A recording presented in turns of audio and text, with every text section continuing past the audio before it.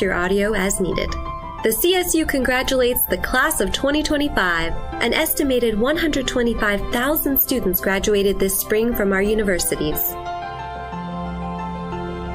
A CSU education offers life-changing opportunities to students of all ages and backgrounds.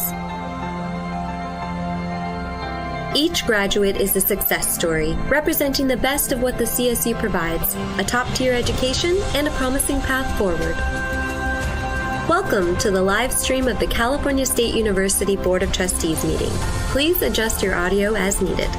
To help students achieve, the CSU provides financial aid and basic needs, including services for parent students, first-generation students, and veterans. A degree from the CSU is one of the most affordable in the country. More than half of our undergrads finish with no student loan debt. Welcome to the live stream of the California State University Board of Trustees meeting. Please adjust your audio as needed. Our campuses consistently rank highly in national indexes for best value, educational quality, social mobility, and diversity. Our newest graduates will join 4 million plus alumni, ready to power California's economy and fill critical areas such as teaching and nursing. Welcome to the live stream of the California State University Board of Trustees meeting. Please adjust your audio as needed. Commencement is the joyous culmination of an educational dream for students and all those who supported them. Congratulations, graduates, on all that you have achieved and all that you will. We can't wait to see what you'll accomplish. Welcome to the live stream of the California State University Board of Trustees meeting. Please adjust your audio as needed. The CSU congratulates the class of 2025. An estimated 125,000 students graduated this spring from our universities. A CSU education offers life-changing opportunities to students of all ages and backgrounds. Each graduate is a success story, representing the best of what the CSU provides, a top-tier education and a promising path forward. Welcome to the live stream of the California State University Board of Trustees meeting. Please adjust your audio as needed. To help students achieve, the CSU provides financial aid and basic needs, including services for parent students, first-generation students, and veterans. A degree from the CSU is one of the most affordable in the country. More than half of our undergrads finish with no student loan debt. Welcome to the live stream of the California State University Board of Trustees meeting. Please adjust your audio as needed. Our campuses consistently rank highly in national indexes for best value, educational quality, social mobility, and diversity. Our newest graduates will join 4 million plus alumni, ready to power California's economy and fill critical areas such as teaching and nursing. Welcome to the live stream of the California State University Board of Trustees meeting. Please adjust your audio as needed. Commencement is the joyous culmination of an educational dream for students and all those who supported them. Congratulations, graduates, on all that you have achieved and all that you will. We can't wait to see what you'll accomplish. Welcome to the live stream of the California State University Board of Trustees meeting. Please adjust your audio as needed. The CSU congratulates the class of 2025. An estimated 125,000 students graduated this spring from our universities. A CSU education offers life-changing opportunities to students of all ages and backgrounds. Each graduate is a success story, representing the best of what the CSU provides, a top-tier education and a promising path forward. Welcome to the live stream of the California State University Board of Trustees meeting. Please adjust your audio as needed. To help students achieve, the CSU provides financial aid and basic needs, including services for parent students, first-generation students, and veterans. A degree from the CSU is one of the most affordable in the country. More than half of our undergrads finish with no student loan debt. Welcome to the live stream of the California State University Board of Trustees meeting. Please adjust your audio as needed. Our campuses consistently rank highly in national indexes for best value, educational quality, social mobility, and diversity. Our newest graduates will join 4 million plus alumni, ready to power California's economy and fill critical areas such as teaching and nursing. Welcome to the live stream of the California State University Board of Trustees meeting. Please adjust your audio as needed. Commencement is the joyous culmination of an educational dream for students and all those who supported them. Congratulations, graduates, on all that you have achieved and all that you will. We can't wait to see what you'll accomplish. Welcome to the live stream of the California State University Board of Trustees meeting. Please adjust your audio as needed. The CSU congratulates the class of 2025. An estimated 125,000 students graduated this spring from our universities. A CSU education offers life-changing opportunities to students of all ages and backgrounds. Each graduate is a success story, representing the best of what the CSU provides, a top-tier education and a promising path forward. Welcome to the live stream of the California State University Board of Trustees meeting. Please adjust your audio as needed. To help students achieve, the CSU provides financial aid and basic needs, including services for parent students, first-generation students, and veterans. A degree from the CSU is one of the most affordable in the country. More than half of our undergrads finish with no student loan debt. Welcome to the live stream of the California State University Board of Trustees meeting. Please adjust your audio as needed. Our campuses consistently rank highly in national indexes for best value, educational quality, social mobility, and diversity. Our newest graduates will join 4 million plus alumni, ready to power California's economy and fill critical areas such as teaching and nursing. Welcome to the live stream of the California State University Board of Trustees meeting. Please adjust your audio as needed. Commencement is the joyous culmination of an educational dream for students and all those who supported them. Congratulations, graduates, on all that you have achieved and all that you will. We can't wait to see what you'll accomplish. Welcome to the live stream of the California State University Board of Trustees meeting. Please adjust your audio as needed. The CSU congratulates the class of 2025. An estimated 125,000 students graduated this spring from our universities. A CSU education offers life-changing opportunities to students of all ages and backgrounds. Each graduate is a success story, representing the best of what the CSU provides, a top-tier education and a promising path forward. Welcome to the live stream of the California State University Board of Trustees meeting. Please adjust your audio as needed. To help students achieve, the CSU provides financial aid and basic needs, including services for parent students, first-generation students, and veterans. A degree from the CSU is one of the most affordable in the country. More than half of our undergrads finish with no student loan debt. Welcome to the live stream of the California State University Board of Trustees meeting. Please adjust your audio as needed. Our campuses consistently rank highly in national indexes for best value, educational quality, social mobility, and diversity. Our newest graduates will join 4 million plus alumni, ready to power California's economy and fill critical areas such as teaching and nursing. Welcome to the live stream of the California State University Board of Trustees meeting. Please adjust your audio as needed. Commencement is the joyous culmination of an educational dream for students and all those who supported them. Congratulations, graduates, on all that you have achieved and all that you will. We can't wait to see what you'll accomplish. Welcome to the live stream of the California State University Board of Trustees meeting. Please adjust your audio as needed. The CSU congratulates the class of 2025. An estimated 125,000 students graduated this spring from our universities. A CSU education offers life-changing opportunities to students of all ages and backgrounds. Each graduate is a success story, representing the best of what the CSU provides, a top-tier education and a promising path forward. Welcome to the live stream of the California State University Board of Trustees meeting. Please adjust your audio as needed.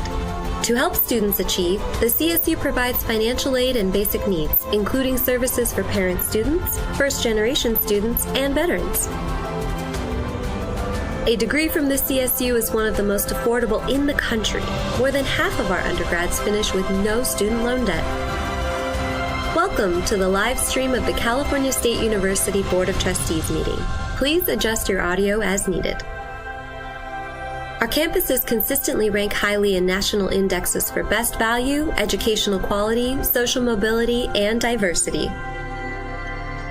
Our newest graduates will join 4 million plus alumni ready to power California's economy and fill critical areas such as teaching and nursing.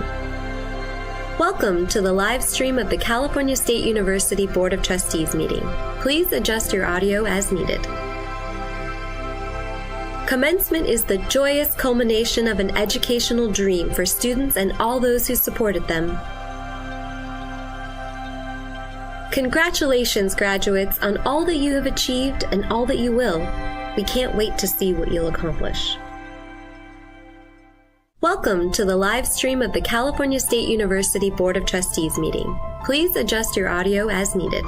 The CSU congratulates the class of 2025. An estimated 125,000 students graduated this spring from our universities. A CSU education offers life-changing opportunities to students of all ages and backgrounds.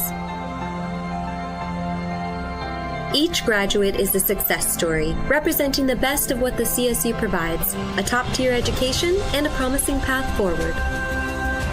Welcome to the live stream of the California State University Board of Trustees meeting. Please adjust your audio as needed. To help students achieve, the CSU provides financial aid and basic needs, including services for parent students, first-generation students, and veterans. A degree from the CSU is one of the most affordable in the country. More than half of our undergrads finish with no student loan debt. Welcome to the live stream of the California State University Board of Trustees meeting. Please adjust your audio as needed. Our campuses consistently rank highly in national indexes for best value, educational quality, social mobility, and diversity. Our newest graduates will join 4 million plus alumni ready to power California's economy and fill critical areas such as teaching and nursing. Welcome to the live stream of the California State University Board of Trustees meeting. Please adjust your audio as needed. Commencement is the joyous culmination of an educational dream for students and all those who supported them. Congratulations, graduates, on all that you have achieved and all that you will. We can't wait to see what you'll accomplish. Welcome to the live stream of the California State University Board of Trustees meeting. Please adjust your audio as needed. The CSU congratulates the class of 2025. An estimated 125,000 students graduated this spring from our universities. A CSU education offers life-changing opportunities to students of all ages and backgrounds. Each graduate is a success story, representing the best of what the CSU provides, a top-tier education and a promising path forward. Welcome to the live stream of the California State University Board of Trustees meeting. Please adjust your audio as needed. To help students achieve, the CSU provides financial aid and basic needs, including services for parent students, first-generation students, and veterans. A degree from the CSU is one of the most affordable in the country. More than half of our undergrads finish with no student loan debt. Welcome to the live stream of the California State University Board of Trustees meeting. Please adjust your audio as needed. Our campuses consistently rank highly in national indexes for best value, educational quality, social mobility, and diversity. Our newest graduates will join 4 million plus alumni ready to power California's economy and fill critical areas such as teaching and nursing. Welcome to the live stream of the California State University Board of Trustees meeting. Please adjust your audio as needed. Commencement is the joyous culmination of an educational dream for students and all those who supported them.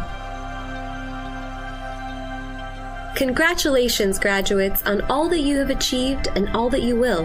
We can't wait to see what you'll accomplish. Welcome to the live stream of the California State University Board of Trustees meeting. Please adjust your audio as needed. The CSU congratulates the class of 2025. An estimated 125,000 students graduated this spring from our universities. A CSU education offers life-changing opportunities to students of all ages and backgrounds. Each graduate is a success story, representing the best of what the CSU provides, a top-tier education and a promising path forward. Welcome to the live stream of the California State University Board of Trustees meeting. Please adjust your audio as needed. To help students achieve, the CSU provides financial aid and basic needs, including services for parent students, first-generation students, and veterans. A degree from the CSU is one of the most affordable in the country. More than half of our undergrads finish with no student loan debt. Welcome to the live stream of the California State University Board of Trustees meeting. Please adjust your audio as needed. Our campuses consistently rank highly in national indexes for best value, educational quality, social mobility, and diversity. Our newest graduates will join 4 million plus alumni ready to power California's economy and fill critical areas such as teaching and nursing. Welcome to the live stream of the California State University Board of Trustees meeting. Please adjust your audio as needed. Commencement is the joyous culmination of an educational dream for students and all those who supported them. Congratulations, graduates, on all that you have achieved and all that you will. We can't wait to see what you'll accomplish. Welcome to the live stream of the California State University Board of Trustees meeting. Please adjust your audio as needed. The CSU congratulates the class of 2025. An estimated 125,000 students graduated this spring from our universities. A CSU education offers life-changing opportunities to students of all ages and backgrounds. Each graduate is a success story, representing the best of what the CSU provides, a top-tier education and a promising path forward. Welcome to the live stream of the California State University Board of Trustees meeting. Please adjust your audio as needed. To help students achieve, the CSU provides financial aid and basic needs, including services for parent students, first-generation students, and veterans. A degree from the CSU is one of the most affordable in the country. More than half of our undergrads finish with no student loan debt.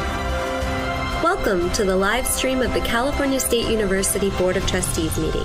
Please adjust your audio as needed. Our campuses consistently rank highly in national indexes for best value, educational quality, social mobility, and diversity.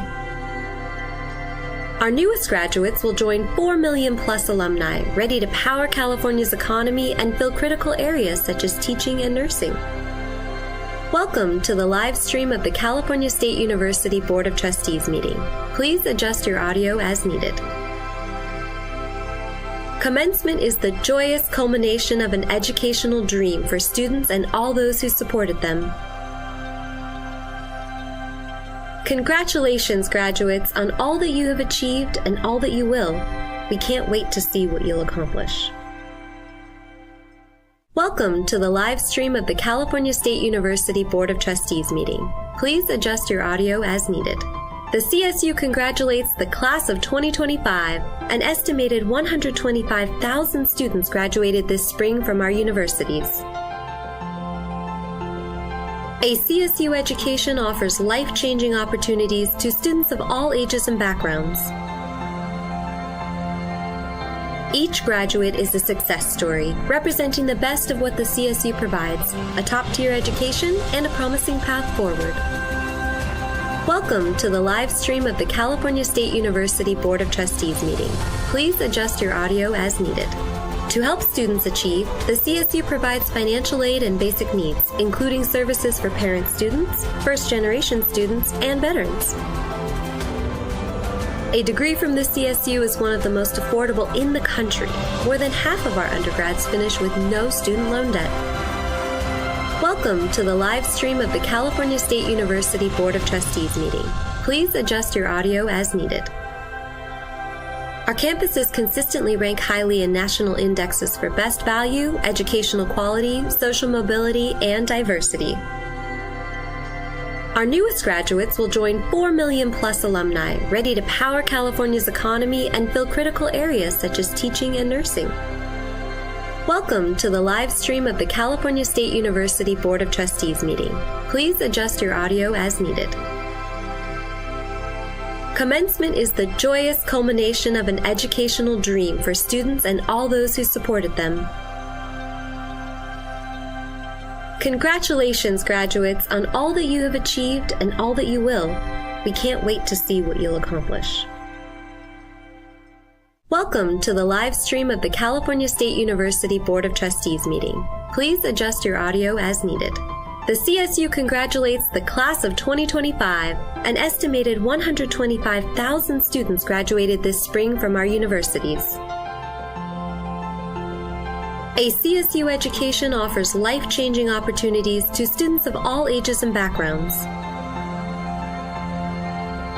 Each graduate is a success story, representing the best of what the CSU provides, a top-tier education and a promising path forward.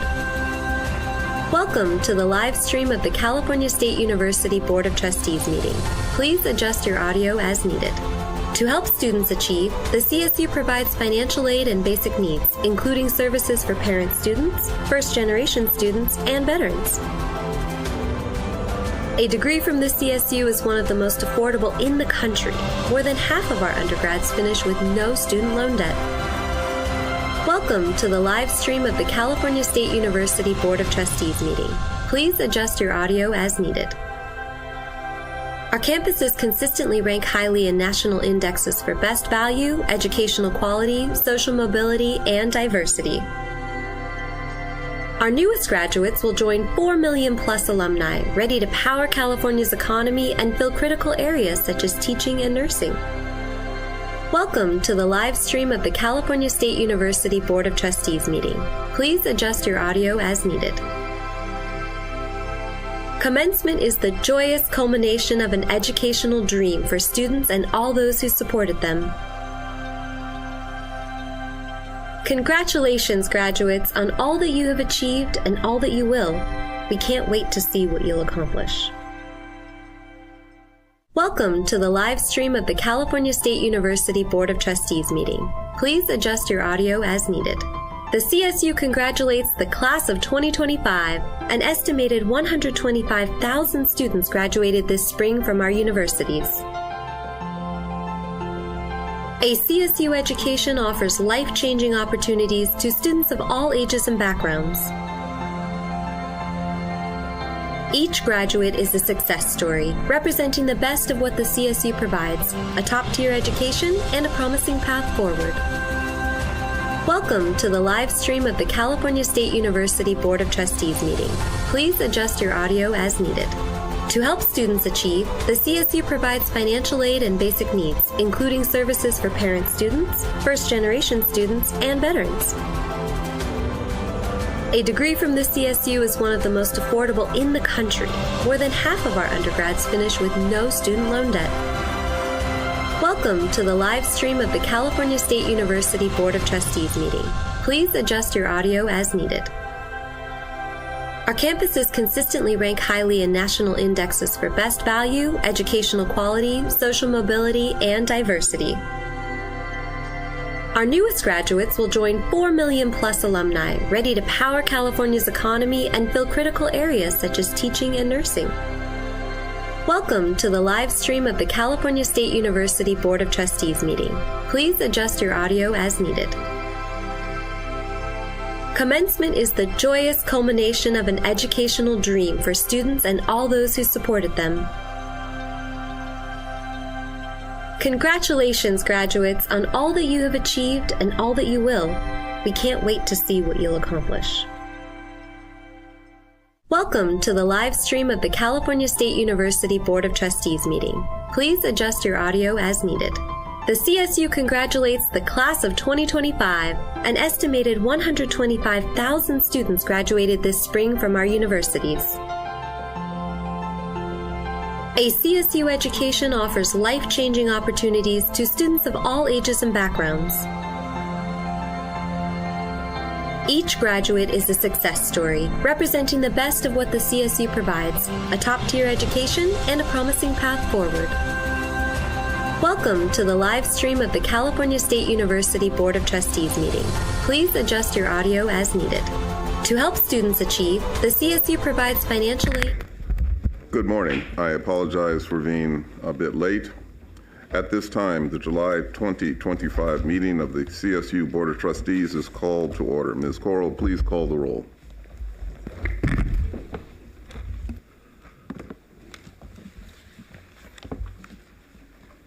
Trustee Adamson. Present. Vice Chair Rambula. Here. Trustee Brar. Chair Clark. Present.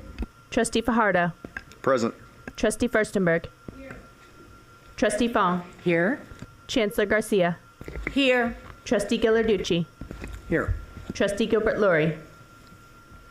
Trustee Guajardo. Here. Lieutenant Governor Kounalakis. Trustee Lopez. Here. Trustee McGrory. Here. Trustee Neshavat. Here. Governor Newsom. Trustee Rodriguez. Here. Speaker Rivas. Trustee Steinhauser. Superintendent Thurmond. Trustee Vargas. Trustee Melikar. Here. Chair Clark, we have a quorum. Thank you, Ms. Coral. In our continuing effort to provide accessibility and flexibility for the public, we will begin by taking all public comment for committees and plenary at the beginning of our open session. The board welcomes public comment and appreciates all speakers who have taken the time to attend the meeting both virtually and in person to address the board. And I want to emphasize that the board's role during these sessions is to listen carefully and to consider every comment. It is not to respond or interact with members of the public. However, it would be a mistake to interpret our silence as lack of engagement. To the contrary, as the chair of the board, I can assure you that not only are you heard, your perspectives and insights inform our work both inside and outside of this chamber.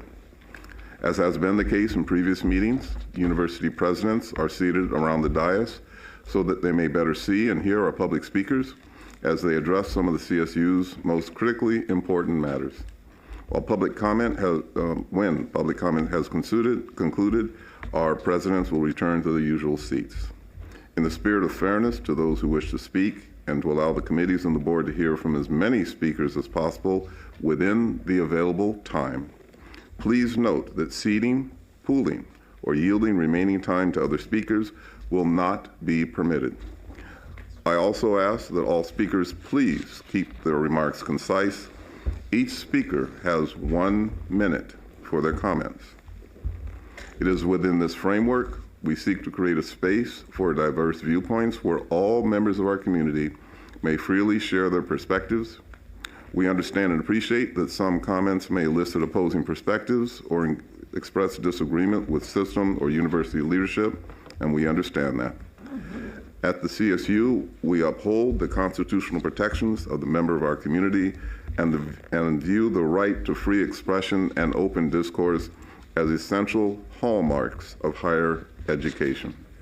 However, we ask that all who attend our board meetings conduct themselves in a respectful manner that does not disrupt or infringe upon free speech or safety of others, and that allows for the orderly conduct of this meeting.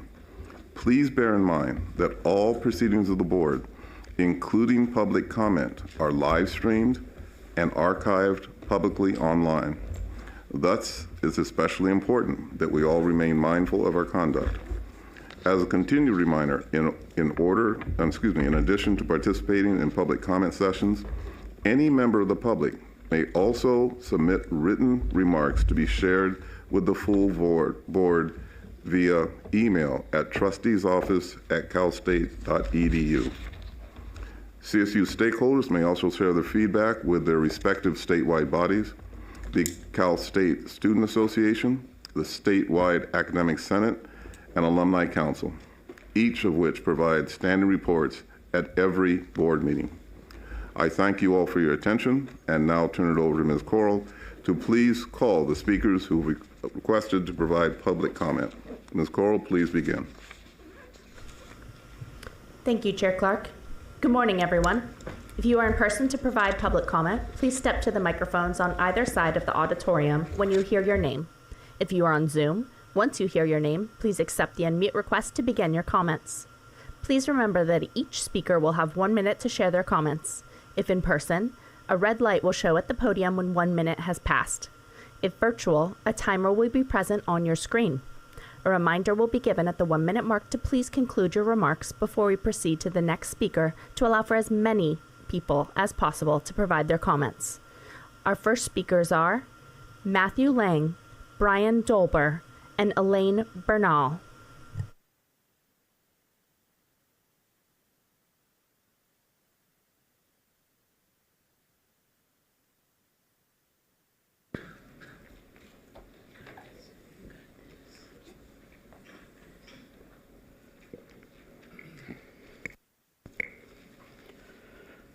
Governor Newsom, the president of this body, stated May 14th that $252.3 million deferral, that is sacrosanct.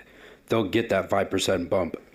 He knew he needed to do his part to keep a promise that the Chancellor's Council so badly wants to break at a time when leadership increases in compensation far outpace staff, a trend continuing tomorrow. Proper wages help create a robust economy, closes wage equity and gender gaps, improves the university's reputation, increases motivation, improves relationships between managers and staff, and improves health. It lowers turnover and raises productivity. But most of all, it provides a sense of safety and security to the most vulnerable when they are most vulnerable. I stand before you on behalf of the single parents who are barely holding on, those who have to work 2 jobs, those who are afraid every day if today is the day their life will be upended because of our fascist plutocracy and the threat of yet another broken promise. Many of whom graduated from this system in promise of a better future, who aren't able to be here today, who are back on campuses doing their jobs. Do yours.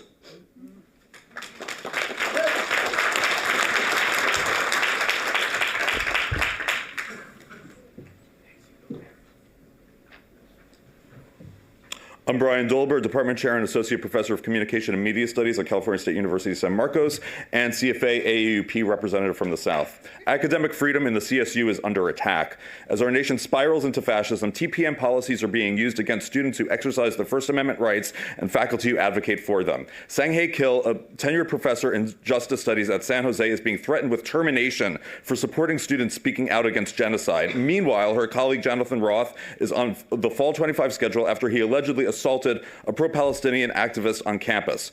While with this move, the CSU is not only destroying Kill's career and livelihood, they're also destroying the concept of tenure and telling faculty, students, and staff that their only choice is to be complicit with genocide. At CSU Channel Islands, John Caravello is facing discipline for TPM violations for protesting budget cuts that threaten jobs and diminish the quality of education at the CSU. This is the same faculty who CFA and SQE members spent 2 full days attempting to locate after he was abducted by ICE agents for defending his community. The People's University must not become Trump University. I call on the board to rescind their TPM policies now.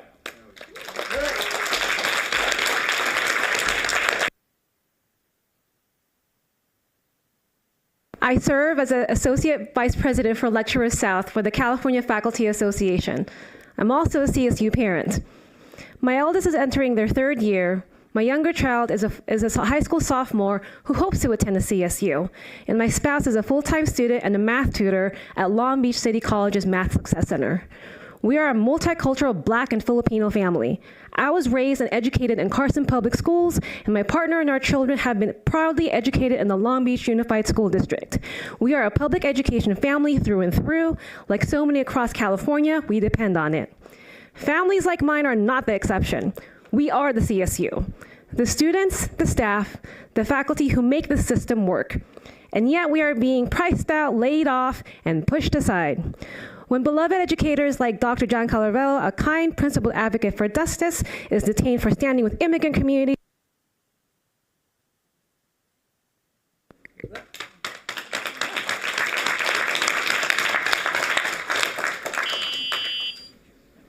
Thank you. Our next speakers will be Laura Sabo-Kubitz, Steve Roddy, and Lori Oberding.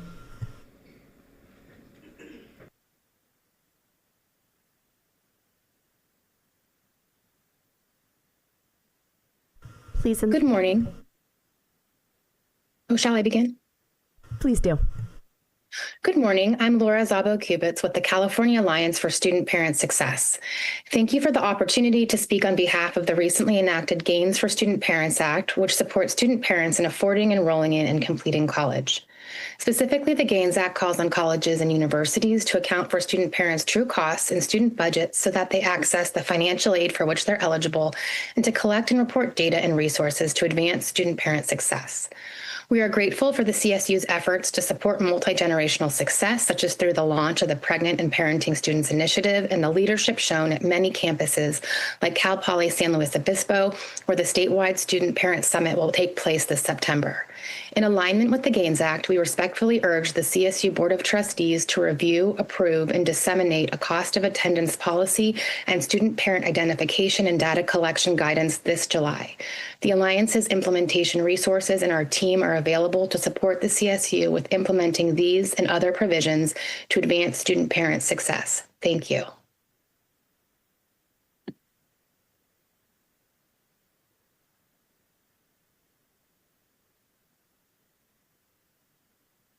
Can I go ahead? Please go ahead. Thank you. Thank you. My name is Steve Roddy, and I'm a member of California Scholars for Academic Freedom. I urge the Board of Trustees to reject San Jose State's efforts to dismiss Professor Sang Keel. This action represents a blatant attack on tenure, a core principle protecting free speech, freedom of expression, and academic freedom in higher education.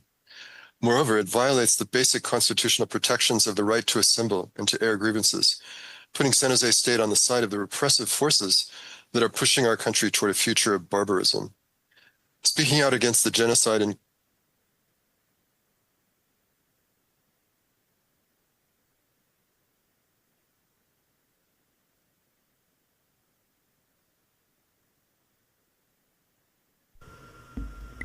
Steve, we've lost your audio.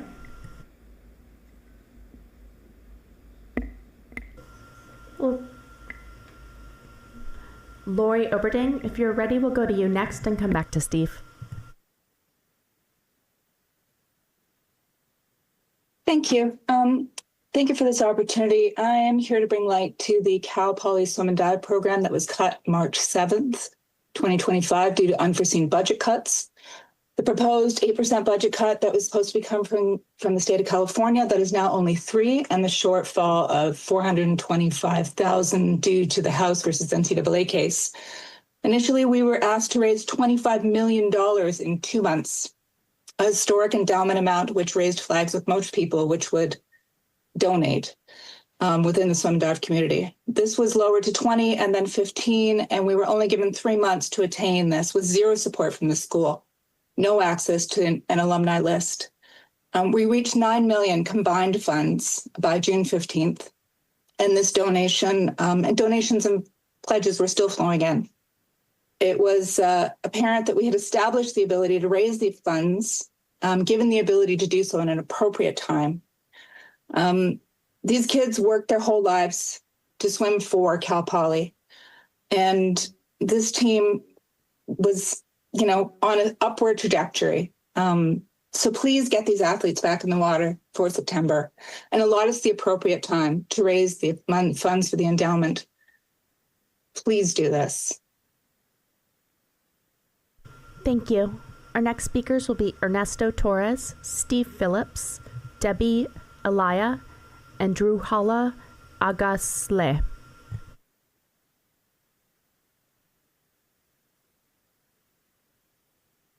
Good morning. My name is Ernesto Torres, Vice President of Teamsters 2010. I have served the CSU for 8 years now, and I'm currently a project supervisor at CSUSB. The message is clear. The legislature and the governor kept their promises. Now we're going to hold the CSU accountable to keep theirs. Teamsters Skilled Trade members continue to answer the call in emergencies. We continue to keep the lights on, the water running, and much more. Our priorities are safe campuses for our students. Teamsters and other unions went to Sacramento and lobbied for several cuts, and successfully our voices were heard. The proposed 8% cuts would have cost the CSU $375 million. And now the message is to punish the working class who advocated for you. We urge the Board of Trustees to take a step back, reflect on their decision, to take the commitment and fund our steps forward. Your decision will reflect what our work means to you and the campuses we serve. Keep your promise, CSU. We have always kept ours.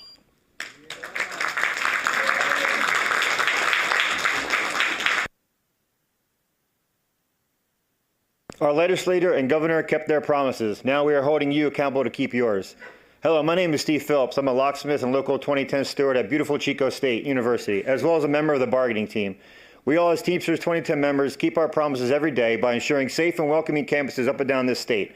Our cost of living continues to go up. Tuition continues to go up, and yet here we are, practically making less than we made last year. You're paying us less while charging students more. Everything else costs more, and we make less as we continue to provide the same top quality trades work year after year after year. We went to Sacramento and lobbied to get this money, and now you refuse to pay us less than 2% of what was received from the state. You give out almost $1 million in housing allowances every year to those making more than enough already, including you, Mildred, while us, who provide a pleasant and safe learning and living environment for 400,000 students, struggle to get by month to month. You want to pretend to get serious about the budget? Start by taking off the top. Keep your promises, and we'll continue to keep ours.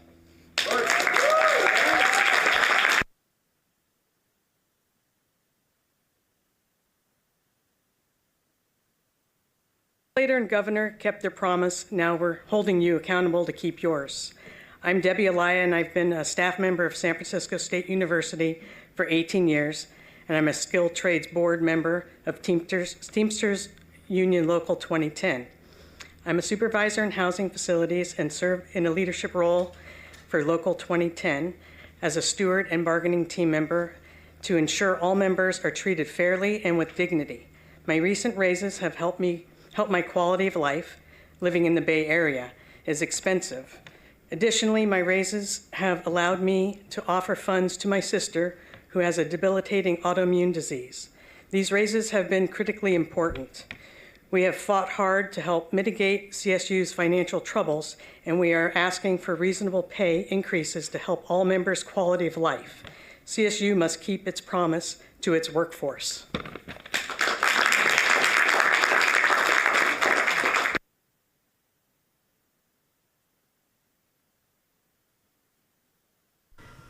Steve Roddy, go ahead and accept the unmute request. Thank you. Thank you very much. I'm sorry for that interruption, and I'll just finish my statement. So San Jose State's action violates the basic constitutional protections of the right to assemble and to air grievances, putting San Jose State on the side of the repressive forces that are pushing our country toward a future of barbarism. Speaking out against the genocide in Gaza is the right and the moral thing to do, on which large majorities of your students, faculty, and the wider community agree. By protecting Professor Keel, you will affirm those core principles of academic life and stand against the fascist forces that are decimating our intellectual communities, just as the Nazis did in the 1930s. Thank you. Thank you. Our next speakers will be Jason Rabinowitz and Tessie Reese.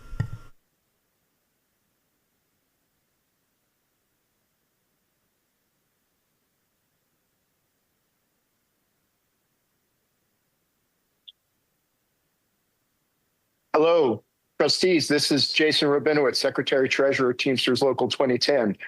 I'm here today to protest the CSU's disgraceful and illegal decision to break their promises to workers and refuse to pay promised raises, step increases, and general salary increases to our members. even though the CSU is receiving full funding from the state, thanks in large part to our members who lobbied and fought for that funding.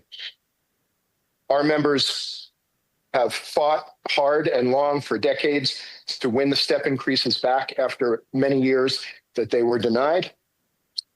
And we are ready to fight again if the CSU continues down this path of denying the raises that we were promised and that are in our contract. If the CSU continues its misguided attempt to take away promised raises from our members, then you will find yourself in an expensive and disruptive legal and economic battle with the Teamsters Union that will cost many times more than the small amount that you may expect to save from stealing raises that were promised to workers. We demand that CSU reverse course, keep its promises to workers, pay the step increases that were promised in our contract. Thank you.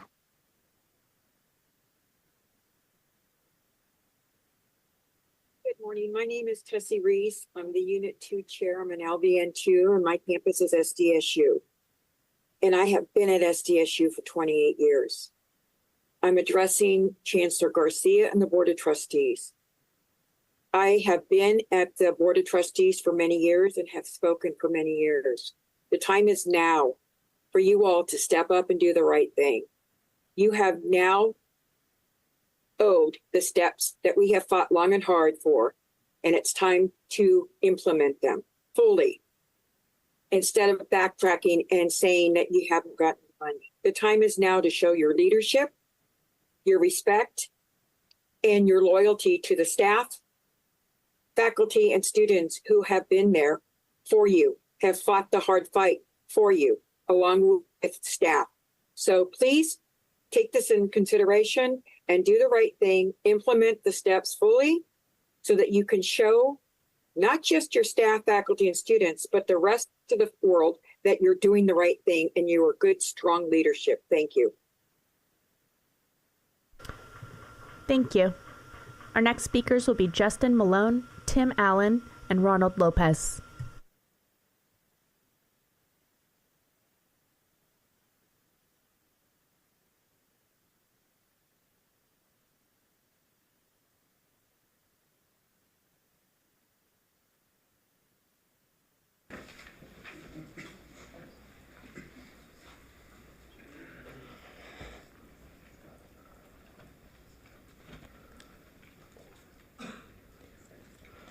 The legislator and governor kept their promise. Now we're here to hold the CSU accountable to keep yours.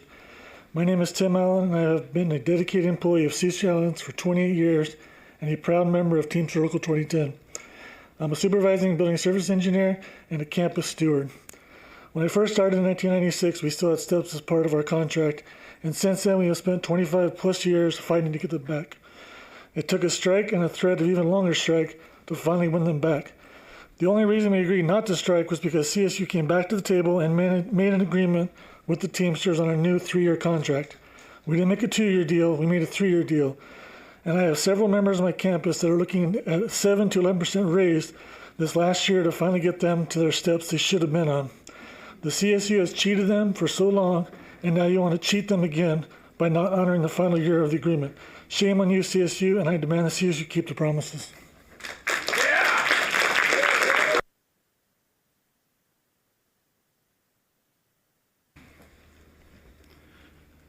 All right, I'm Ron Lopez from Channel State University. I'm a plumber. Went through all the stuff. I want you guys to keep your promise. Legislator, you know, the money that came in that went through helped my family tremendously. I'm counting on it this time. I got a 16 and a 15-year-old. I find myself working more jobs than just the one there as a lead, and I'm on call. I'm the guy that shows up. If no one shows up, I mean, it could delay, hours and hours. So I got to be the man on the spot. I'm there. It's not just the campus. It's the whole community we take care of. Everything, the streets, the fire. And we got to come together as a team to make it happen, you know? So I'm just out here because there's a lot of people that want to be here. And we're limited to so many people that can come. So I'm here to hopefully this all falls through because we're ready to strike. And it's going to get real fast. And it's going to affect not just the college, it's going to affect everybody. Thank you.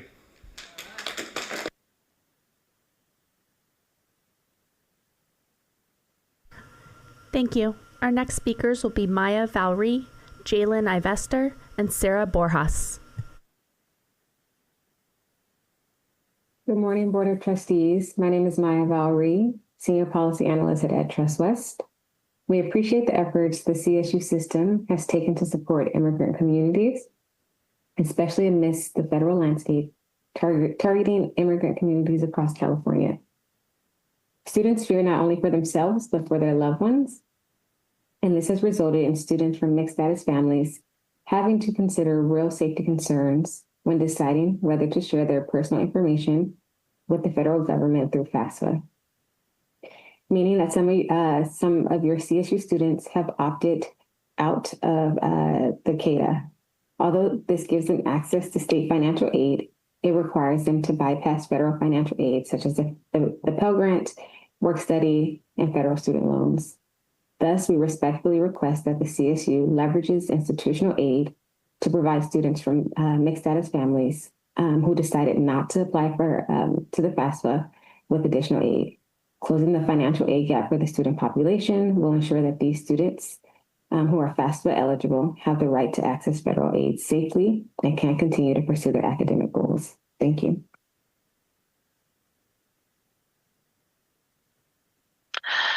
Good morning. My name is Jalen Ivester, and I'm a student at Cal State San Marcos, and a member of the Students for Quality Education. I am deeply troubled by the lack of official statements from this Board of Trustees on the ongoing unlawful detentions being performed by ICE throughout the state.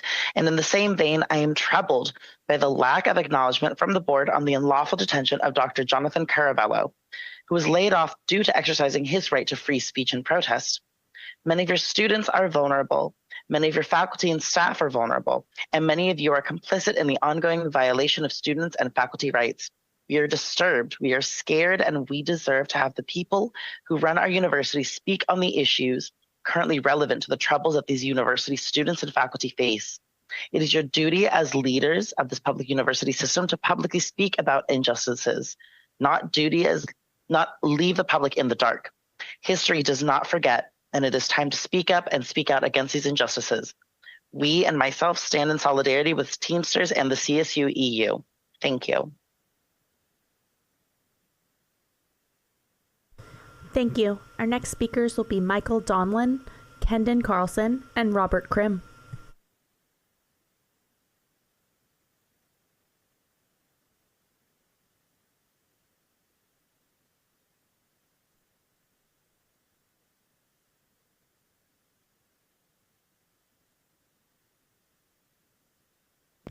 Hello, my name is Michael Donlin. I've worked at Cal State Channel Islands for 11 years as an electrician. The legislature and the governor kept their promises. Now we're going to hold the CSU accountable to keep yours. I stand before you today with deep concern regarding the potential decision not to honor the existing contract with our dedicated Teamsters. This contract isn't just a piece of paper, it represents a commitment, a promise made to hardworking individuals who keep our campuses running smoothly. These individuals are essential to the CSU system. They ensure the safety, the functionality of our learning environments. Disregarding our negotiated contract would be a grave disservice, undermining the trust and jeopardizing the stability of our workforce. Thank you.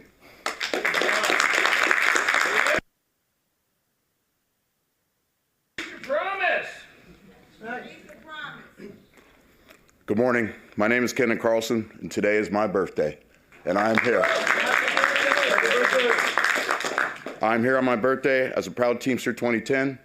I've been proud to be an electrician at CSU Channel Islands for over 12 years. I went to Sacramento with my colleagues and had impactful conversations with state legislatures on both sides of the table. And thanks to those conversations and those of my colleagues, Governor Newsom changed his mind about cutting 8% to the CSU. I am saddened and frustrated that despite these efforts and a successful change of course by the governor, not only did the CSU, in particular Channel Islands, implement layoffs even after we had Teamsters voluntarily take the early exit program, are now considering not keeping promise of raises that were negotiated in good faith on both sides of the table.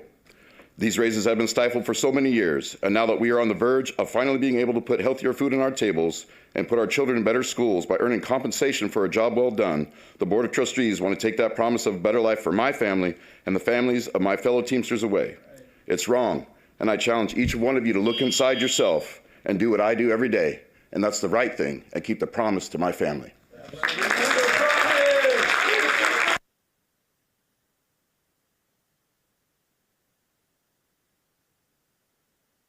My name is Rob Krim. I've been an electrician at CSUSB for 19 years. The legislature and governor kept their word, and now it's time for CSU to keep theirs. We've jumped through every hoop we had and fought every obstacle to get a contract, and even included your budget contingency clause. Now that we have successfully won that battle and helped get you no budget cuts, and it's time to pay us what is owed to us. To try to take it away now is nothing short of criminal thievery. Myself and many have had to work second jobs just to get by, and the promised steps and raises are being counted on by so many to help ease that burden. We will win this fight, and it will only come at more cost to you. It's one of the first concepts that's taught to children. It's simple. Keep your promise. Thank you. Our next speakers will be Erica Viramontes, Tiffany Quarles, and Wendy Greenfield.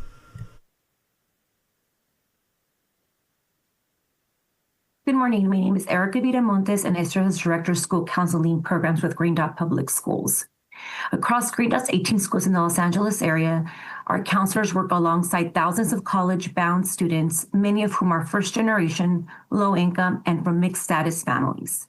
These are bright, resilient students who dream of attending a CSU. They apply and they get accepted. But this year, we've seen far too many of our students forced to make an impossible choice: protect their family or apply for financial aid. Out of fear or to avoid disclosing family information, they opt out of submitting the FAFSA, which disqualifies them from vital aid they may need to attend college. These young people are not ineligible. They're simply working within a system that may put their families at risk. Without CSU support through institutional aid, their college dreams may stall or disappear entirely. On behalf of Green Dot, I respectfully urge you to act with compassion and leadership, to extend institutional aid to students from mixed-status families who for very real reasons cannot submit a FAFSA. Thank you.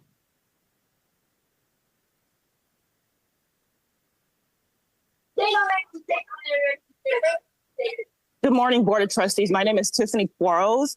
I'm here today to speak regarding SB 437, authored by Senator Akilah Weber Pearson. I urge the board to support redirecting $6 million allocated to the CSUs under this bill away from a redundant genealogical study and towards tuition assistance for students who descend from U.S. chattel slavery, also known as American freedmen.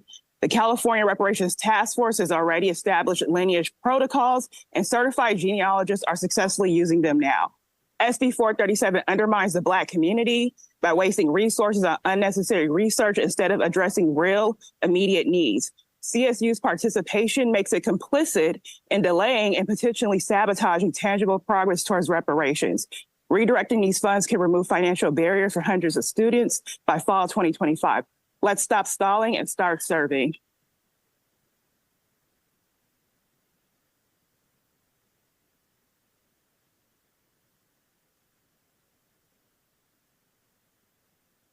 Morning. My name is Wendy Greenfield. Should I start now? Please do. My name is Wendy Greenfield. I'm a San Jose State University alumna, a retired public school teacher, and a leader of the Jewish Voice for Peace South Bay chapter. Growing up Jewish in the wake of the Holocaust, I learned that fascism was enabled when not enough people spoke out against it, allowing for the consolidation of Nazi power and the ensuing genocide. That made me a lifelong social justice activist, and today I join as U.S. citizens protest as our government enables a genocide in Gaza. Some university students have paid for their protests with arrest and imprisonment, but San Jose State University students were fortunate to have the support of Professor Sang-Hee Kim, a staunch defender of the First Amendment. Professor Keel should be honored, not terminated, for upholding the rights of students and faculty to protest. Support the move against fascism in this country by upholding freedom of speech. Please vote to rescind Professor Keel's termination. Thank you. Thank you. Our next speakers will be Carlos Lara Rodriguez, Dennis Sotomayor, and Jorge Martinez.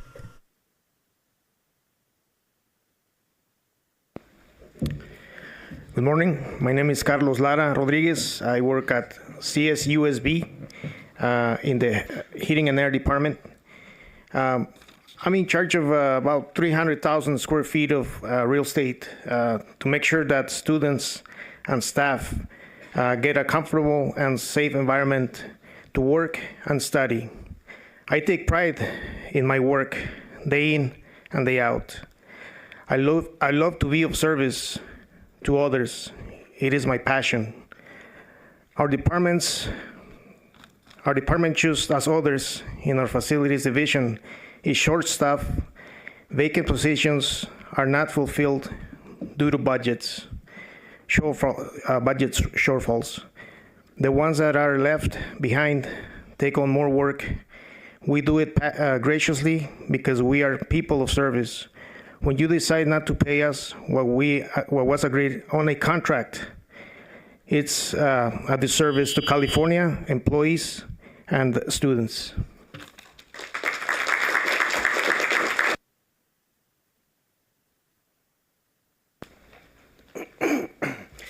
Good morning to this body, Chancellor, trustees, presidents. My name is Dennis Sotomayor. I've been a employee for 25 years at California State University, Los Angeles, a proud member of Teamsters 2010, also Union Coalition here. And we are here to bring to your attention that the legislator and the governor have kept their promises, and we're asking for this body to do the same. We have hardworking employees here across all the unions. The coalition is here standing together to show how important these raises are and what a difference that they make in our lives. As a 25-year employee, I was on step 3 as of the first step of raises. I've been moved up, and I'm looking to get to my target step in this round. It's imperative, and it's made a huge impact and a difference in my family, and I'm sure it has for every one of these people here today. We thank you for your time and honor your commitments to the contract.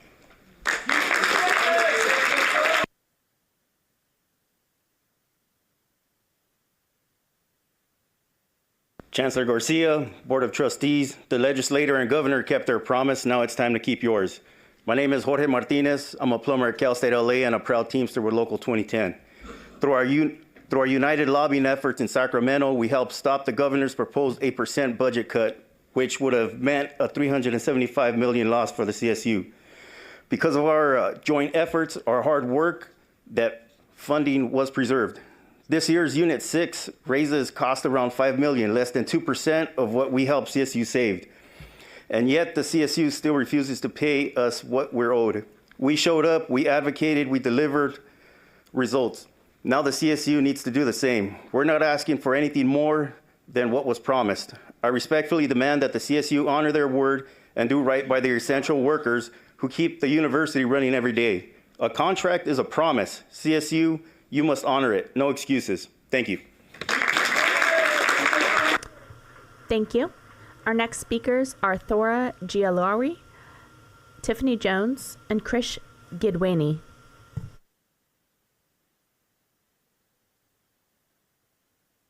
Good morning. My name is Thora Gialauri, and I'm faculty at San Bernardino. And I'm calling on the board today to stop the attack on Professor San Keel by San Jose State. Professor Keel has the constitutional right to attend a peaceful protest on public university grounds and the right to protest the genocide committed by the State of Israel against the Palestinian people. By attacking Professor Keel, the CSU is simply attacking speech it does not like. In fact, San Jose reinstated the professor who last year physically assaulted a student protester, but is dismissing the professor who spoke against the genocide. I'm a professor of constitutional law, and I will say what any civil liberties lawyer would say that this is an unconstitutional use of time, place, manner policies to silence faculty like Dr. Kill. I'm asking the board today to pressure the CSU into rescinding Dr. Kill's dismissal and stop this appalling attack on academic freedom. Thank you very much. Good morning, members of the board. My name is Tiffany Jones, and I'm a history professor at Cal State San Bernardino and CFA chapter president.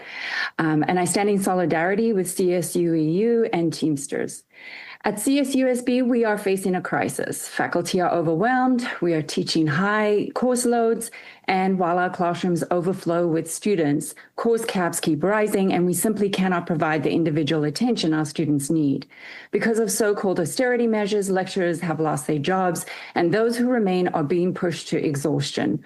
We've seen our assigned time for research, teaching, innovation, and service stripped away, our input and shared governance ignored, and faculty who speak out are subjected to retributive disciplinary action. We are witnessing the merging of programs, including discussing the merging of our Ethnic Studies Department, which directly undermines AB 1460 and our campus's stated commitment to diversity, equity, and inclusion. This is not a financial issue, it's an academic and moral one. The quality of education is eroding, students are suffering, faculty are burnt out, and our mission is being compromised. I urge you to stop this erosion urgently before the damage becomes irreversible.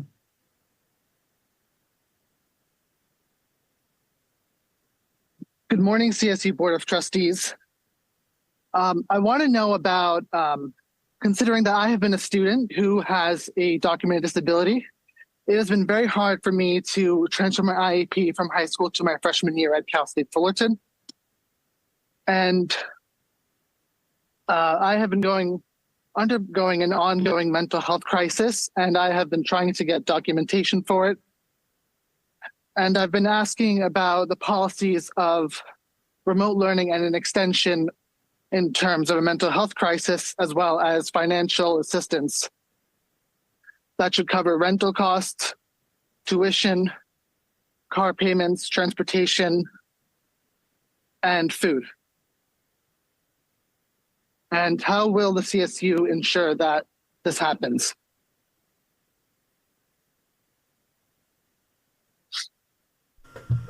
Thank you. Our next speakers will be Jeffrey Phelps, Spencer Owen, and Dave Unger.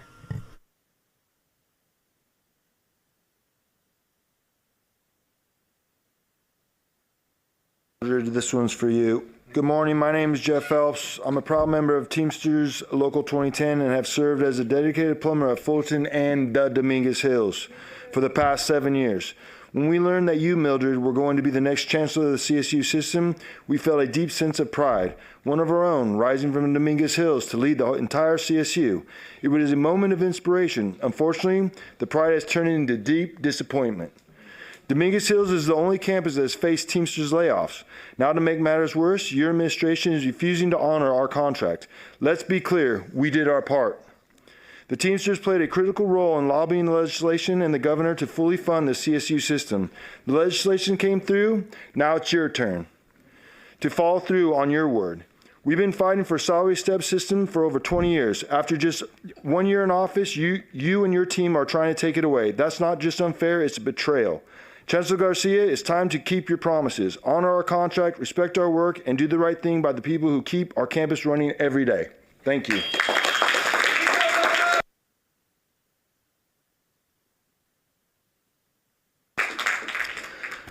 Good morning, Chancellor and trustees and my fellow union members. The legislature and government kept their promises. Now we're going to hold the CSU accountable to keep yours. I'm Spencer Owen, a proud Teamster of Local 2010, a local loyal 10-year CSU state employee who works at CSUN as a plumber. I'd like to start off by saying thank you for the big, ugly disappointment. After lobbying for you and with my brothers and sisters in Sacramento, we received the big middle finger from Chancellor $1 Million Millie and the trustees. Now instead of getting our next step raise in the contract, we get nothing.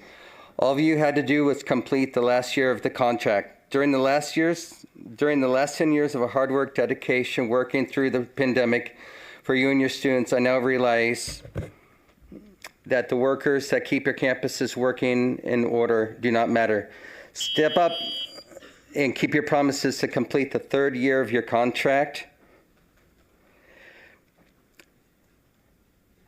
We all know the money that you have, even the 0% loans will help you out.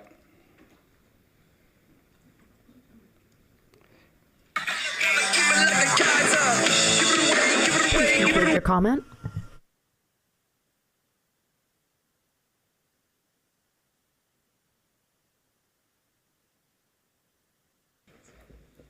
Hello, my name is Dave Unger. I work on Cal State Northridge. I've been there almost 25 years. It has been a fight for our pay for 25 years. You know, we finally get a contract, which was long and hard fought. We had to strike. I felt like we were begging for it. And you guys can't even honor a 3-year contract? What's going on? We have 5 new buildings being built on our campus right now. Where does that money come from? You know, you're broke? That's bull. You guys aren't broke. You guys shuffle money around, have different accounts, whatever. What are we asking for? Fair pay? This is ridiculous. I'm tired of coming down here and speaking to you people, feel like I'm begging for what's right. We've entered into a contract. Abide by that contract. That's the least you can do. Come on, people. Thank you. Our next speakers will be Dina Saba, Nikki Flowers, and Furkan Oz. Hello, and thank you for your time today. I'm Dina Saba. I'm a San Jose State University alumni in chemistry. And the attack on tenure and free speech with the notice of firing issued to Professor Sankil by CSU and San Jose State is a blatant attack on academic freedom and is a form of anti-Palestinian racism and bigotry. The CSU Board of Trustees should be doing everything in its power to protect academic freedom, protect freedoms of speech, and to protect the right to assemble and protest when our country is complicit in a live-streamed genocide and Holocaust. The CSU Board of Trustees must support Professor Sankil and demand that San Jose State to immediately rescind the statement of dismissal. Her dismissal is indeed a form of racism. Supporting Palestinians and allies, students peacefully protesting an end to the mass slaughter of innocent civilians is the right and moral act. We must not tolerate any forms of hate, especially in today's environment. Thank you.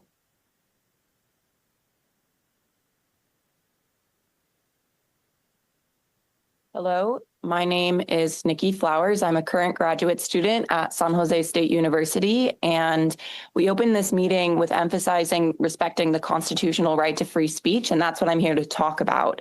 The termination of Sankil's tenure at SJSU is completely unacceptable and is a transparent attack on their pro-Palestinian advocacy, a complete disregard for her freedom of speech. Listing disregard for university policies as the reason for her termination doesn't hold up under any amount of scrutiny when you look at how Jonathan Roth, a professor who on video assaulted a protester the previous year, is allowed to resume his tenure at SJSU. The Board of Trustees and SJSU administration must answer for this blatant hypocrisy and disregard for freedom of speech. We demand that you reverse the termination of Sankil's tenure. Speaking out about genocide is not a crime. Thank you for your time. Thank you. Our next speakers will be Mike Harris, Carlos Sanchez, and Matthew Benner.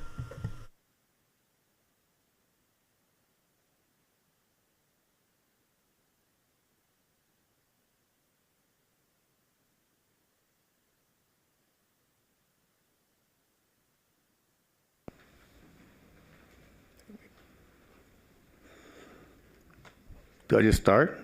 Hi there. My name is Mike Harris. I'm a projects painter and chief union steward for the Teamsters 2010 at Cal State Long Beach. The legislature and governor kept their promises, and now we're here to hold you accountable to keep yours. The third year of that contract is when many of our members, the long-term workers, are brought up to where they should have been. They don't get the money back that they should have gotten all those years. It's a step towards giving them the money that they deserve. The third year of the contract is what you're trying to deny, right? It's a 3% increase for their budget, right? But for many people, it's a little tiny bit of what they've deserved for the last 18, 20 years. I mean, I've been there for 7 years. I make less now than when I started. With the raises in, if you calculate in inflation, I make less. These guys, you're killing them. And now you're trying to renege on the third year of the contract? Seriously, honor your contract. We went down there and made sure that your budget was there to make sure you could honor it. Do what's right.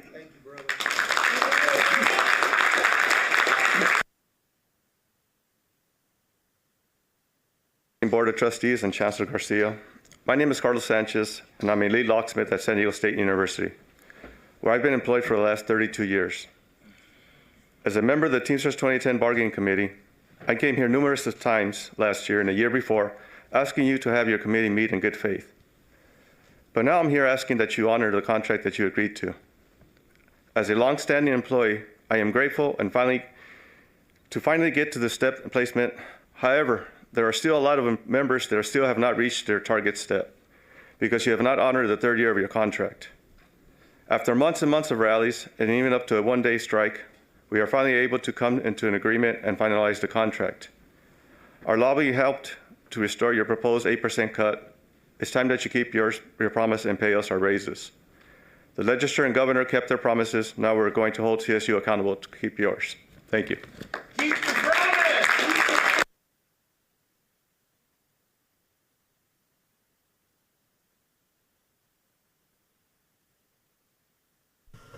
Our next speakers will be Charlotte Casey, Shelly Ann Collins, and Shamika Sadler.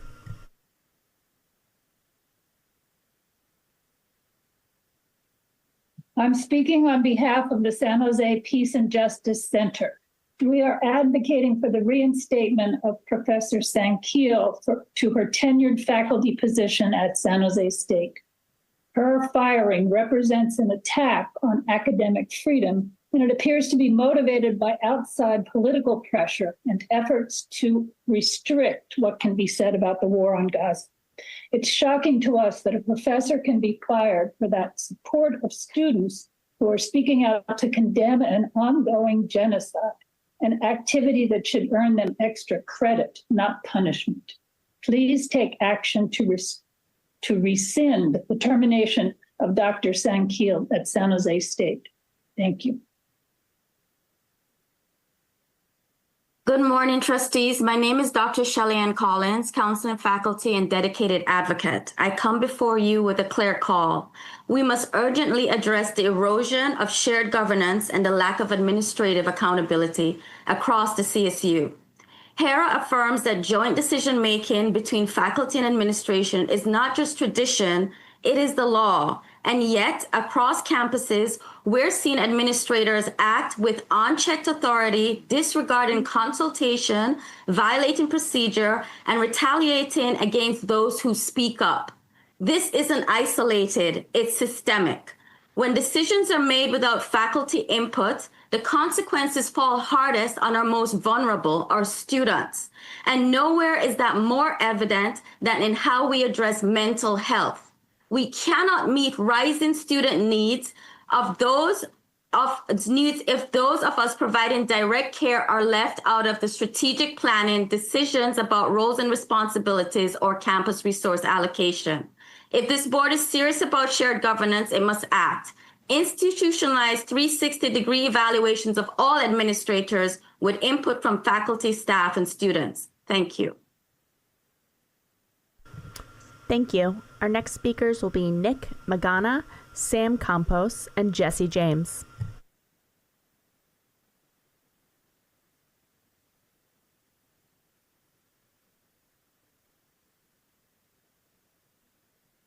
Now it's time for you to hold your promises. Good morning, my name is Sam Campos and I work as a maintenance mechanic at CSUSB. I'm here today respectfully as a chandler to honor our raises. This race is not about money. It's about being able to support my families with this constant financial stress. I took my daughter on a strike with me to show her what it means to stand up for what's right. I believed in the promises made to us, but now those promises feel broken. And that sends a message not just to me, but to her about how workers at the CSUSB are treated. This race will let me focus on my job of being a father, not having stress. It's about keeping your word. Honor this commitment, which show that the university values our work and stands by its promises. Please invest in us and show us that our work and sacrifice matters. Thank you.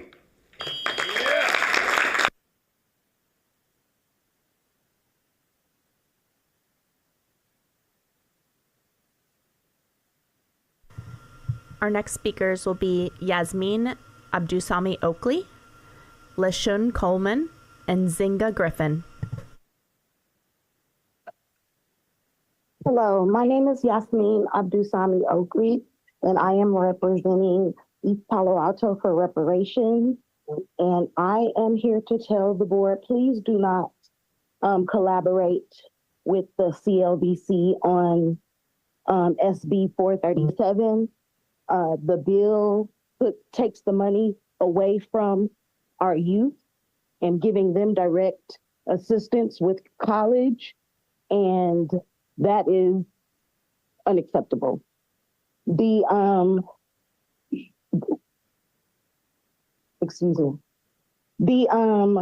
bill definitely takes away from what the people need and puts it in the money of corporate, nonprofit, and into the money of the CSU. If you're not going to collaborate with them, please give the money back to the state. That is the way that you can honor our ancestors, not with this collaboration. Thank you.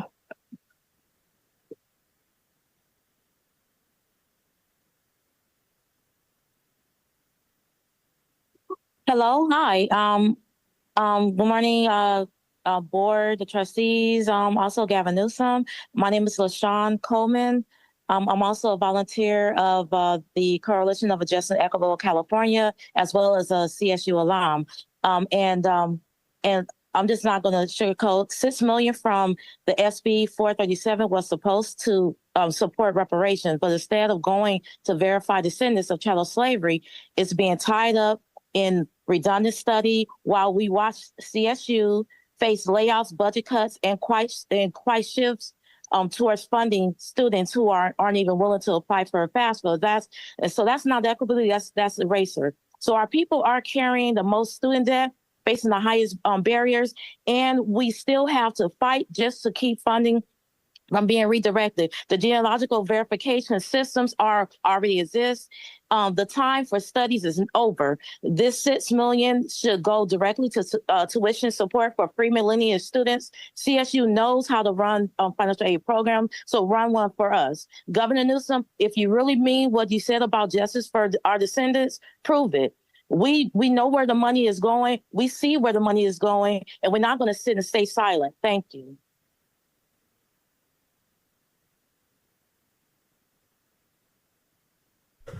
Thank you. Our next speakers will be Javier Moncayo, Hector Gomez, Ali Twaney.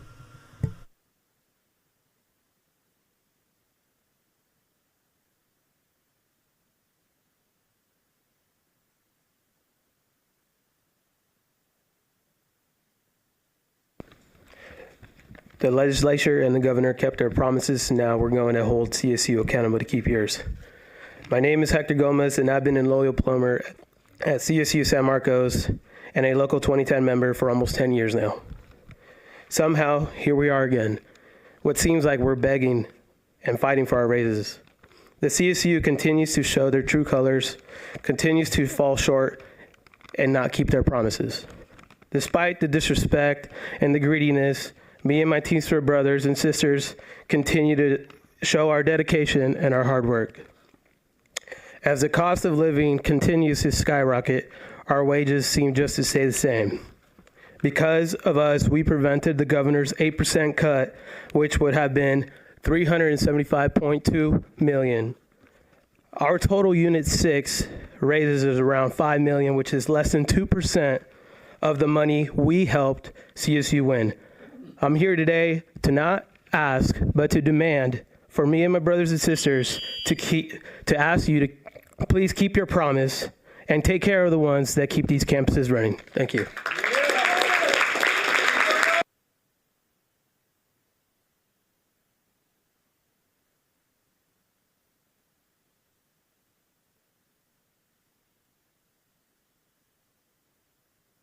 The Teamsters Union and everyone in the coalition who's here for one message: keep your promise, honor your commitment.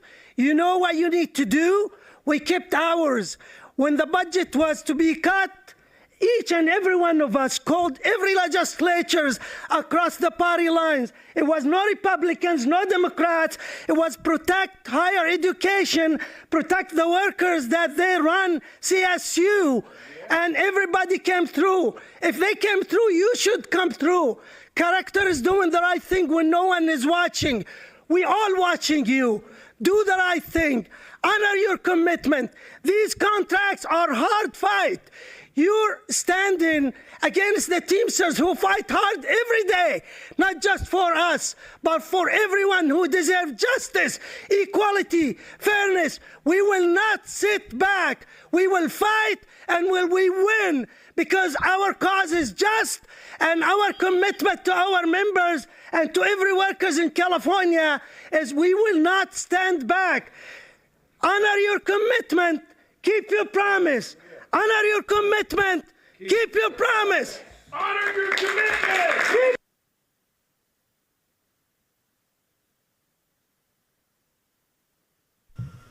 Thank you. Our next speakers are Charisse Cryer, Nathan Ricks, Teresa Montano, and Matt Mason.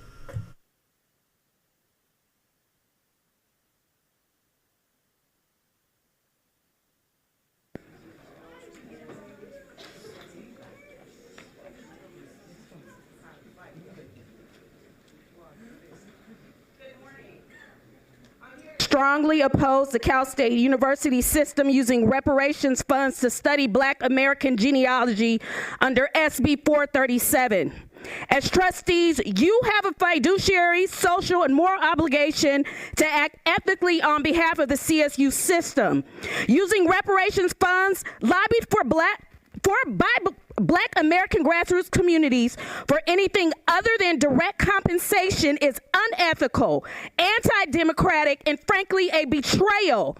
CSU has no genealogy department. You have no experts in this area and have never even advocated for these funds. Meanwhile, tools like Ancestry already exist to trace lineage. We are not science experiments. We don't need to be studied. We need reparations.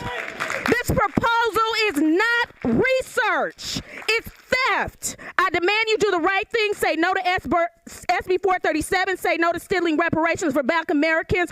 All the trustees, you should have received an email from me. By the way, Assembly Mike Gibson is a co-sponsor of SB 437. You traitor.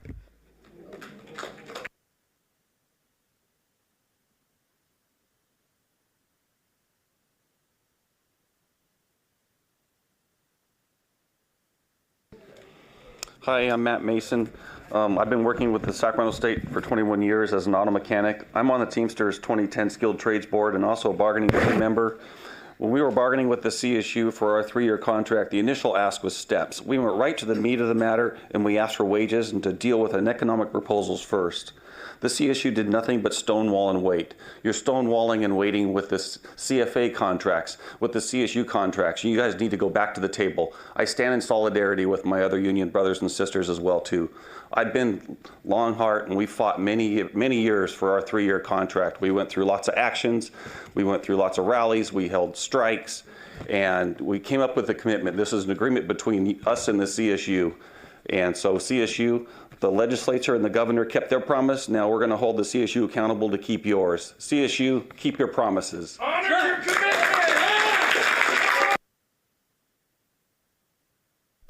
Thank you. Our next speakers are Lisa Adhikari, Mayika Velasquez, Angelina De La Torre, and Raphael Plunkett. You missed one. Good morning. My name is Teresa Montaño, and I'm a professor of Chicana and Chicano Studies at Cal State Northridge. I stand here today in solidarity with Professor Sanquil and John Caravello, who by example showed their commitment to our students and to our faculty and to the atrocities and injustices, whether they be in Gaza or in the fields of California. This year, as we open up our academic calendars and begin to plan for our students to return to us, we do two things. One, and we expect the CSU to do the same. One, we protect our students from any possible invasions of ICE, the Department of Homeland Security, or anyone who dares to scare our immigrant students from accessing the right to their higher education. Secondly, we will remain vigilant until the day that you rescind time, place, and manner policies and any punitive actions you take against our faculty who simply exercise their right to assembly and freedom of speech.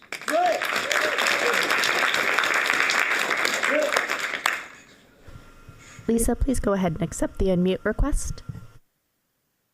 Yes, can you hear me? We can. Okay, thank you. Good morning, CSU Board of Trustees. My name is Lisa Adhikari, and I'm the parent of a high school student who will soon choose a college to attend in the near future.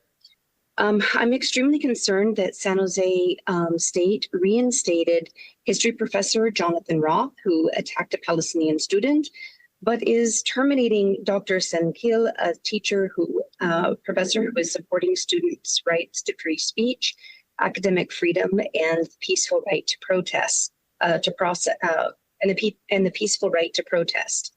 This is a grossly racist and bigoted decision. Her termination has been shrouded in the kind of vague references to rules that repressive power hides behind, while blatantly violating her right to due process. San Jose State CSU hypocritically displays the Victory Salute Olympic Black Power statue while punitively punishing professors for their right to academic freedom and undermining and censoring students protesting the horrific genocide and erasure of Palestinians in Gaza and the brutal and illegal occupation of the West Bank. Thank you.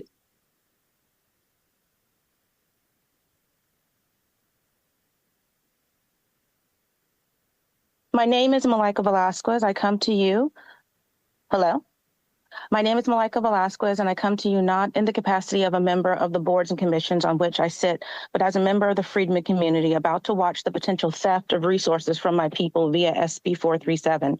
This theft rooted in blatant racism because no other group has been denied repair in this manner going on 2 centuries under the guise of ignorance of the repair process and continual studies.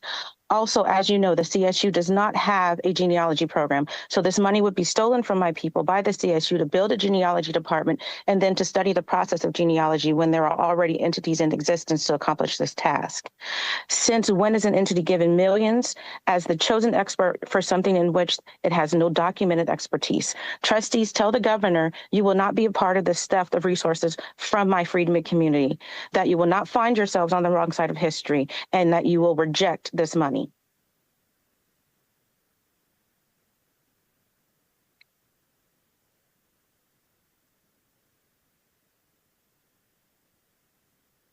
Hi, should I start?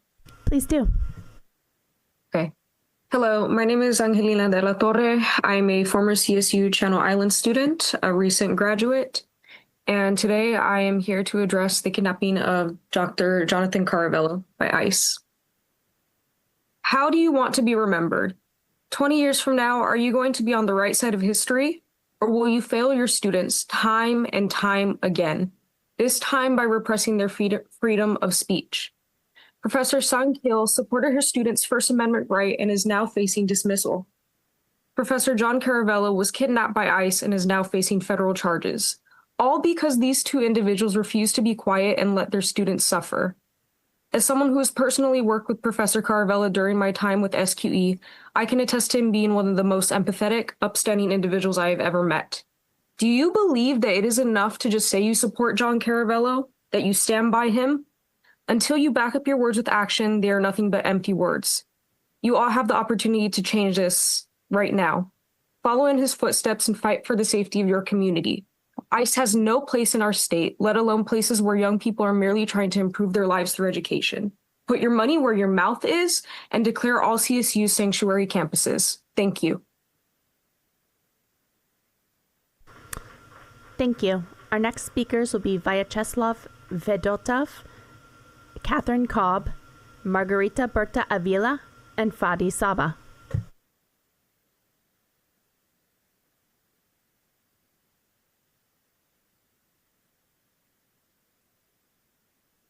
My name is Slava. I've been in San Jose State University for 11 years.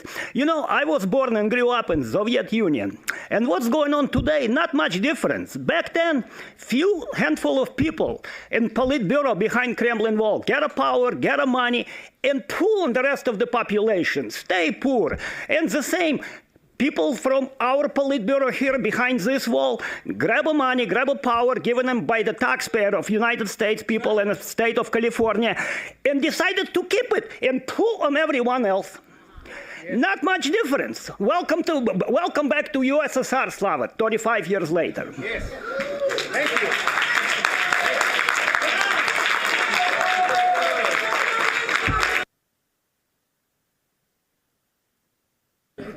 Good afternoon, colleagues, and having to come here time and time again to beg you for money. I'm Catherine Cobb, president of Teamsters Local 2010.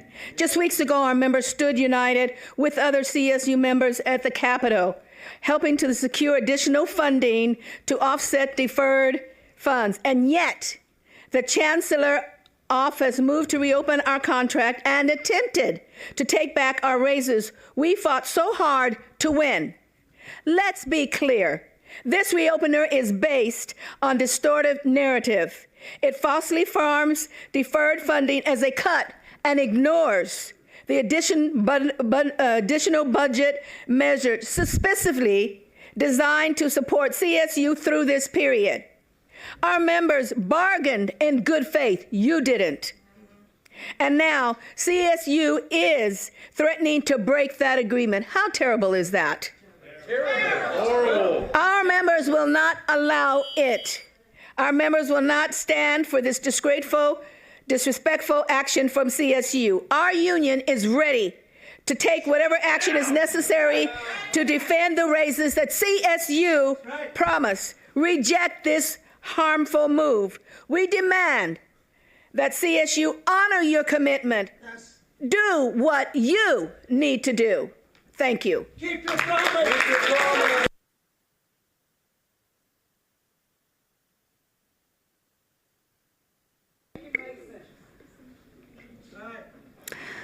Good morning. My name is Margarita Berta Avila, and I'm president of the California Faculty Association. And we are here today in solidarity with our union siblings to demand that the CSU keep its promise to workers, specifically our Teamsters and CSU EU raises. We are holding you, Chancellor Garcia, Board of Trustees and administrators alike, accountable. There is no excuse when the CSU is being fully funded. Our union members across the state are the ones who protected ongoing state funding for the CSU. Because of that work, the CSU no longer faces an ongoing cut of 3% to its base funding. Chancellor Garcia and campus presidents, you have previously used this to propose state funding cuts to justify layoffs and program eliminations across the CSU system. Now it's time to rescind that. The CSU keeping its promise to workers is also about having the courage to not capitulate to a presidential administration that is sanctioning oppressive practices and policies with that sole purpose to terrorize, frighten into silence, and even scare people from asserting their First Amendment rights.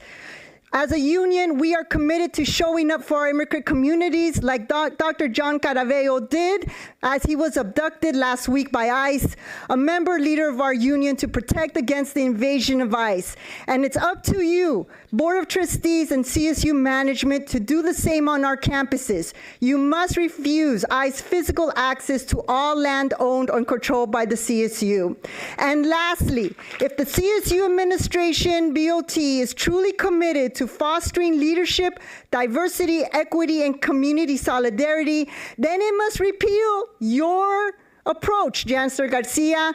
This anti-freedom, free speech, anti-academic freedom, and anti-union time, place, and manners policy, specifically for faculty like Dr. Sankil and others in the future. It suppresses the freedom to protest, academic freedom, and free speech. We are the People's University, and we are united here today to hold you accountable. Thank you. Our next speakers will be Dana Dorsey, Darlene Crumetti, and Huda Aljonde.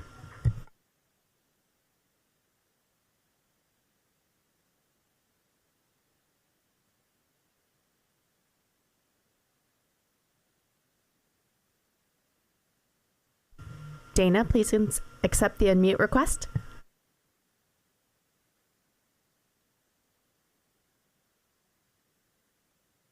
Darlene, go ahead and accept the unmute request.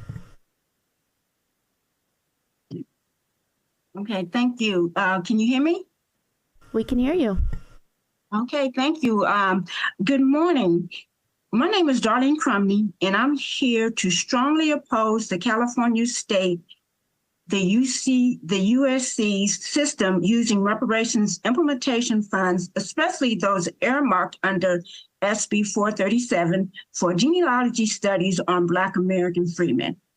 It is especially harmful to subject Black American freedmen seniors who have endured generations of systemic injustices to further academic research, particularly after a comprehensive 2-year study by the California Reparations Task Force, which had over 100 recommendations. The CSU system lacks a genealogy department, qualified lineage verification experts, and any meaningful history of advocating for reparations. These funds should go directly towards implementation and reparations, not towards turning our senior citizens into research subjects. This approach is disrespectful and a betrayal of public trust. Thank you.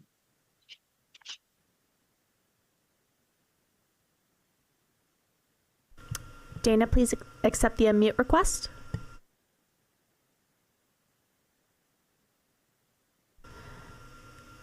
Moving forward, our next speakers will be Rama Malati, Ryan Witt, I'm here. and Akila Ananth. Can I go? Go ahead. Hi, my name is Dana Dorsey. I strongly oppose SB 437. Those funds should be used for reparations. Along with SB 437, there are other bills for the road to repair. It's more like the road to disrepair. As a collective, the California Legislative Black Caucus that brought those bills to the forefront disgraces us and dishonors our ancestors. Thank you.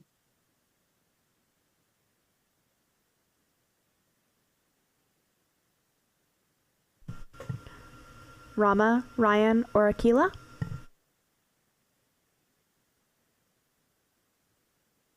I'm a student at Channel Islands, and I'm with Students for Quality Education and Students for Justice in Palestine. Hello, President Yao. We haven't talked since the encampment, but good to see you.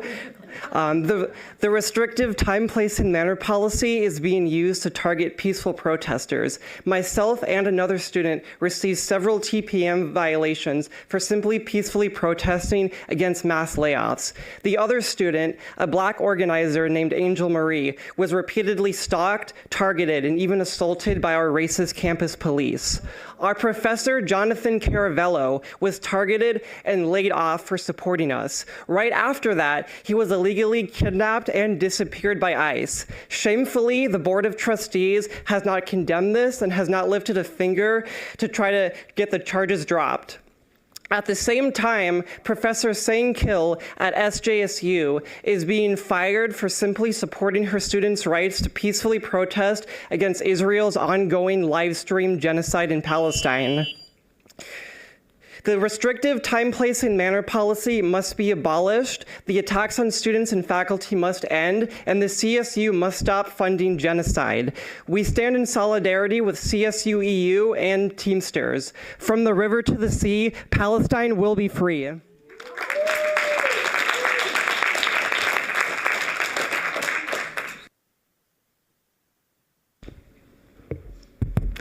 Hi, my name is Akila Ananth. I'm a professor in the School of Criminal Justice and Criminalistics at Cal State LA. Millions are about to starve to death in Gaza, and my city, the city of Los Angeles, is under a military takeover by our own federal government. In this context, don't do the orange guy's work for him. You can do something different.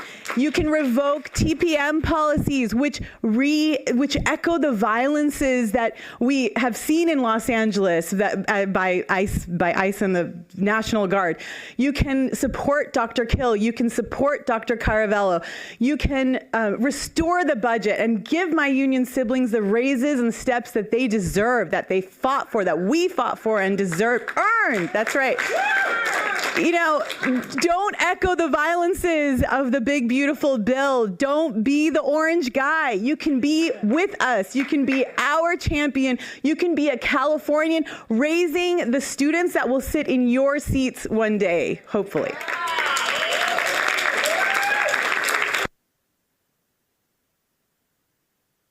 Our next speakers will be Nichelle Henderson, Nicholas Asperer, and Raymond Williams.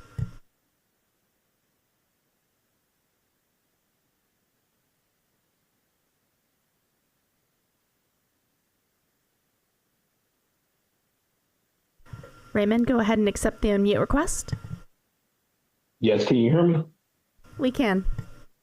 Yes, my name is Raymond Williams. I'm calling to strongly oppose the California State University system using reparations funds to study Black American freedmen genealogy under SB 437. As trustees, you have a legendary, social, and moral obligation to act equitably on behalf of the CSU system using reparations funds lobby for by freedmen, grassroots communities for anything other than direct compensation is unethical, undemocratic, and frequently a betrayal.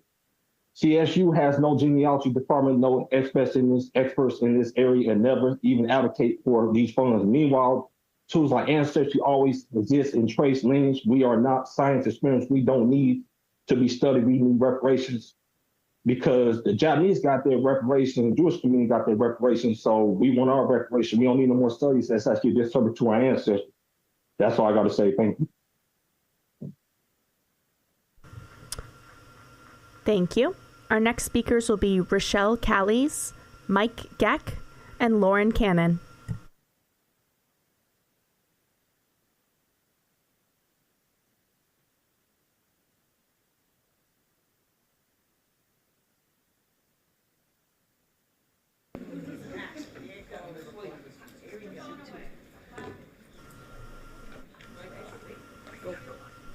Am I number Please one go or ahead. number two? I'm gonna go ahead and jump in anyway. I'm a 20-year employee at Cal State San Marcos, proud member of CSUU, standing in solidarity with the Teamsters and CFA. Let's call this what it is. You are complicit in a dangerous slide toward fascism and authoritarianism. By tacitly going on with the defunding of higher education for decades by a weak advocacy and inaction, raising student fees and underpaying the faculty and staff who make the CSU even possible, you're not just following a neoliberal agenda, you're betraying the mission of the People's University. You silence protests with authoritarian time, place, and manner policies. You refuse to make the CSU a sanctuary for undocumented and mixed status students and workers. You hide behind policy while people suffer. This isn't neutrality, it's surrender. It mirrors the exact playbook Trump and his allies use to crush resistance and break public institutions from the inside. But here's what you can do today. Keep your promise. Implement full-step pay raises for staff. Deliver justice to the very people who keep the campuses running.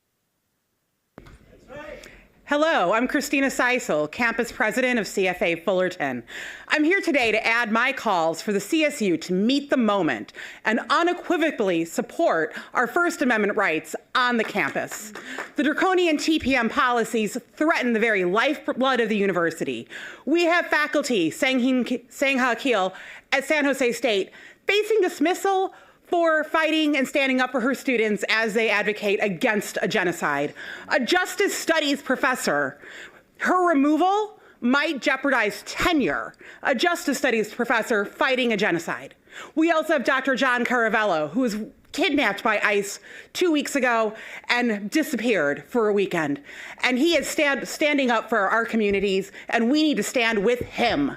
And we need to make sure that our faculty and students are protected as they engage in their First Amendment rights. Thank you. Thank you. Our next speakers will be Alejandro Villapando and Rajbir Judge.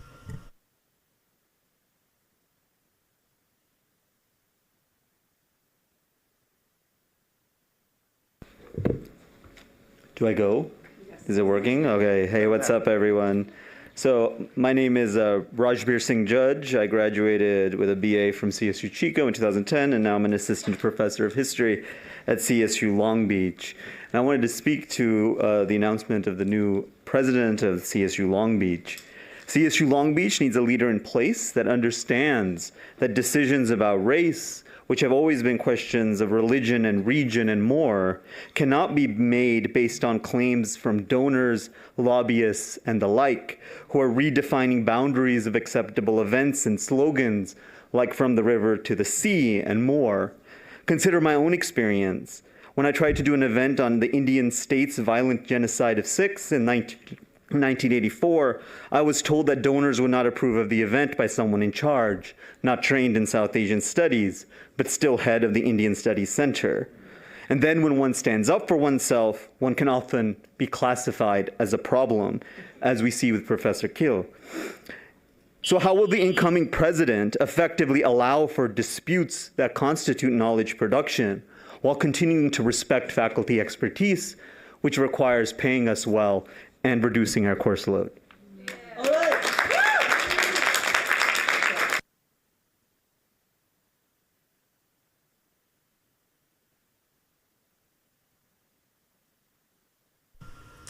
Alejandro Villapando. Otherwise, our next speakers will be Danny Duary and Melissa Hidalgo.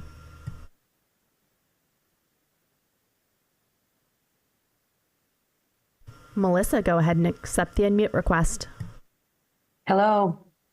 Good morning. My name is Melissa Hidalgo. I am a lecturer in the Women's, Gender, and Sexuality Studies Department at Cal State Long Beach, proud member of the CFA Faculty Union. I stand here in solidarity with all my union siblings here today. Cal State, pay us, honor your promise, fulfill the contract. I'm also here to say we are an anti-racist and social justice union of public educators committed to upholding academic freedom. We resist and reject oppressions in all forms, from Trump's violent ICE raids in our communities to the chancellor's repressive time, place, manner policies on our campuses.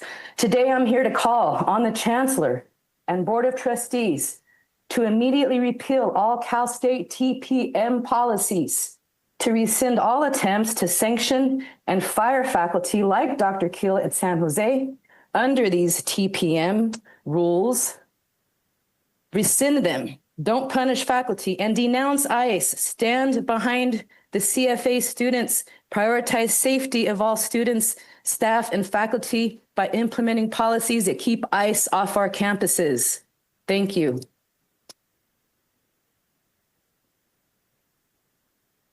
Our next speakers will be Indy Singh, Audra Walton, and Kansa Jones Mohammed.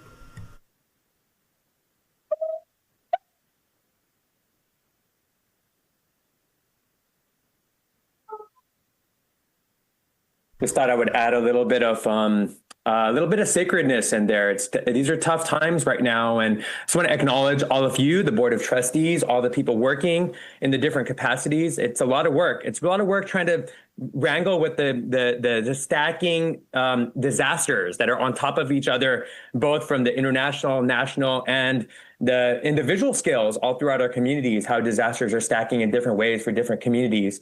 I'm just coming in here with both the offering of bringing sacredness to these conversations for more collaboration, more coherence, and creating coherence between the people in California who are incredibly knowledgeable and skilled. And I mean, I just can't believe how much things are possible in California. So I'm just planting the seed to, both have more deeper discussions with the Board of Trustees around donut economics and how we can actually invest in disasters. And actually the investment, that $1 invested in disasters saves $13. So what if we're more proactive with the Cal State system, actually creating these islands of coherence around disaster resilience and making jobs around that? Thank you.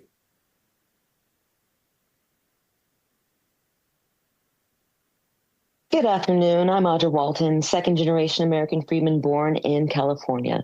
I have the third and fourth generation Californians right here behind me. I'm speaking for my lineage today, advocating that this body redirect SB 437 funds from studies to solutions.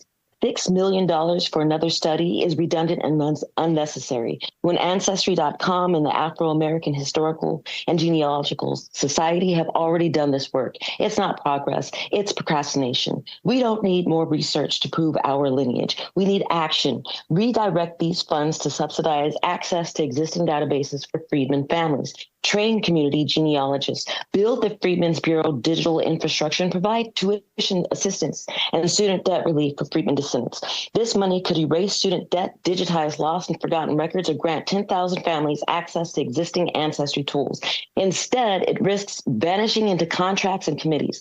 AB 3121 gave us a roadmap. Demand our legislators follow it. No more delays. Our history is proven. Our justice is overdue. Put the money where it belongs, directly in our hands. Thank you.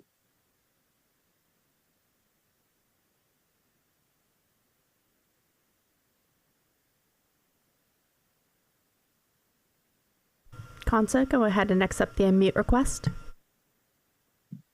Kansa Jones Muhammad, Vice Chair of Los Angeles' Reparations Advisory Commission, President of the National Assembly of American Slavery Descendants, and founding steering member of a Coalition for a Just and Equitable California, standing in opposition to SB 437, granting $6 million to CSU to study genealogy protocols when certified genealogists already have established systems. The genesis of this bill from Akilah Weber required her and the CLBC to sabotage a freedmen agency with genealogy administration that reparations advocates and beneficiaries helped Senator Bradford write and champion to a final assembly vote, only to have the bill placed in a suspense file at the request of Governor Gavin Newsom and incoming 2025 CLBC members. Reject these funds. They don't go directly to beneficiaries. If you choose to accept the funds, use it as tuition to support freedmen descendants, people like my mom and grandmother who actually are the survivors of racist governance,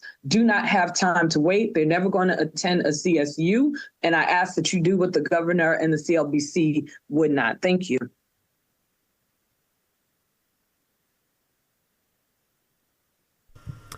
Our next speakers are Alyssa Davis, Taylor Rahman, and Kay Chun. My name is Alyssa Davis. I'm a CSULB student and here with Students for Quality Education. In my time I have been at Long Beach, I have not once felt that students' needs have been prioritized.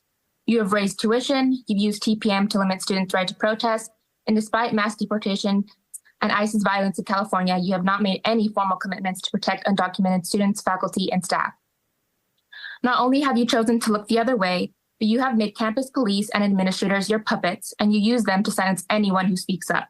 The CSU TPM policy is disgraceful, but it was just your first step in limiting students and faculty's ability to express their concerns. Now we have a new student conduct policy that only makes these restrictions even more extreme. If the CSU not only welcomes, but celebrates freedom of expression, why is it that students who protest and voice their concerns are threatened with student conduct violations and harsh punishments like expulsion?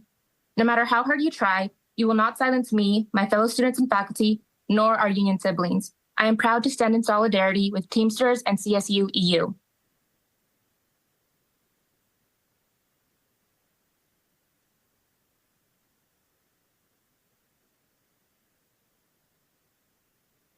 Hi, my name is Telha Raymond. I'm a second generation alumni of CSU Chico. I'm class of 2012. I'm just submitting this public comment to denounce the termination of Professor Sang-Hyo Kyo's tenure at SJSU. I'd just like to take a moment to thank the CSU Board of Trustees and those at SJSU for giving me the experience of knowing what it would feel like to live in Nazi Germany, knowing what it would feel like to live in a racist society, knowing what it would feel like to live in a society without freedom of speech, and knowing what it would feel like to live in a society based in hypocrisy, where those who attack peaceful protesters are safeguarded, and those who try to speak out for justice are punished. So thank you for that invaluable experience. Thank you. Our next speakers will be Kay Chun and Dora Rosen.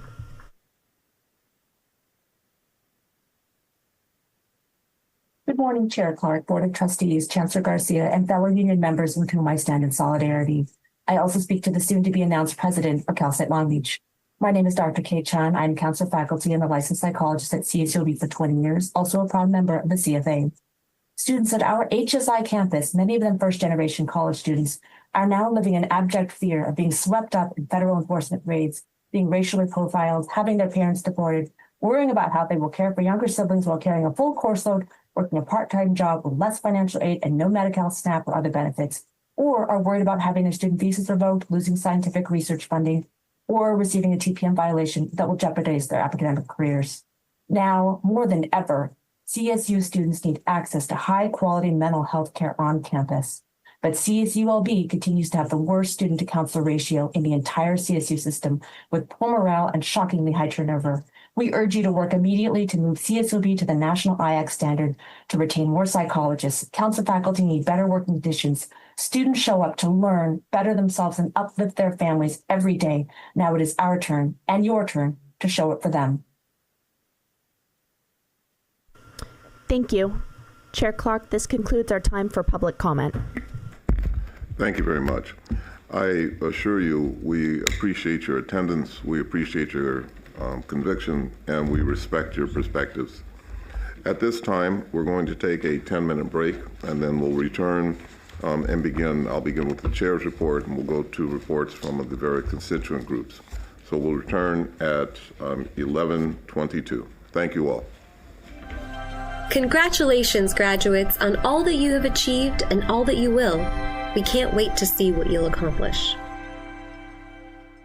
Welcome to the live stream of the California State University Board of Trustees meeting. Please adjust your audio as needed. The CSU congratulates the class of 2025. An estimated 125,000 students graduated this spring from our universities. A CSU education offers life-changing opportunities to students of all ages and backgrounds.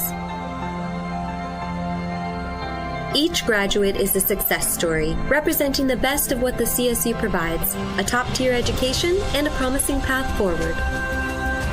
Welcome to the live stream of the California State University Board of Trustees meeting. Please adjust your audio as needed. To help students achieve, the CSU provides financial aid and basic needs, including services for parent students, first-generation students, and veterans. A degree from the CSU is one of the most affordable in the country.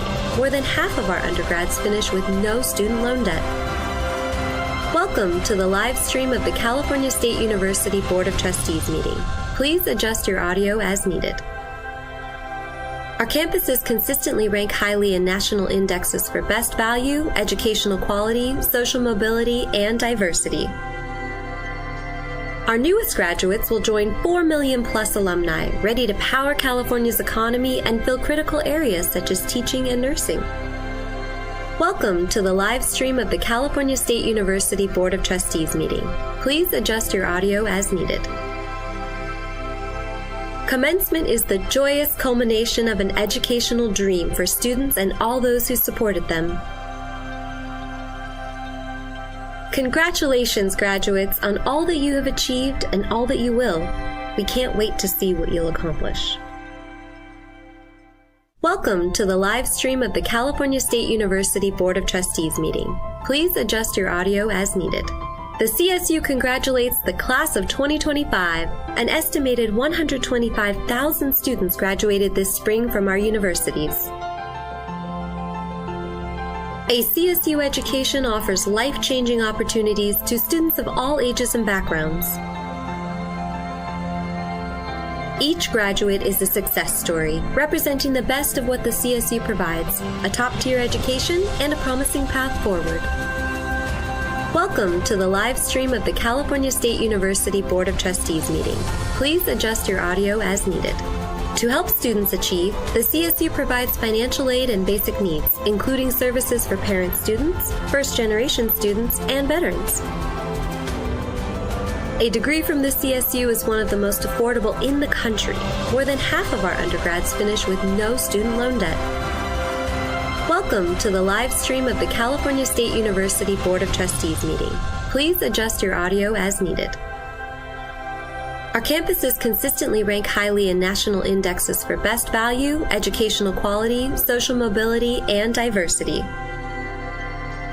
Our newest graduates will join 4 million plus alumni, ready to power California's economy and fill critical areas such as teaching and nursing. Welcome to the live stream of the California State University Board of Trustees meeting. Please adjust your audio as needed.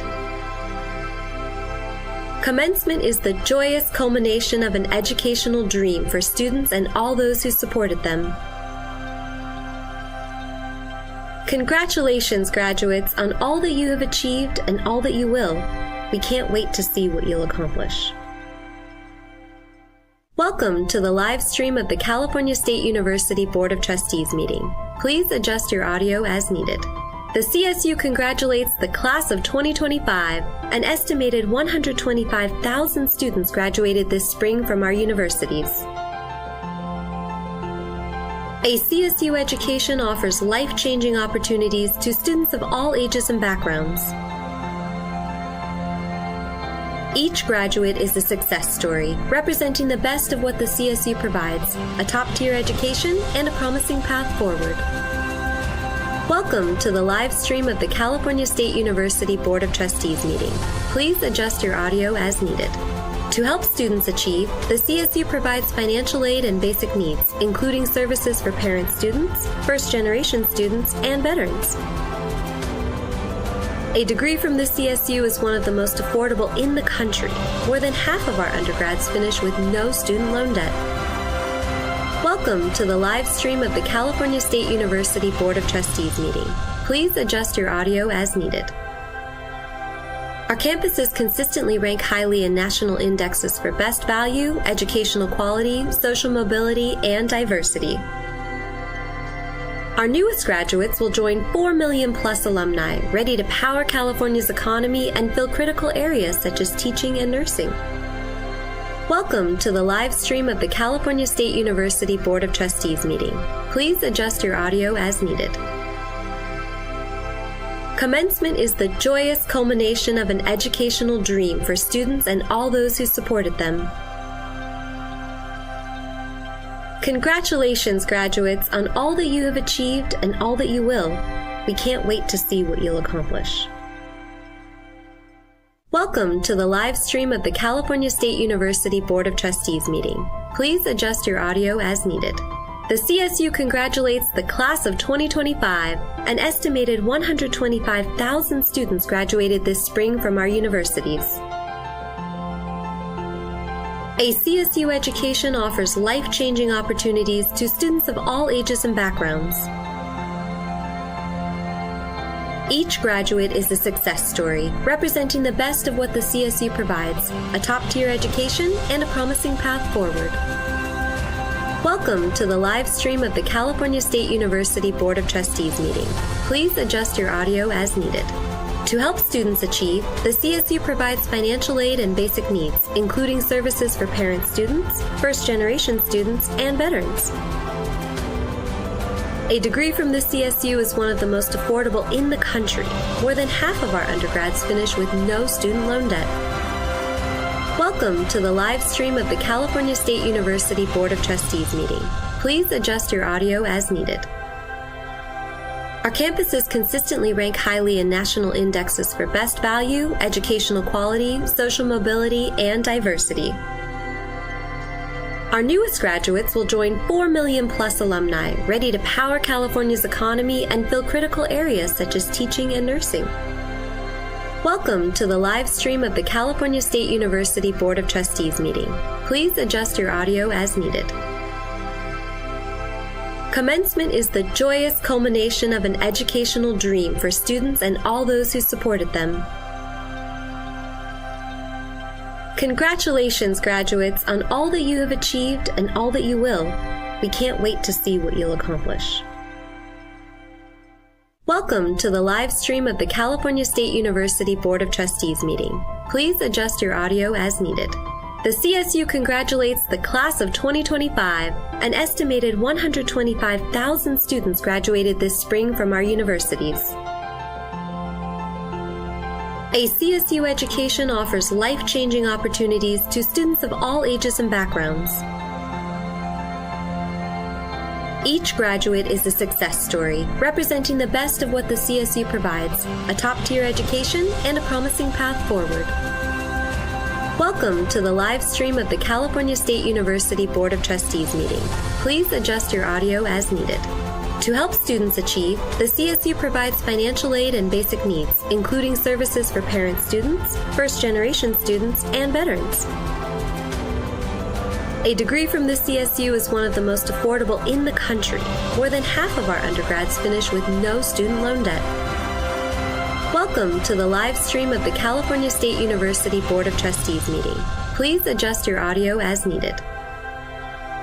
Our campuses consistently rank highly in national indexes for best value, educational quality, social mobility, and diversity. Our newest graduates will join 4 million plus alumni ready to power California's economy and fill critical areas such as teaching and nursing. Welcome to the live stream of the California State University Board of Trustees meeting. Please adjust your audio as needed. Commencement is the joyous culmination of an educational dream for students and all those who supported them. Congratulations, graduates, on all that you have achieved and all that you will. We can't wait to see what you'll accomplish. Welcome to the live stream of the California State University Board of Trustees meeting. Please adjust your audio as needed. The CSU congratulates the class of 2025. An estimated 125,000 students graduated this spring from our universities. A CSU education offers life-changing opportunities to students of all ages and backgrounds. Each graduate is a success story, representing the best of what the CSU provides, a top-tier education and a promising path forward. Welcome to the live stream of the California State University Board of Trustees meeting. Please adjust your audio as needed. To help students achieve, the CSU provides financial aid and basic needs, including services for parent students, first-generation students, and veterans. A degree from the CSU is one of the most affordable in the country. More than half of our undergrads finish with no student loan debt. Welcome to the live stream of the California State University Board of Trustees meeting. Please adjust your audio as needed. Our campuses consistently rank highly in national indexes for best value, educational quality, social mobility, and diversity. Our newest graduates will join 4 million plus alumni ready to power California's economy and fill critical areas such as teaching and nursing. Welcome to the live stream of the California State University Board of Trustees meeting. Please adjust your audio as needed. Commencement is the order. 1 minute warnings don't work in this group.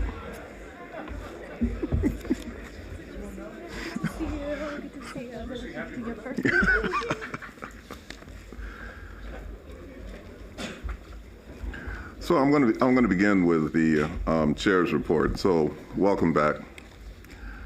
As the summer winds down and the fall term approaches, we're marking some bittersweet change in the leadership at 3 of our universities.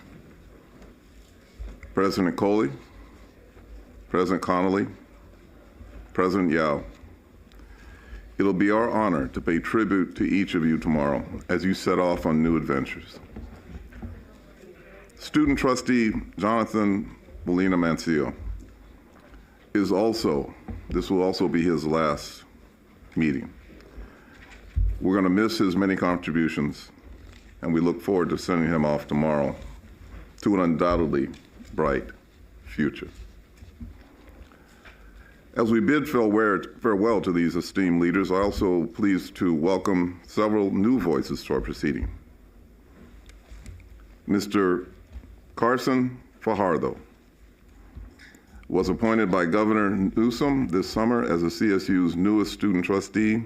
Trustee Fajardo is a May graduate of Cal State San Bernardino with a bachelor's degree in administration, and he's returning to the university to pursue a Master of Public Administration. He has served in numerous leadership roles at CSU-SB, including 2 consecutive terms as president and CEO of Associated Students Incorporated, and he's amplified the voices of his peers at the statewide level as a member of the Cal State Association Board.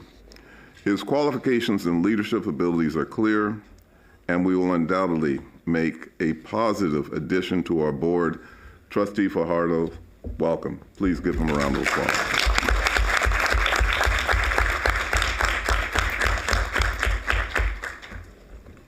I also had to note that he's from out my way, the Inland Empire, so that makes it all the better.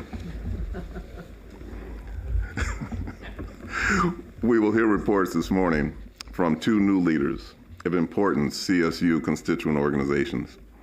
On behalf of the board, I want to extend an enthusiastic welcome to Ms. Tara Al-Harani, incoming president of the Cal State Student Association, and to all of the group's 2025-2026 executive officers. Also, our warm greetings go to incoming President Adrian Hurrell and the Executive Committee of the CSU Alumni Council. And of course, we are pleased to welcome back Professor Elizabeth Betsy Boyd, who has accepted another term as chair of the Academic Senate of the CSU. We're grateful to you all. Please give them a round of applause.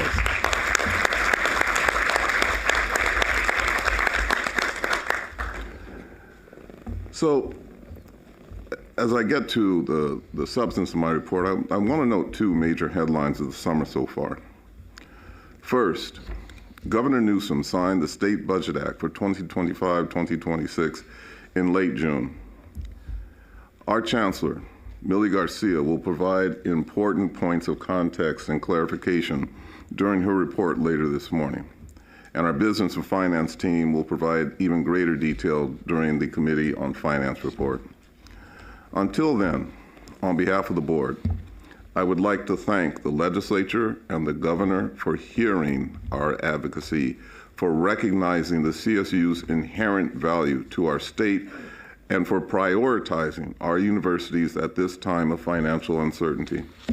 I'd also like to respectfully urge state leaders to continue to honor the autonomy of this board and the CSU leadership to trust the careful stewardship of limited resources, just as we trust their good faith commitment to follow through on funding restoration. We will continue to advocate for clear, predictable allocations in the years ahead so that we can best plan a sustainable future for our system. Now, as we've repeated loudly and often to our legislators, allocations to the CSU are not an expense, they're an investment in California's growth and prosperity. Which leads me to another major headline for this summer. The CSU has topped Money Magazine's list of best colleges in America for 2025. Our showing was so significant that the magazine invited Chancellor Mildy Garcia to help unveil the rankings. All CSUs made the list, earning 4 stars or more. 15 CSUs scored in the top 10% this year, and 9 of our universities scored a perfect 5 stars. That deserves a thorough round of applause.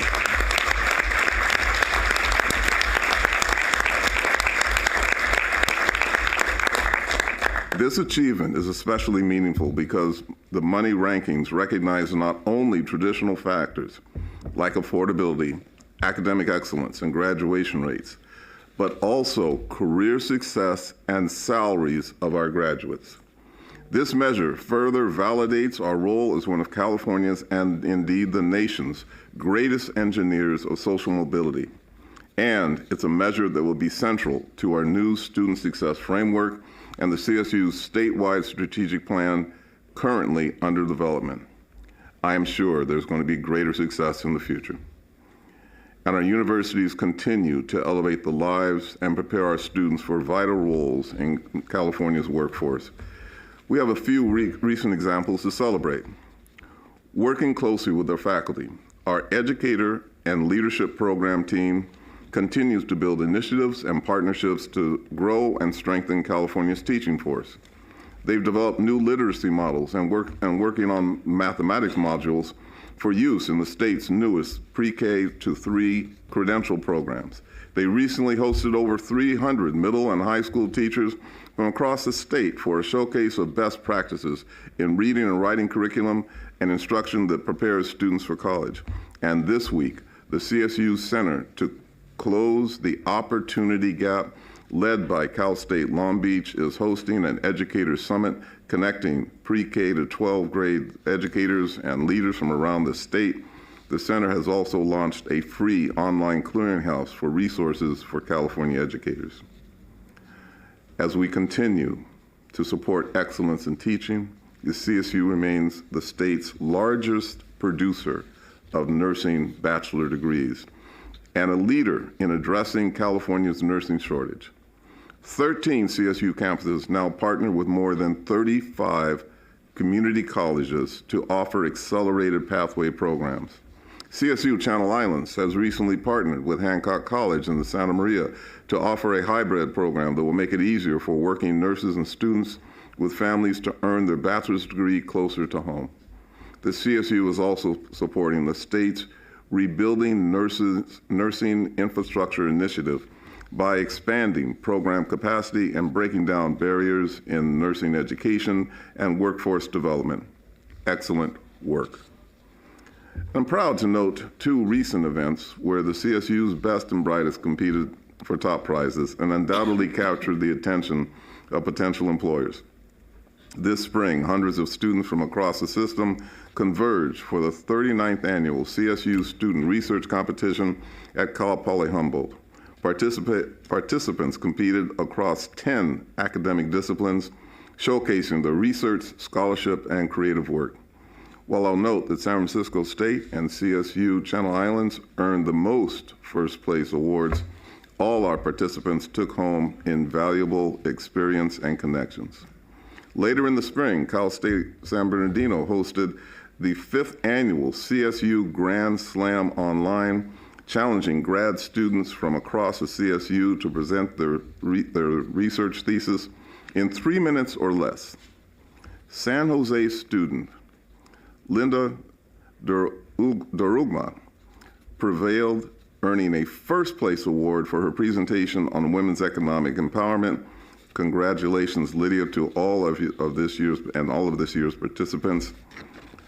And of course, going forward, all of our graduates from every field and measure will need to be well versed in the ethical and artificial use of artificial intelligence.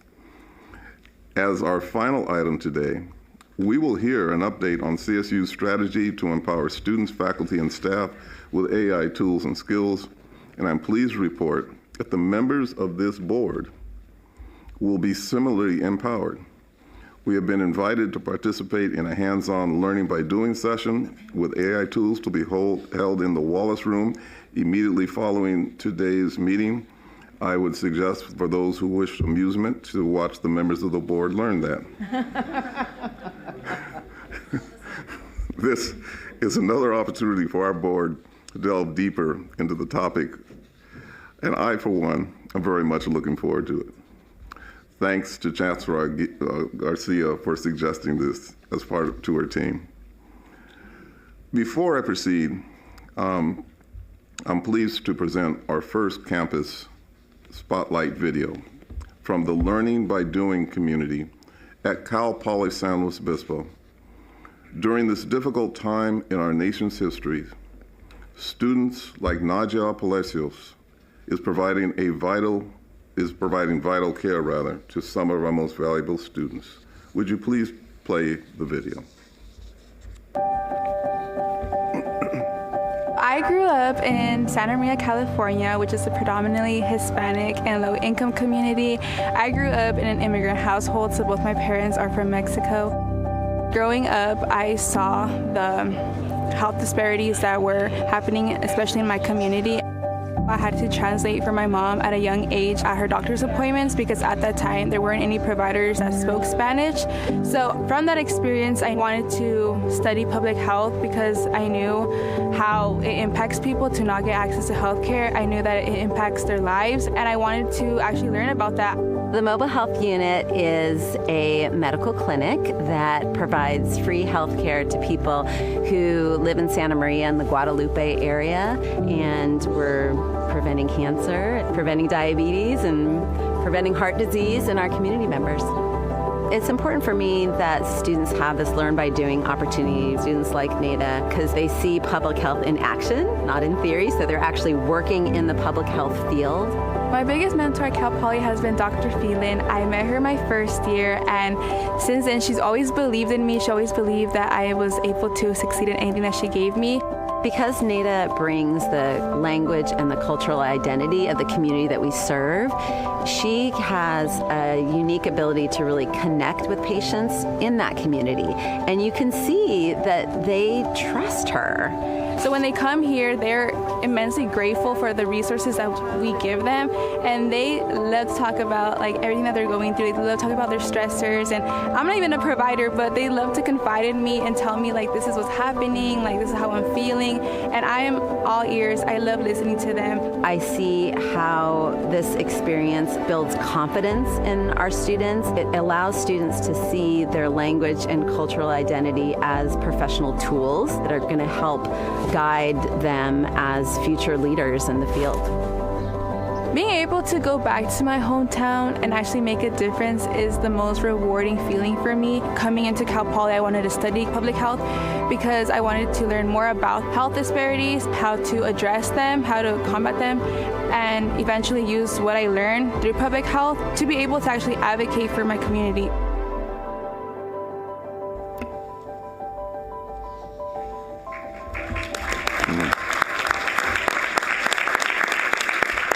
Cal Poly San Luis Obispo, thank you for that beautiful example of community impact.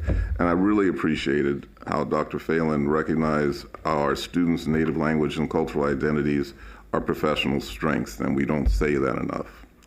Well, that concludes my report. I will now turn it over to the Chair of the Academic Senate, Dr. Boyd.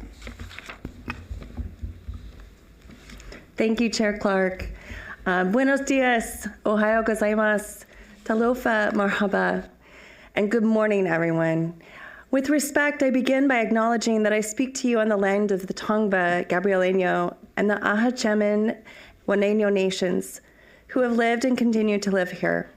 I recognize the Tongva and the Ahachemin nations and their spiritual connection to the ocean and the land as the first stewards and the traditional caretakers of this area we now call Long Beach.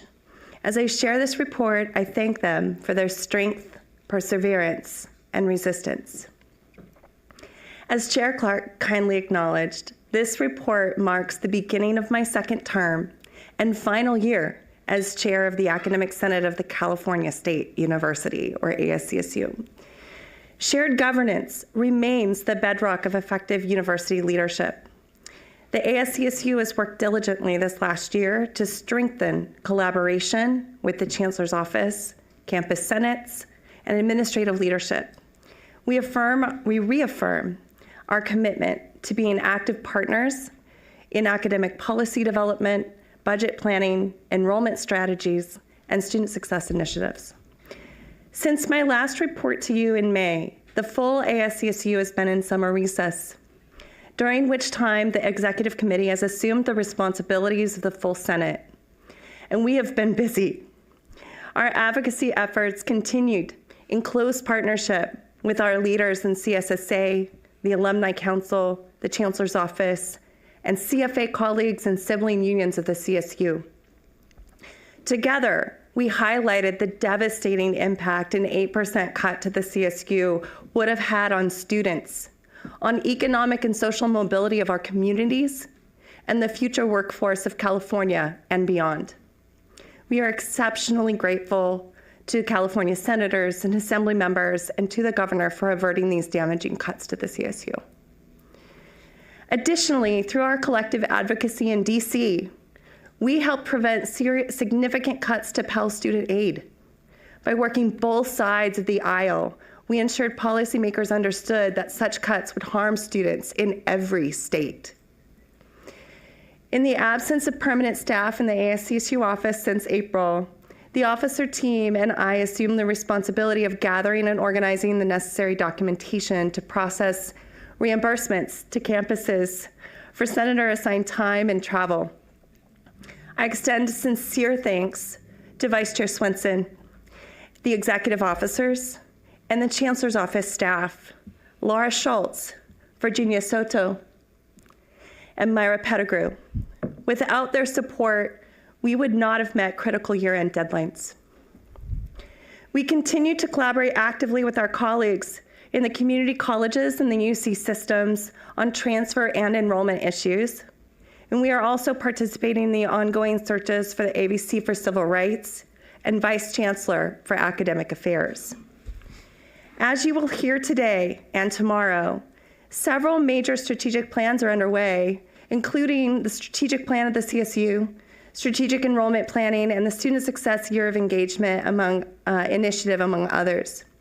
The ASCSU has been actively engaged as a collaborator in all of these efforts. The Strategic Plan Steering Committee has been tasked with bold, system-wide thinking while remaining grounded in the reality of limited financial resources. Tomorrow, you will hear about the faculty survey conducted as part of the Year of Engagement, an unprecedented collaboration led by the ASCSU, DVC Perez, and the Deloitte team. This effort produced the first CSU-wide data set on student success from the faculty perspective, offering invaluable insights for the system. Importantly, and many thanks also to our academic affairs team, our committee of academic affairs and the team members led by Norbert Schur for that work as well. Importantly, we stand at the ready to protect and advocate for our students and for their right to pursue an education in this nation. We understand the Chancellor's Office is taking an 8% cut this year, which includes the ASCSU budget. Yet, we remain unwavering in our advocacy for academic freedom and the faculty voice, not just within the CSU, but across institutions of higher education nationwide. I close today with some positive news. Joining me are dedicated members of the Executive Committee, Vice Chair Swenson from Northridge, Secretary Tracy Dawn Hamilton from Sacramento, Member-at-Large Nola Butler-Byrd from San Diego joining us remotely, and our newest officer and Member-at-Large, Professor Dana Nakano from Stanislaus. I'm also thrilled to announce that our new program manager, Tracy McGuire, has officially joined the ASCSU office. Today marks her 8th day in the role, and we are so excited to welcome her aboard. Please join me in welcoming both Dana and Tracy.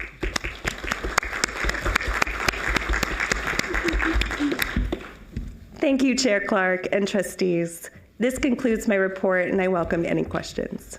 Thank you, Chair Boyd, and congratulations again. Earlier, we welcomed CSSA President Tara Al-Rahani, who's quite familiar with our proceedings, recently serving as CSSA's Vice President for Statewide Affairs. She's currently pursuing her bachelor's degree in political science and government in San Jose State. President Al-Rahani, welcome again. Would you please share your first report? Thank you very much, Chair Clark, and good morning, Chair Clark, trustees, Chancellor Garcia, university presidents, and everyone else present today. I would first like to take a moment to congratulate our newest student trustee, Carson Fajardo. It has been wonderful to work with Carson last year, and I'm truly so excited for his term. Congratulations. For those I have not yet had the pleasure of meeting, my name is Tara Al-Rahani, and I am both humbled and honored to have been elected as the president of the California State Student Association, or CSSA, for the 2025-2026 academic year. Representing nearly 500,000 CSU students, the CSSA serves as the official voice of CSU students to both the California State Legislature and the CSU Board of Trustees. I'm honored to present this report on their behalf. I am a first-generation Iraqi-American college student entering my fourth year at San Jose State University, pursuing my BA in political science with a minor in economics, and on track to graduate in the spring. This meeting marks the early days of my second term with CSSA, as I have previously served as the Vice President of System-Wide Affairs. But my journey as a student representative began in my first year at SJSU, where I joined the Associated Students Lobby Corps, and since then I have been a passionate advocate for enhancing the student experience and ensuring that our CSU students have access to a safe, affordable, and equitable education. I come before you all today also joined by my fellow CSSA executive officers. Please allow me to introduce you all to Katie Karoom, serving as CSSA Vice President of System-Wide Affairs. Katie will be joining me at future meetings and attends CSU Northridge, pursuing her BA in Communication Studies, also on track to graduate in the spring. Prior to joining the CSSA executive team, Katie served as CSUN's Associated Students Senator and most recently completed her term as Associated Students President. Erin Villarreal, serving as CSSA Chair. Erin earned a BS in accounting with a concentration in financial planning at CSU Monterey Bay and will continue his education pursuing a Master's of Finance graduate degree at Sacramento State. Prior to coming to CSSA, he served as the Associated Students President at CSU MB. Derek Herrera, serving as CSSA Vice President of Legislative Affairs, earning 3 degrees at San Diego State University in American Indian Studies, Political Science, and International Security. He is now pursuing a Master's in Public Administration at SCSU. And previously, he served as their Associated Students VP of External Relations. Finally, Artur Gafarov, serving as CSSA Vice President of Finance. Arthur is a third-year undergraduate student at San Jose State University, pursuing a BS in Corporate Accounting and Finance. Before joining CSSA, Arthur served as the Chief Financial Officer for 2 statewide nonprofit service organizations. Please join me in congratulating these 4 inspiring leaders who embody the excellence of the CSU.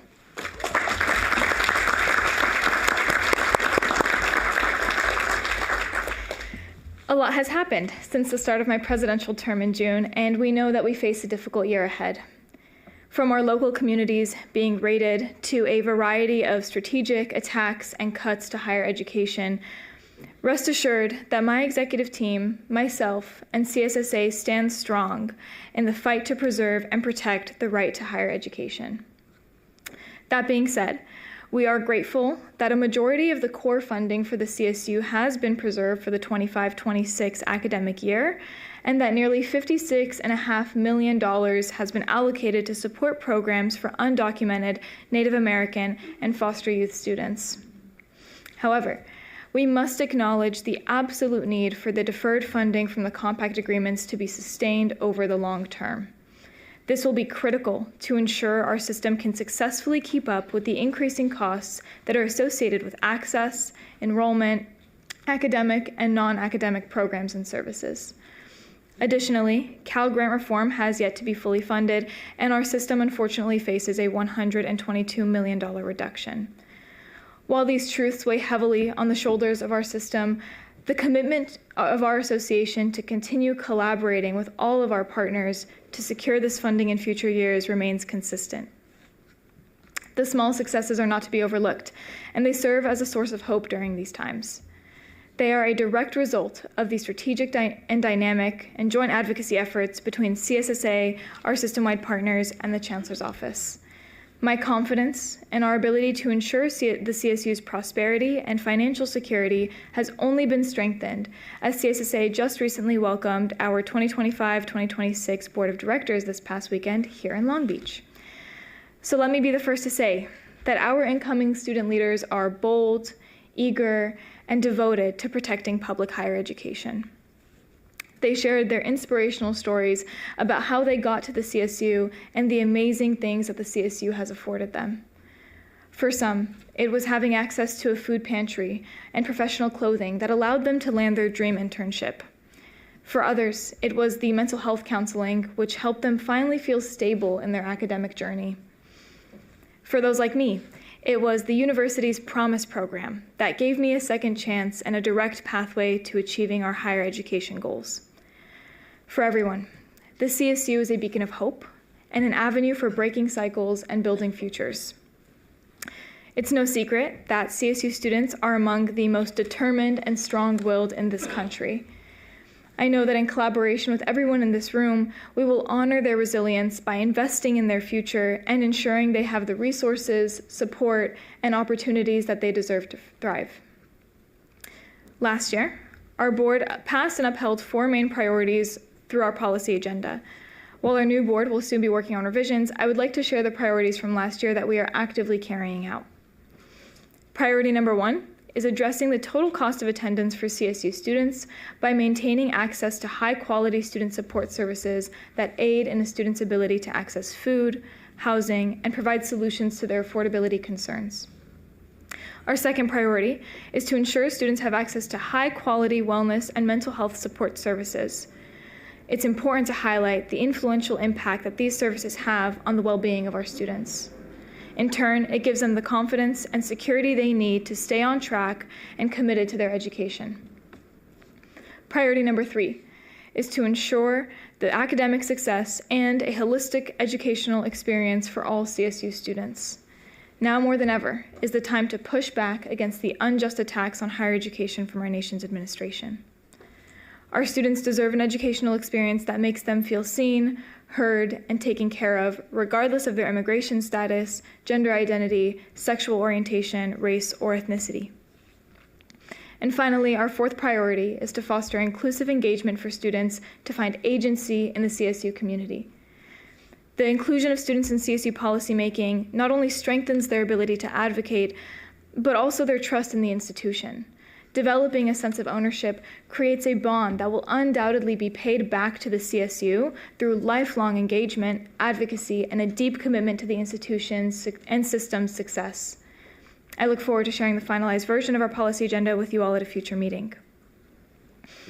As my predecessor promised this board last year, transparency and communication are of the utmost importance to the success and health of our system. CSSA will continue its commitment to fostering transparent and constructive dialogue with this body, ensuring that student voices remain center to CSU decision-making. Before I close, I would like to emphasize the ever-growing collaboration between Chancellor Garcia and the Cal State Student Association. As I have previously stated, it is evident that the attacks on our education and on our students from historically marginalized communities will persist. However, we are grateful to have a champion in Chancellor Garcia and who will walk alongside us in this fight. Together, we are building a stronger, more unified CSU, one that listens to students, centers equity, and takes bold steps to meet the challenges of today and tomorrow. To conclude, I have to acknowledge the reason I am able to be here speaking on behalf of our CSU students. San Jose State University, through its commitment to students like me and the visionary leadership of President Cynthia Teniente Mattson, has shown our local and campus community opportunities that I never believed could be within reach. Additionally, if not for the determination and strength that it took my parents to leave their home country and come here, I would not know stability. If not for the care and patience that my grandmother gave me growing up, I would not know empathy. If not for the confidence that my older sister instilled in me, I would not know bravery.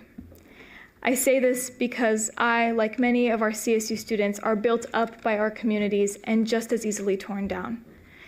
When our communities are attacked, so are we. From our family, friends, and loved ones, we are all impacted. Our existence is political, especially if you're an immigrant, a person of color, first generation, receive government aid, or beyond. But the CSU has always been and should continue to be a safe haven for our historically marginalized students to find sanctuary, obtain their degrees, and live prosperous lives. Chair Clark, thank you. I enthusiastically conclude my first report to this governing body, and on behalf of CSSA, we're ready to get to work. Thank you, President Alvarado.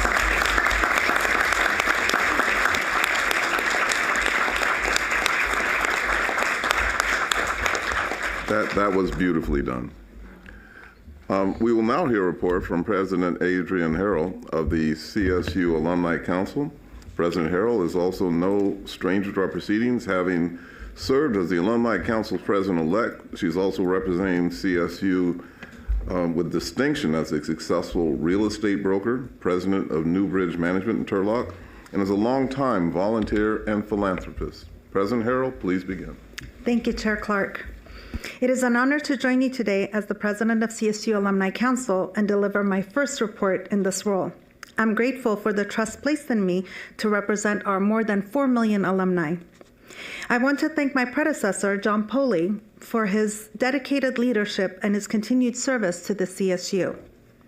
Please allow me to share a little bit about myself and my connection to the CSU. My academic journey within the CSU system began at Cal State Northridge.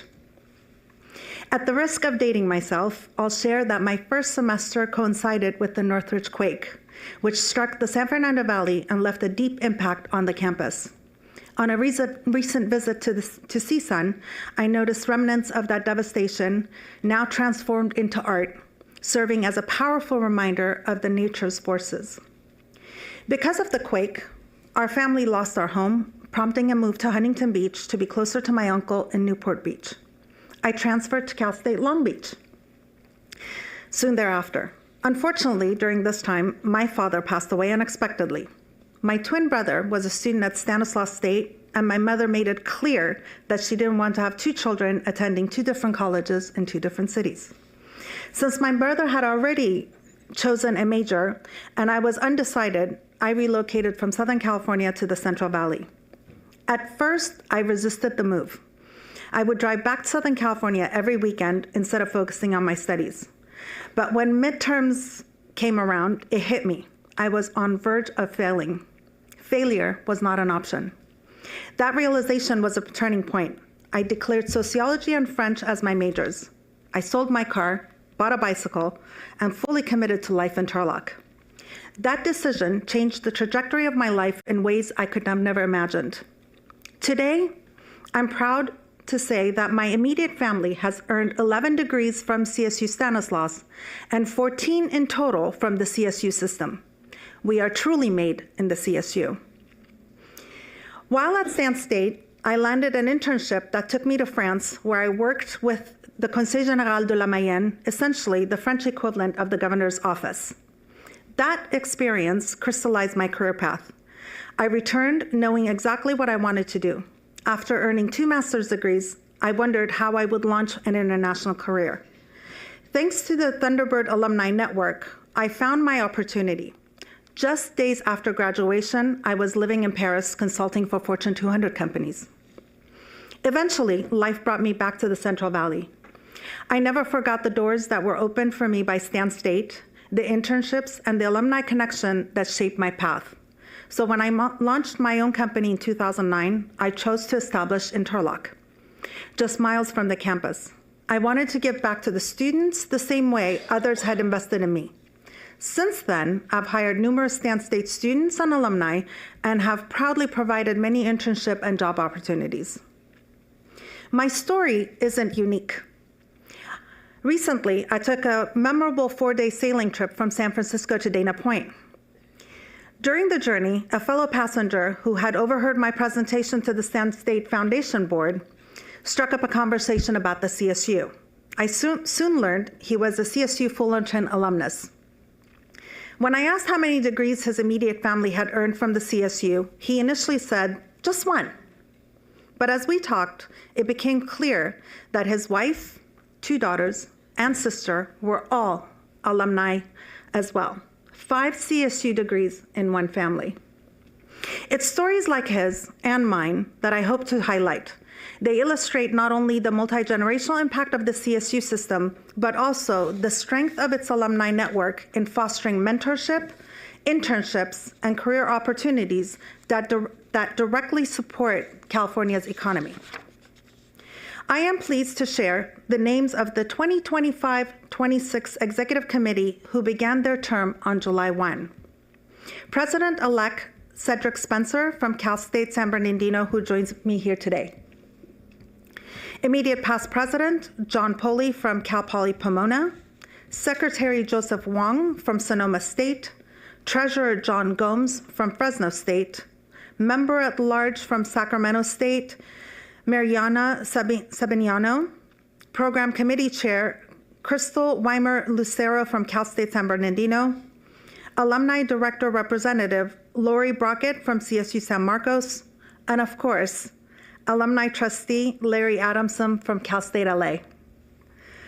The 9 of us are excited to lead the council and continue building on the work of the previous executive committee, particularly supporting the university as you roll out the strategic plan, student success framework, and strategic enrollment marketing plans.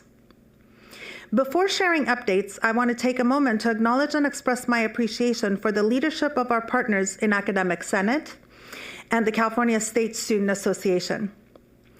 To Chair Boyd and members of the ASCSU Executive Committee and President Al-Rohani, and the newly elected CSSA officers.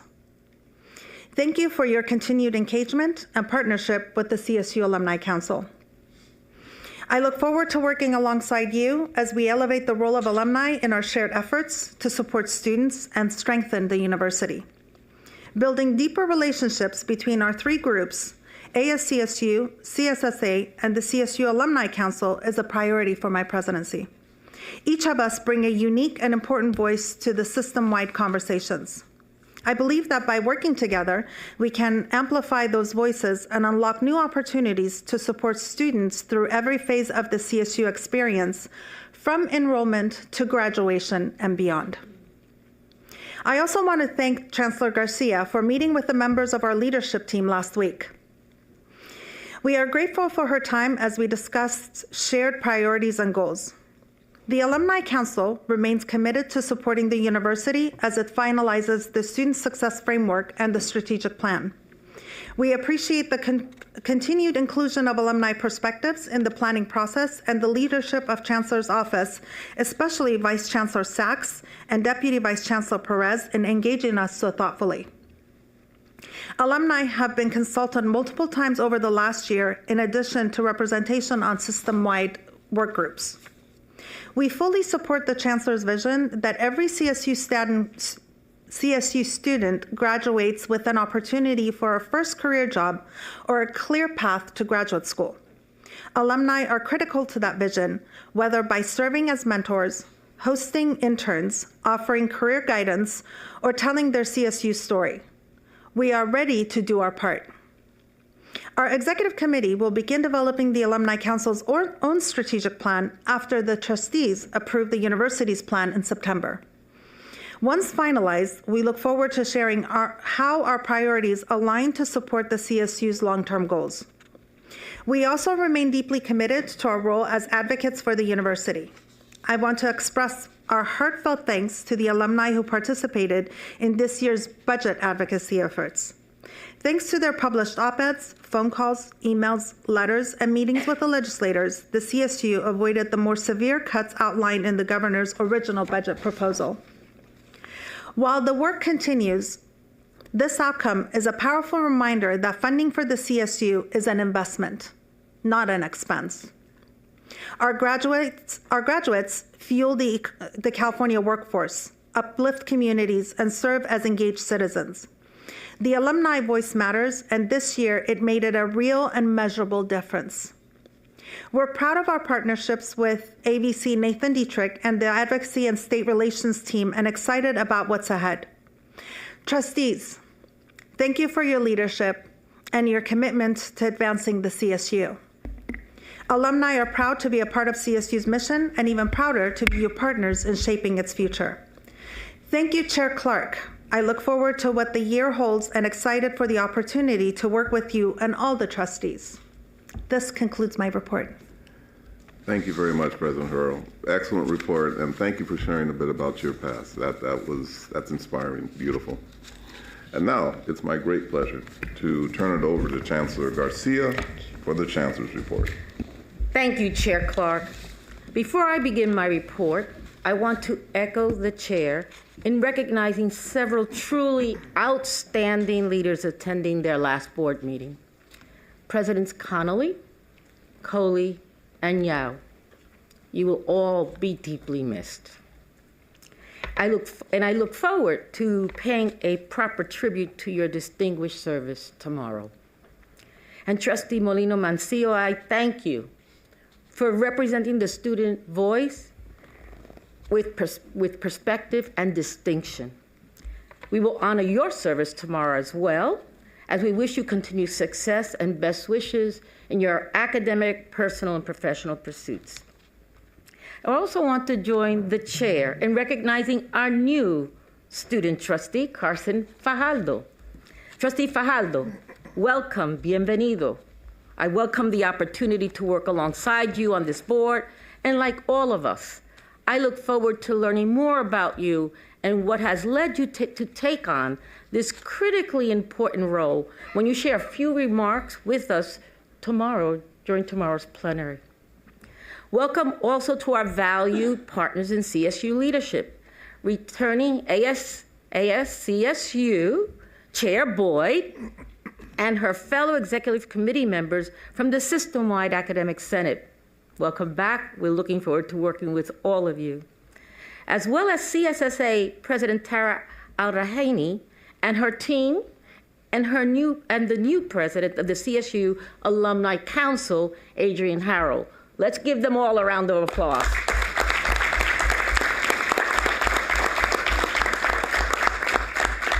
Tomorrow in the Committee on Faculty and University Personnel, we will also learn more about our new interim presidents of Cal Poly Pomona and CSU Channel Islands, two extraordinary and student-focused educational leaders with deep experience at their respective universities.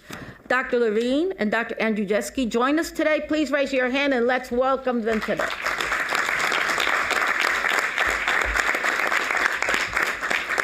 Welcome, and thank you so very much for serving your universities and the CSU during this time of transition. I also like to welcome back, I should say welcome and welcome back, our interim Executive Vice Chancellor of Business and Finance and Chief Financial Officer, Patrick Lenz, California's poster child for failed retirements.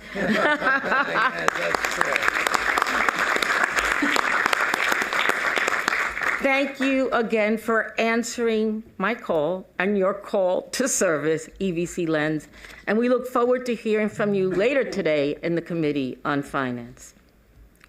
Finally, before I begin my report, I want to acknowledge the unprecedented socio-political climate in which we find ourselves. For months, I have spoken about real and potential federal disinvestment in higher education and threats to our most treasured core values. More recently, threats have been increasingly actualized. Many of our students, faculty, staff, administrators now live in fear, an understandable and justified fear for the safety and well-being of themselves and the ones they love, of an uncertain future. Of course, I could devote my entire remarks and hours to this issue. For now, I want to say that for those in fear, we see you. We see you. Our hearts break for you.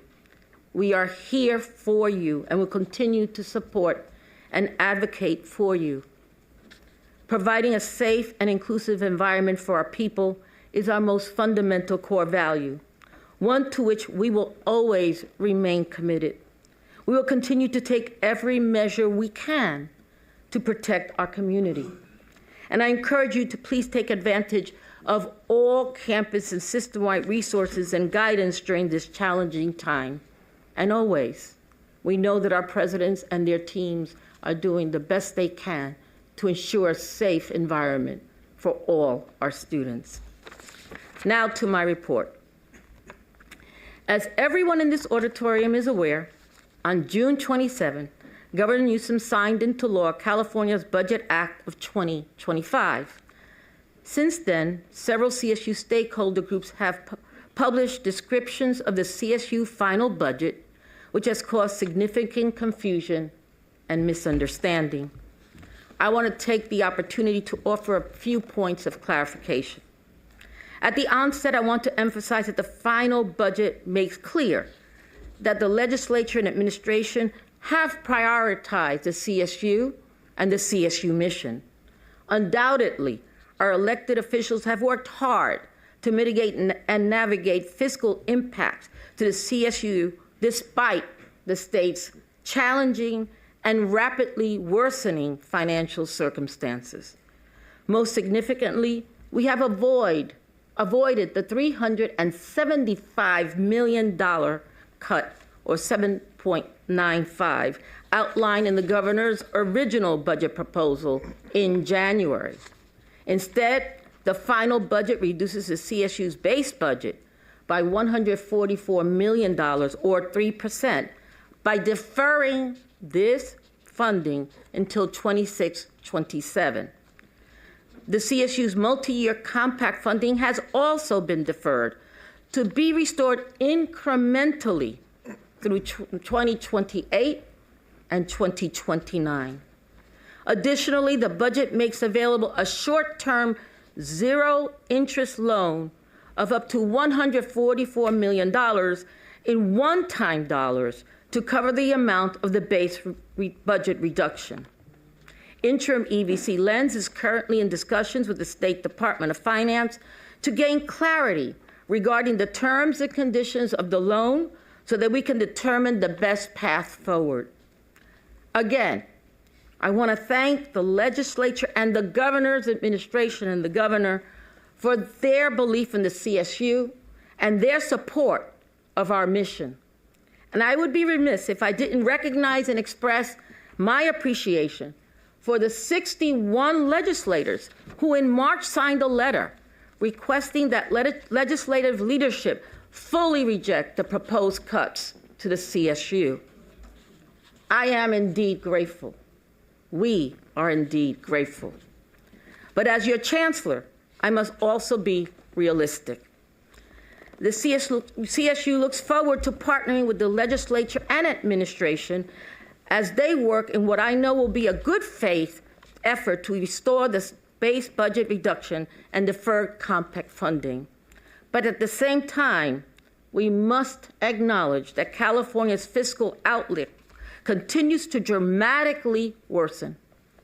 In fact, the state now projects multi-billion-dollar budget deficits through 28-29, and potential funding cuts further threaten from the federal government in an already volatile environment.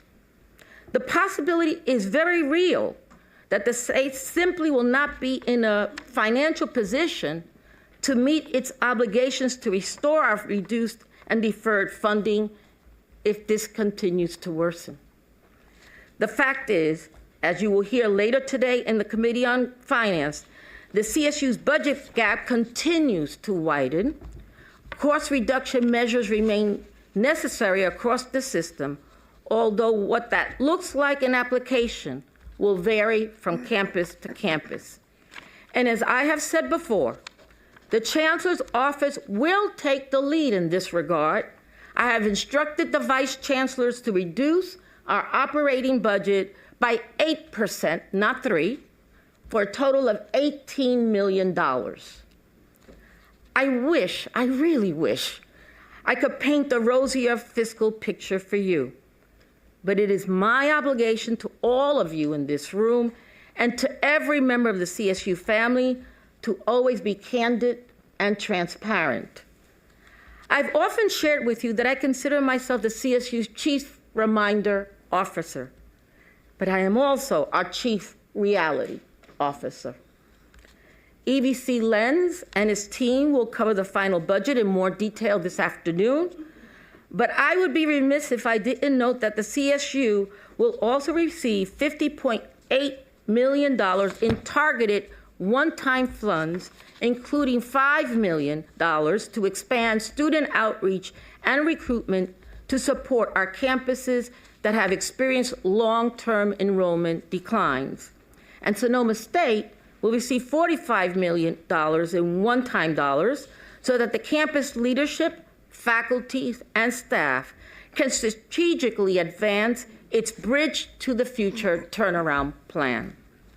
We are grateful for this much-needed one-time funding and to Senate Pro Tem McGuire, who is largely responsible for its inclusion in the budget. I am also grateful, and I will never be able to say this enough, for the most comprehensive, coordinated, and passionate advocacy effort in the history of the CSU, and to the thousands of members of the Cal State family who participated, that included trustees, system-wide and university leadership, students, faculty, staff, alumni, friends, and supporters. To all of you, I offer my heartfelt thank you. Mil gracias. As many of you are aware, we've reached a critical milestone in the integration of Cal Maritime and Cal Poly San Luis Obispo. As of July 1st, the CSU is now functioning as a system of 22 universities with 22 presidents. So you will begin to see this reflected in our system-wide branding and messaging and in presentations before this board. However, and as we learned in the update we received at our May meeting, this integration is massive and it's an extremely complex process that includes multiple transitions that will not be complete until the start of the 26-27 academic year.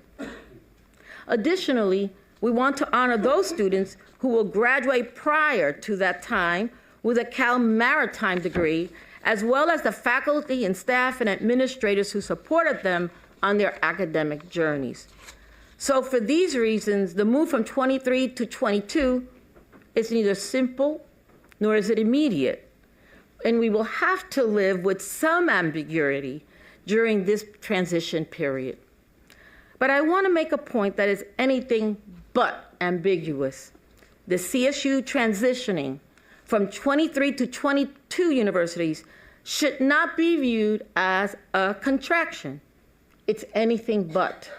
First, the Maritime Academy itself is expanding.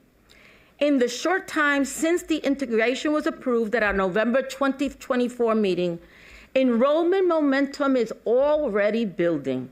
In fact, applications for 2025 were up by 27% over 2024. And currently, the number of students committed to enroll in the fall is up 32% over the prior year and spans a diverse range of geographic regions and student populations. Second, the CSU as a system continues to expand its reach and impact across the state.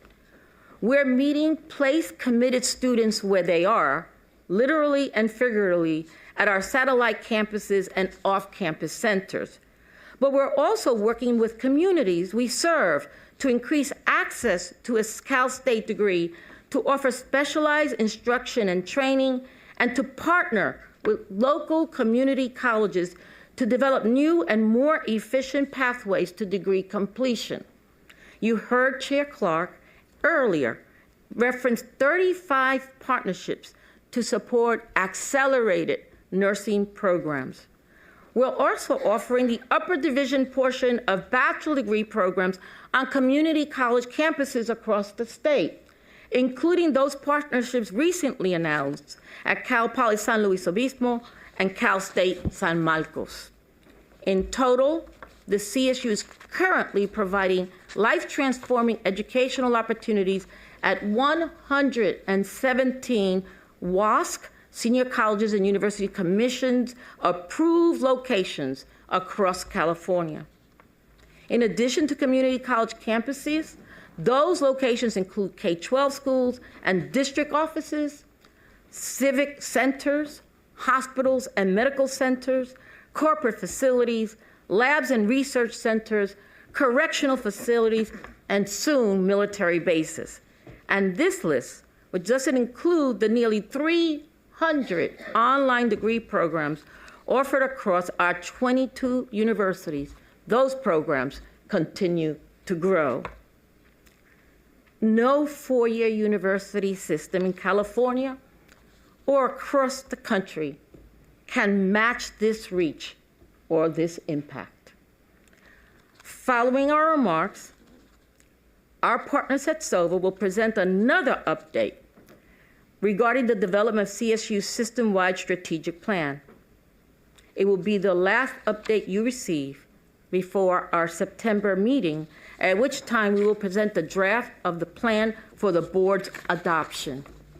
I want to thank you for the thoughtful input, thoughtful perspectives and insights you have shared throughout this process. Your engagement continues to enrich and inform the work. Our goals for this plan are bold: to reimagine the way we educate and connect with the people across California on every aspect of the student life cycle, from recruitment to retention to graduation and into meaningful careers or graduate school. Our aim is to help our graduates attain financial independence and enriched and rewarding lives as engaged citizens in our community, in our democracy, and in our world. To achieve this, a CSU education must remain affordable and give our graduates a rich and well-rounded educational experience, providing them with sharpened critical thinking abilities along with pragmatic skills and training. Our graduates must be nimble and adaptable so they can confidently adjust to the demands of the jobs of tomorrow, even those we haven't yet imagined today. This requires that we transform the way we see and serve our students. We must recognize that our students have changed. They're not the students we were, and will continue to change in the way they acquire knowledge and information. We must adapt to their evolving expectations and learning styles with customized teaching and learning strategies that meet our students where they are and where they will take them to where they will be. We must provide increased access to applied research opportunities and sustained engagement and support well beyond our students' limited time on our campuses. This also requires increased investment in our faculty and staff. We know that higher education continues to evolve just as rapidly as the world of work. So we must provide the necessary tools and professional development so that our faculty and staff, so that really all of us, just like our students, are continuous learners, learning, growing, and adjusting. We, the entire CSU community, must continue to learn together. We must be tomorrow-minded today, and that is our vision, and the plan provides the framework that supports it. As for achieving our vision, well, perhaps some of you may be a bit skeptical, and that's understandable considering the challenges before us. Public misinformation about the value of a college degree persists, although a recent study from Lumina indicates that the tide may be shifting a bit as higher education institutions are increasingly focused on both the academic excellence and career development of our students. Yes, we continue to face enrollment challenges brought on by shifting demographic trends, issues with college readiness, lingering post-pandemic problems, the politicization of higher education, and the ongoing threat of federal disinvestment. And of course, there are our fiscal challenges that I outlined earlier, resulting from being one of the nation's most chronically underfunded university systems. But the path forward is right there. Do you see it? Do you hear it? We are a system, not just any system. We are the largest, most diverse, and most consequential four-year university system in higher education. We are the nation's clear and undisputed leader in social mobility. Money Magazine is recognizing that, aren't they? This is so much more than a point of pride. It's our systemness. It's our greatest strength, resource, and competitive advantage. It is our superpower. It is unmatched, but for the most part, it's also untapped. When we do access it, great things happen. The Cal Maritime, Cal Poly San Luis Obispo integration, look at that. The AI initiative, the data sharing that empowered the Riverside County Direct Admissions Pilot Program that instantly became a national model. Our multi-university collaboration initiative that inspired and has been adapted by San Francisco Bay Region Network. The CSU systemness and our capacity to strategically coordinate and align the strengths of our campuses to achieve a collective power and impact that far exceeds the sum of what could be achieved by 22 campuses operating independently. The examples I just mentioned are impressive, but again, they're just the tip of the iceberg. What if we leaned into this power with greater intention and creativity? What if we better leverage our systemness to more fully optimize our limited resources? What sort of administrative functions could be shared with significant cost savings redirected to academic and student support? What if we expanded cradle to career data, sharing it to help us anticipate growth, increase access and enrollment, and identify emerging needs to become more student ready? What if we engage with our faculty leadership to truly reimagine the future of CSU's academic programming? What if we scaled and leveraged our university's existing relationships with industry and community leaders so that the system's degree programs better reflect statewide needs and are more responsive to current and future markets? What if, working alongside with our faculty, we took a deep dive to explore system-wide degrees, evening hybrid programming, and support for working students, weekend hybrid sessions for adult learners? What if we took an authentic look at system-wide course sharing and strategies for facilitating true and seamless student mobility across our universities and our programs? How might we see the impact of student success? The potential of the California State University system is limited only by our creativity and our willingness to reimagine ourselves. And I see it, and I hope you see it, because it is so much within our reach. Think of it this way. Our systemness is our rocket fuel. The system-wide strategic plan is the vision, the roadmap, the discipline, the coordination and alignment, all supported by an evolving chancellor's office structure carefully designed to advance the plan's priorities. The role and function of the chancellor's office will also by necessity evolve and change.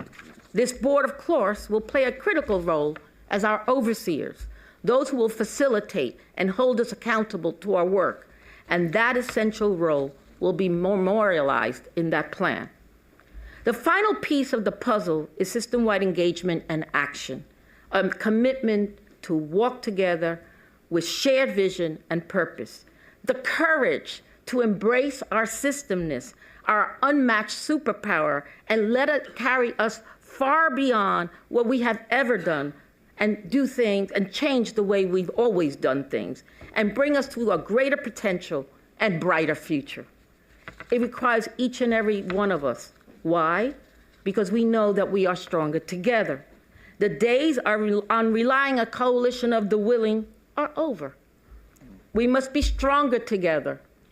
A few minutes ago, I referred to myself as the CSU's Chief Reality Officer, and our reality is this. Stronger together is our only way forward. Yes, our challenges are formidable. The stakes have never been higher, and the needs of our students, community, and state are great. To achieve our vision, we must continually assess our resources, determine what we will do and what we won't do, and ensure that we have capable and mission-focused people with the skills, passion, and urgency in the appropriate administrative positions to keep us all accountable for our work. And yes, that work is challenging, but it's also so invigorating. It's inspiring because we are transforming the lives of our students and their families, and we are powering California's future workforce. And if we power California's workforce with diverse and adaptable talent, we are powerful in the nation. We can do this, and we are the California State University. No university system is better positioned to meet this moment. And if we can achieve our goals for the people of California, the CSU can and will serve as a model of regional comprehensive universities nationwide. And you won't have to take my word for it. We will have the data and success measures to prove it. There isn't a doubt in my mind. This is the CSU. Chair Clark, that concludes my report. So,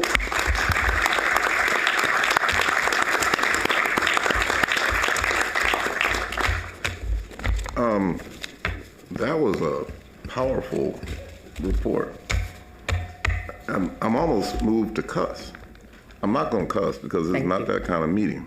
But damn. Thank you, Chancellor. As the Chancellor stated so eloquently, achieving our ambitious goals requires a commitment to walk together with shared vision and purpose. We must be tomorrow-minded today, and today we are another step closer to achieving that shared vision and purpose.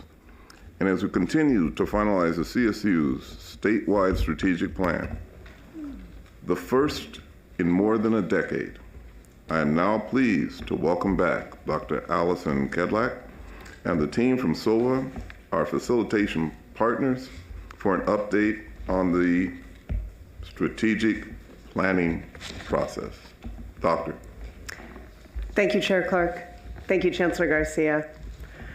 Good afternoon, and thank you for the opportunity to update you on the CSU's strategic planning process.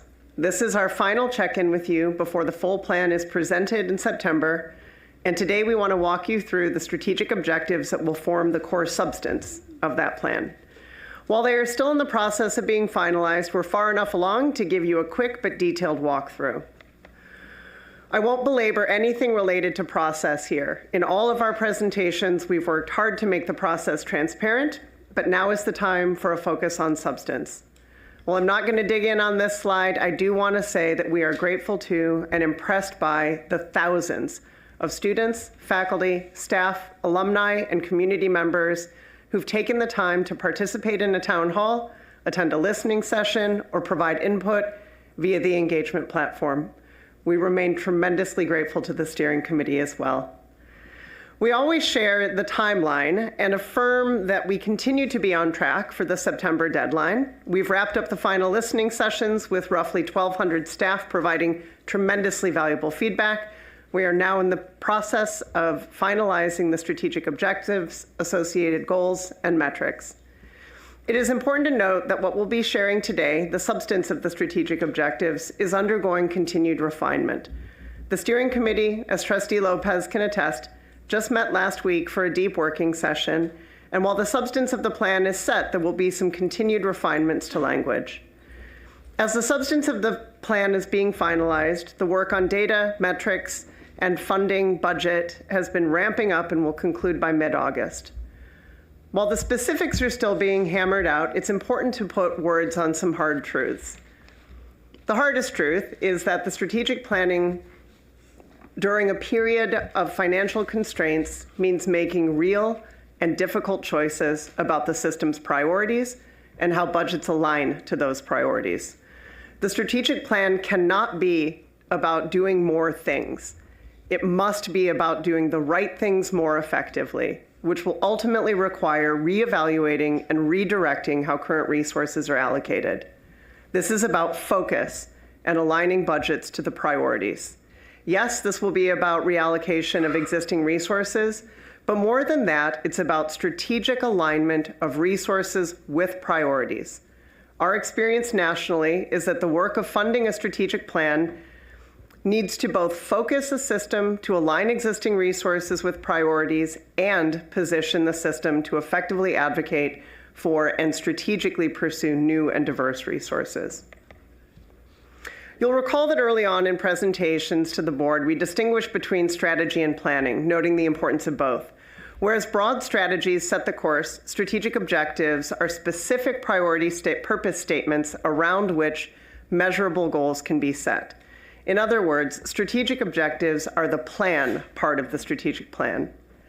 The elaboration of these 4 strategic objectives reflects system-wide targets for what the CSU must achieve, positioning the CSU to lead in access, quality, socioeconomic mobility, and workforce relevance.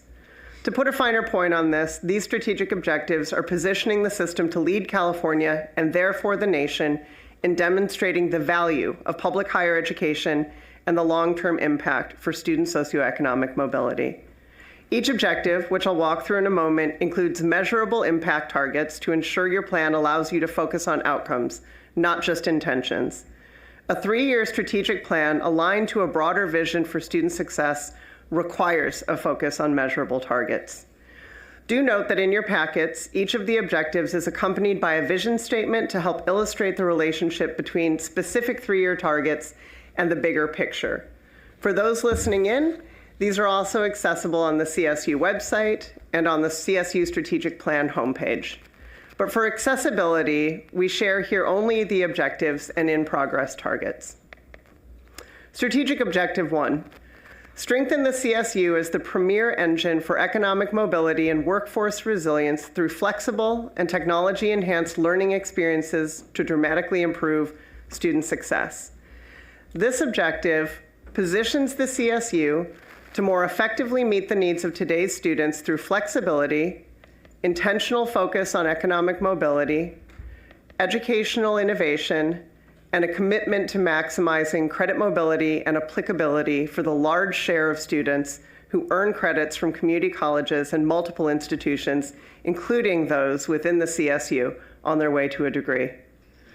You'll notice the specific targets haven't been set yet. We're working now with the Chancellor's Office team to confirm the available data and annual trends in order to set performance targets that are sufficiently ambitious. Strategic Objective 2. Prove higher education value through financial resilience and operational effectiveness grounded in a commitment to student success. This objective addresses the urgent need to demonstrate that the CSU can simultaneously prioritize excellence and affordability. The CSU will aim to reduce student debt, particularly for students from low-income backgrounds or in high-cost living regions, while increasing per-student funding and redirecting operational savings toward improving student experiences and outcomes. Taking a holistic approach to measurable student outcomes will position the CSU to effectively demonstrate value and ROI. This holistic approach needs to include graduation data, as well as employment and longitudinal career data, leveraging the emerging infrastructure afforded by Cradle to Career.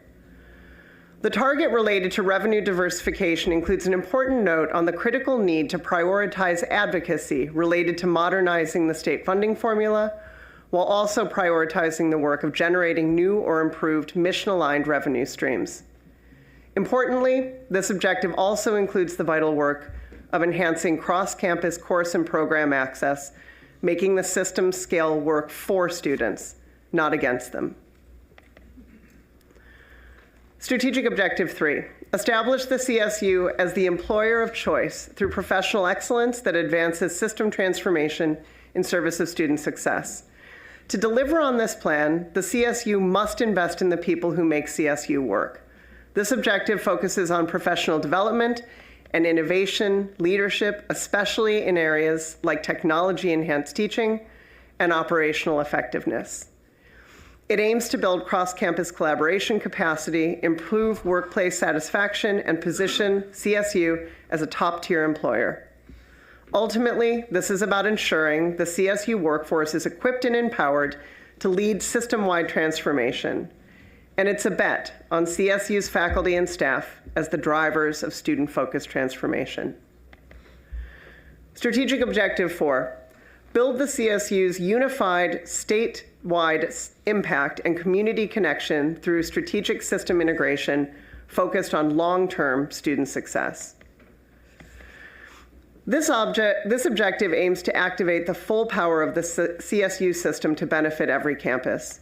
The focus here is on building CSU's brand recognition, expanding alumni engagement, and coordinating system-wide advocacy. By amplifying campus strengths through shared messaging and cross-campus platforms, the CSU can unlock opportunities like employment pipelines and funding that no single institution could secure alone. This objective is about strengthening CSU's visibility, influence, and connection to the communities you serve. In keeping with our approach of ensuring the inclusion of steering committee members in these presentations, we've asked 2 of our steering committee members to share their perspectives on what this plan means from where they sit, both in system-wide operations and campus leadership. First, you'll hear from Marla Carrette, Business Support and Planning Administrator in the Capital Planning, Design, and Construction Unit at the Chancellor's Office. Marla is the staff representative on the steering committee and brings expertise in system-wide infrastructure and planning. Then, President Lynn Mahoney from San Francisco State will speak to how this plan can drive meaningful accountability, both within your system and in your relationship with the public that the CSU serves. If we could stop screen sharing now, I'll turn it over to Marla. Thank you. Thank you, Allison, and good afternoon, everyone. I'd like to share a few reflections, not just from my own role, but from the view of someone who has worked at the Chancellor's Office for over 17 years. I have been with the Capital Planning, Design, and Construction Department, supporting the planning and design team on system-wide projects for campus facilities across the CSU. This work is very important, helping to shape the physical environments of each campus, and I've loved being a part of it, staying in the same department all these years, not because I had to for any reason, but because I wanted to. I've had opportunities to grow and expand my knowledge. I work with a great team and genuinely enjoy what I do. It sincerely meant a lot that I was asked to join the Strategic Planning Steering Committee. At first, I must admit that I wondered, why me? But the invite reminded me that every role matters and every perspective has value. I feel proud to represent staff, not just as someone who is familiar with day-to-day system operations, but as someone who believes in what the CSU stands for. Throughout this committee process, I've had the chance to hear from faculty, students, presidents, trustees, and colleagues across the system. It has reminded me just how big and interconnected we are, and how important it is that we approach this next chapter, not as individual departments or campuses, but as one CSU. From a staff perspective, I'll be honest, many of my colleagues are understandably skeptical. Change efforts are announced often, but it's not always clear what comes next or how staff fit in. I'm hopeful that this plan will be different. My fellow steering committee members and I have been listening, and we are committed to ensuring that action and continued engagement is a key part of implementing this plan. I'm encouraged that this plan recognizes the vital role of staff and reaffirms that staff matter. It names the need for the CSU to be an employer of choice. It acknowledges that operational excellence doesn't just happen, it's driven by people. That we're not just supporting the system, we are the system.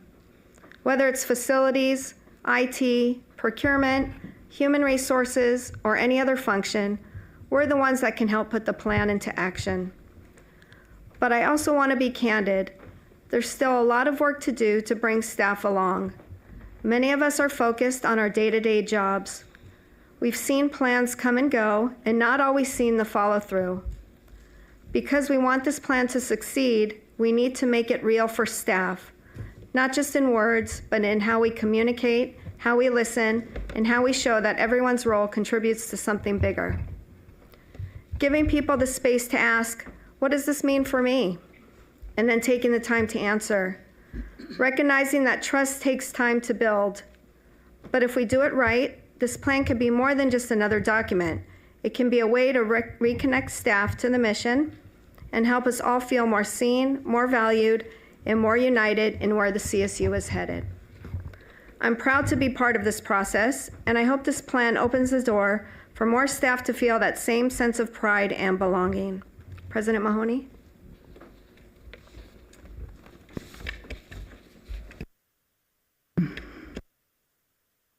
Thank you, Allison and Marla.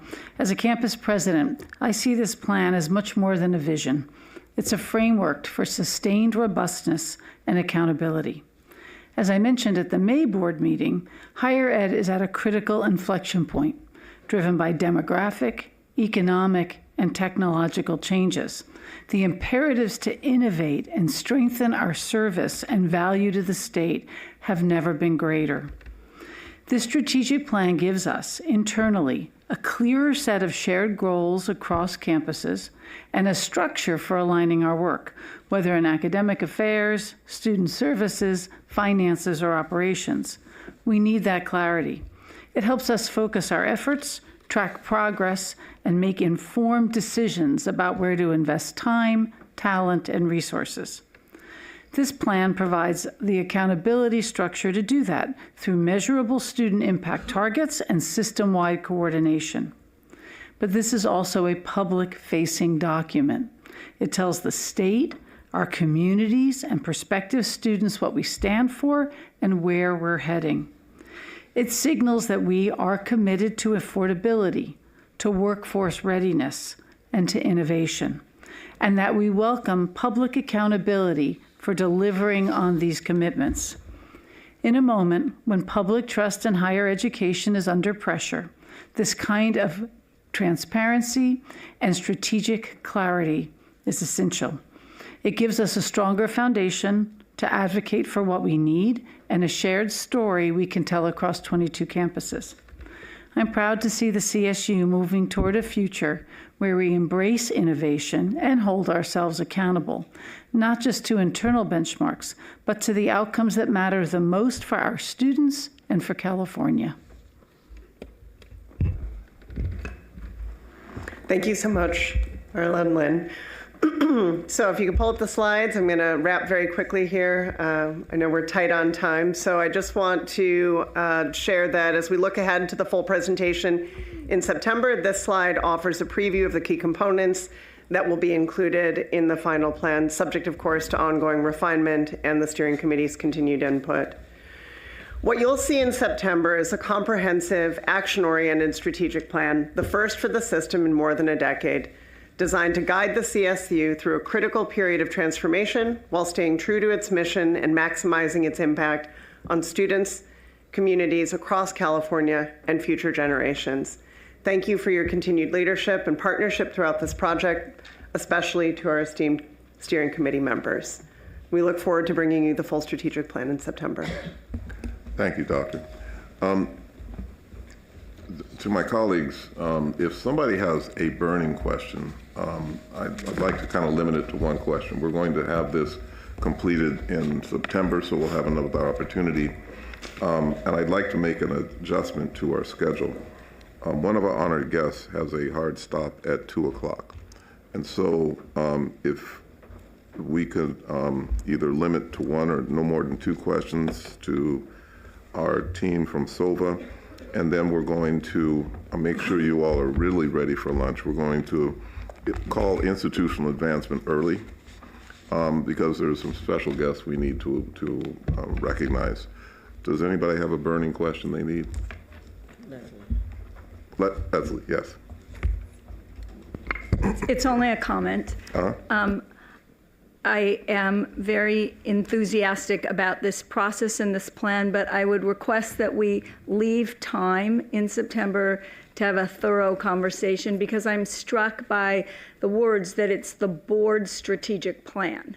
And so I want the board to really own it and have a good opportunity for thorough conversation in September for any final questions or comments. Yeah, I think that's right. The thing though is that we adopt the board. I mean, we adopt it as the board, but it's the system-wide plan. And so the chancellor, when she first started, was explaining that this was a vital part of her coming in and becoming the chancellor of this system.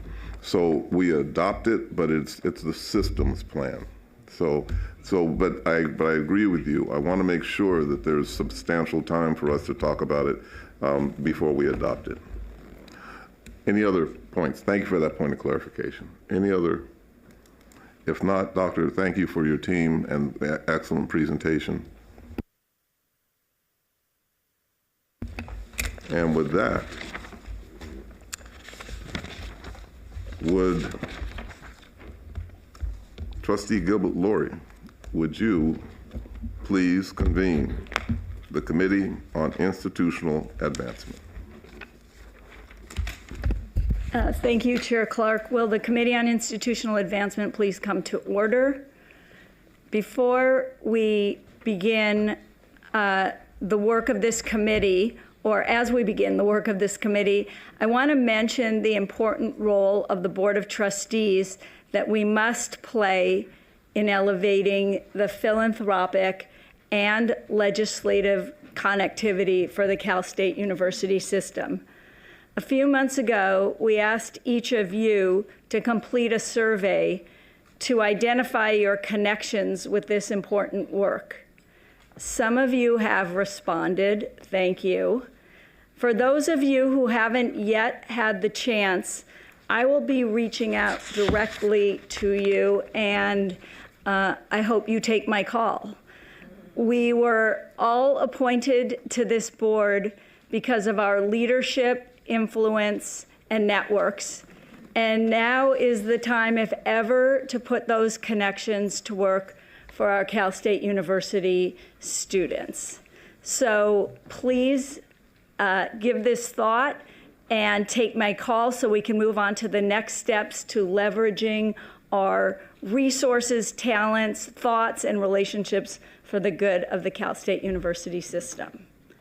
It's now time for the committee to consider today's consent agenda, which consists only of the minutes from the May 2025 meeting. Are there any objections to the approval of the minutes? Hearing none, the minutes are approved. The committee now has 2 items on today's discussion agenda. Item 2 is an academic naming request from the Cal State University Northridge seeking approval for the naming of the Andrew J. Anagnost College of Engineering and Computer Science. This action item will be presented by Greg Sachs, Vice Chancellor, External Relations and Communications, and Erica Beck, President of Cal State University Northridge. Please begin, Vice Chancellor Sachs. Thanks so much. Thank you so much. I really appreciate it. And thank you all so much, and thank you for the flexibility of the board and everyone else to make a few shifts. Well, I am thrilled that our first proposed naming recognized Dr. Andrew Anagnost, an esteemed alumnus of California State University Northridge, whose extraordinary $20 million gift will advance innovation, collaboration, and lifelong learning across CSUN's College of Engineering and Computer Science. This proposal meets the criteria and conditions specified in board policy for naming of CSU academic entities, including approval by the system-wide review panel and the campus faculty senate. This transformative gift will empower the college to invest in high-impact learning practices, strengthen student success initiatives, elevate academic excellence through faculty support, and advance key priorities that are absolutely essential to teaching and learning. I now turn the presentation over to President Beck to share more about the impact of this incredible gift.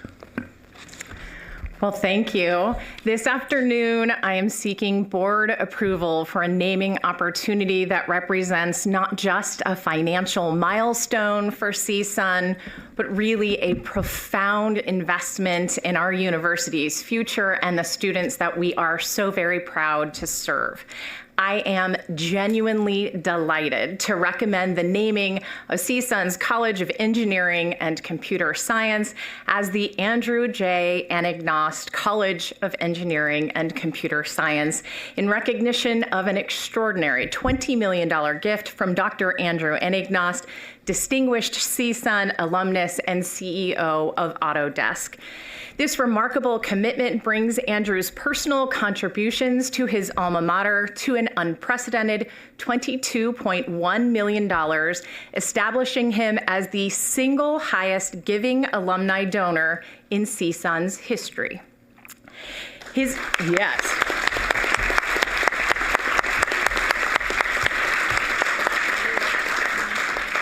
His extraordinarily generous gift will reshape our College of Engineering and Computer Science for generations to come, creating boundless opportunities for students to discover their potential and thrive beyond our doors. Andrew's journey from CSUN to the C-suite exemplifies the transformative power of higher education. His authenticity, humility, and passion about his journey and the role that our university played in it is genuinely inspiring. Through engaging with our students as a judge for our Senior Design Project Showcase, expanding opportunities for faculty development, facilitating internships with Autodesk for CSUN students, and establishing a scholarship honoring his late mother, Andrew shows us a living example of how technical expertise, business acumen, and personal compassion can converge to address our world's most pressing challenges.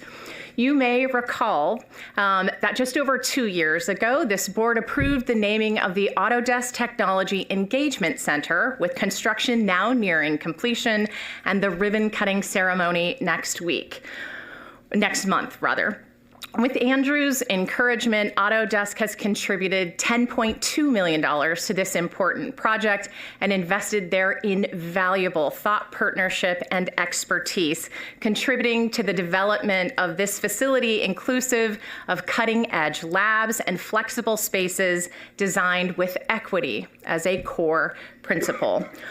While Autodesk's corporate support is significant, today we are recognizing Andrew's personal philanthropy, a gift that reflects his unwavering commitment to ensuring that future generations have access to world-class engineering and computer science education. One need only spend a short amount of time with Andrew and our students together to see his unwavering, and I do mean unwavering, belief in their potential and his profound commitment to their collective futures. Your approval today affirms Andrew's belief that investing in education transforms our most complex challenges into tomorrow's breakthroughs by empowering the next generation of engineers and computer scientists who will lead our collective future. I respectfully request your approval for naming our College of Engineering and Computer Science in honor of Dr. Andrew Anagnost, whose extraordinary personal generosity embodies the principles that guide his life and his leadership, rooted in his vision of boundless possibility for human ingenuity. His philanthropic commitment not only benefits hundreds of thousands of students, but illuminates a legacy of leadership, creating a brighter and more equitable future for generations to come. Thank you, President Beck.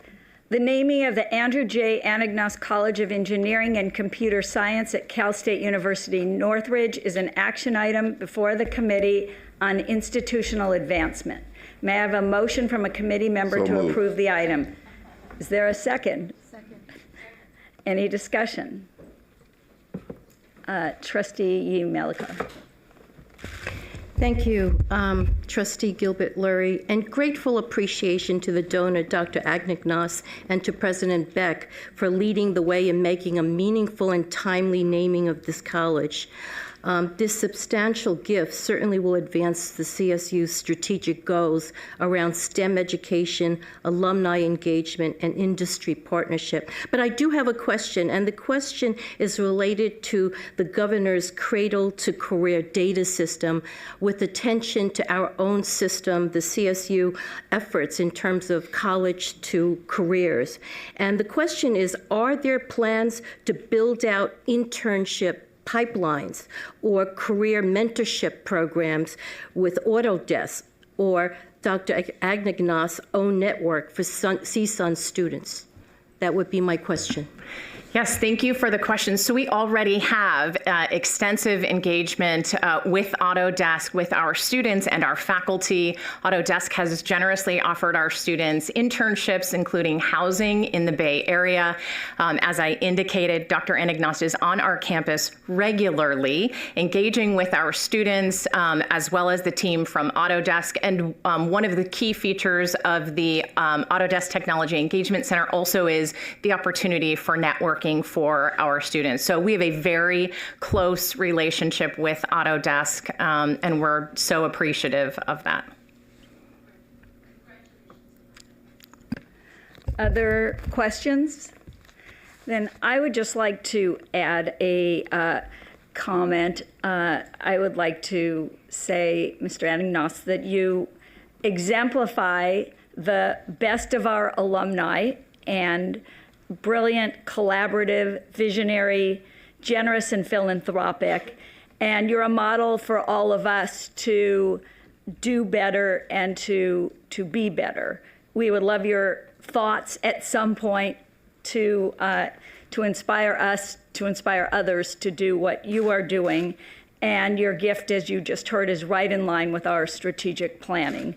So we're deeply appreciative. I have to add one comment that I hope part of this gift and part of your thinking could help us think about bringing women into engineering education and to help us attract more women engineer students. But deeply appreciative. And if there are no further questions or comments, then there's been a motion and a second to approve the item.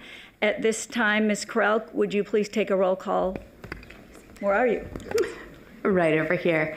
Trustee Gilbert-Lurie. Yes. Trustee Guajardo. Yes. Trustee Brar. Trustee Furstenberg. Yes. Trustee Rodriguez. Yes. Trustee Malakar. Yes. Chair Clark. Yes. Chancellor Garcia. Yes. The motion passes. Yes. Yes. The motion passes. President Beck, will you please escort Dr. Agnew-Noss to the podium where he will be joined by Chair Clark and Chancellor Garcia?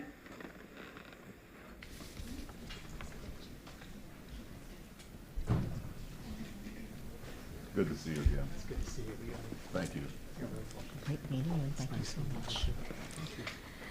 Thank you, Trustee Gilbert-Lurie. It is my great honor and a true pleasure to recognize Dr. Andrew J. Agnew-Noss, who throughout his distinguished career and despite the demands of his role as President and Chief Executive Officer of Autodesk, has always made a priority of generously sharing his extraordinary success with his alma mater, California State University, Northridge. Through his long and deeply held connection with CSUN, he has engaged personally with students in design competitions. He has provided numerous and innovative opportunities for faculty development, and he has funded scholarships to empower students from all walks of life to thrive, regardless of their means or circumstances. Through his leadership, he has guided Autodesk to invest more than $10.2 million in philanthropy at CSUN to support the Autodesk Technology Engagement Center, as well as the Global HSI Equity Innovation Hub, which is inspiring and supporting synergy among Hispanic-serving institutions across the CSU and the entire country. And perhaps more impressive, Dr. Anagnos' personal cumulative gifts of $22.1 million represents the largest alumni contribution in CSUN's history. Dr. Anagnos, in my letter to CSU graduates each year during commencement season, I encourage them to stay connected and to give back to the universities that supported their success. Through your visionary generosity, compassionate heart, and unwavering belief in CSUN students, you have wonderfully embodied this ideal and created a powerful example for countless CSU alum to follow. You're a role model. Please accept my heartfelt thanks for your investment in CSUN, in our students, and in the power of public higher education. Would you please share a few words with us? And thank you. Thank you.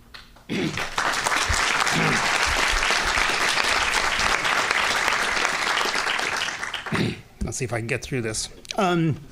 Trustees, presidents, and members of the Chancellor's Council, it really is an honor to come and speak to you again about my passion for the mission of the CSU system. I get to do it face-to-face this time.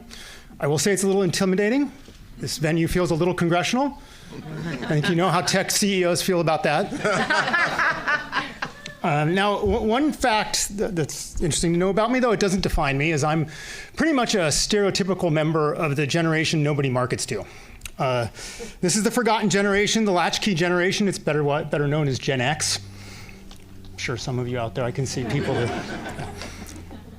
But since I'm at the cusp, I liked a lot of movies that transfix baby boomers. And one of my favorites is Saving Private Ryan.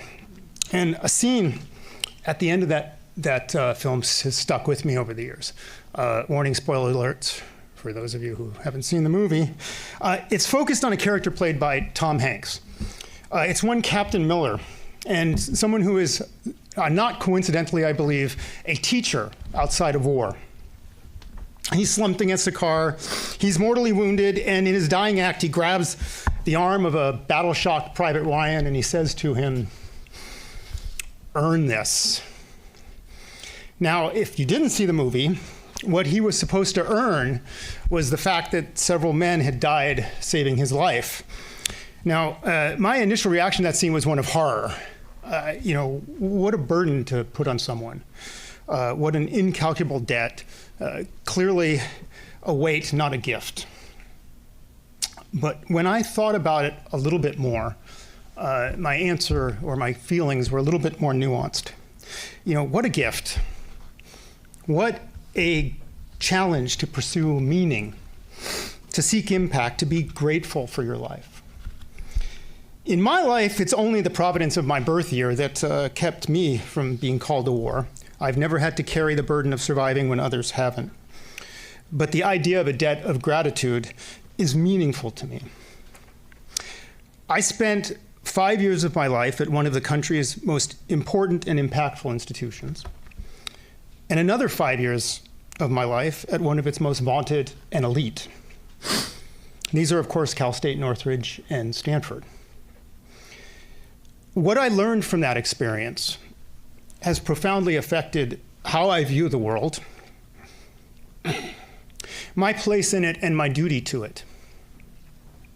What I learned is that while ambition and expectation are the hallmarks of our loftiest institutions, these institutions do not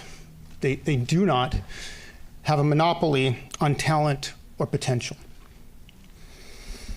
I learned that even good people fail to be grateful for what they have because they miss how wealth, parents, network, timing, and the oh-so-fickle preferences of the zeitgeist influenced what doors were open to them and which doors were closed. I certainly learned that hard work matters. It's necessary to succeed. But I also learned that it's seldom sufficient. I learned that broad access to a quality education can nurture ambition and create expectations. That gratitude and grit can change your life and the lives of others. Excuse me. The last time I was in front of you, I spoke in depth about the journey that led me to CSUN as a young man. I won't repeat that story again, but I will summarize it this way. I would not be the person I am today. I would not have the purpose, the meaning, the opportunity for impact, and the gratitude I feel if not for CSUN and the mission of the CSU system. I know my personal efforts were a significant part of my success. I know that I made the decision to put myself back together. I know that I worked hard and I sacrificed more than many people I know.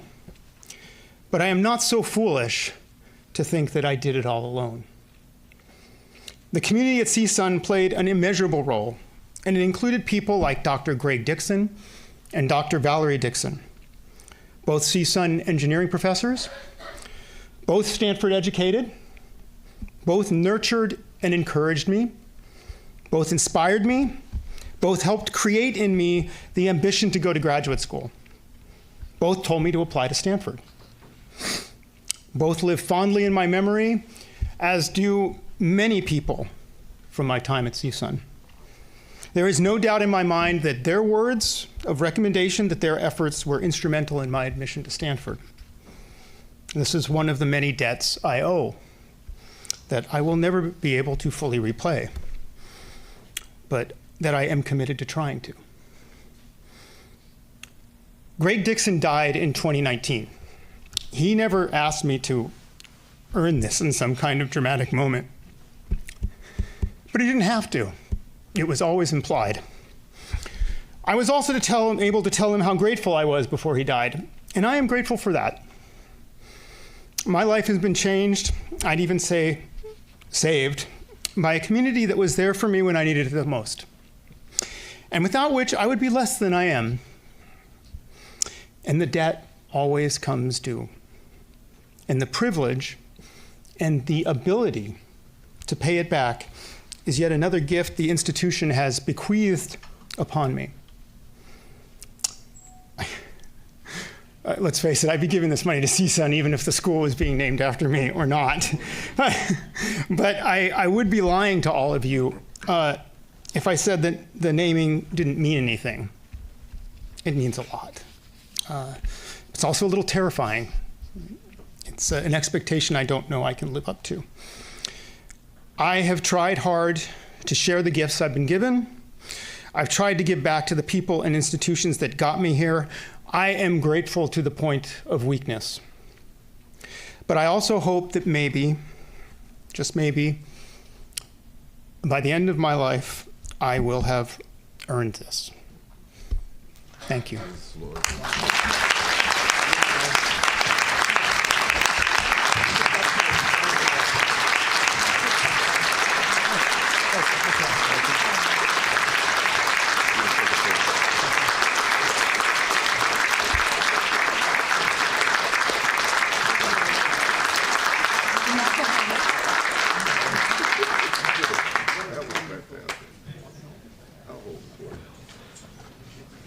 You want me on this side?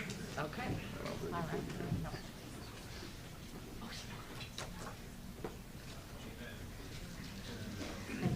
Thank you. Thank you. God bless. Thank you.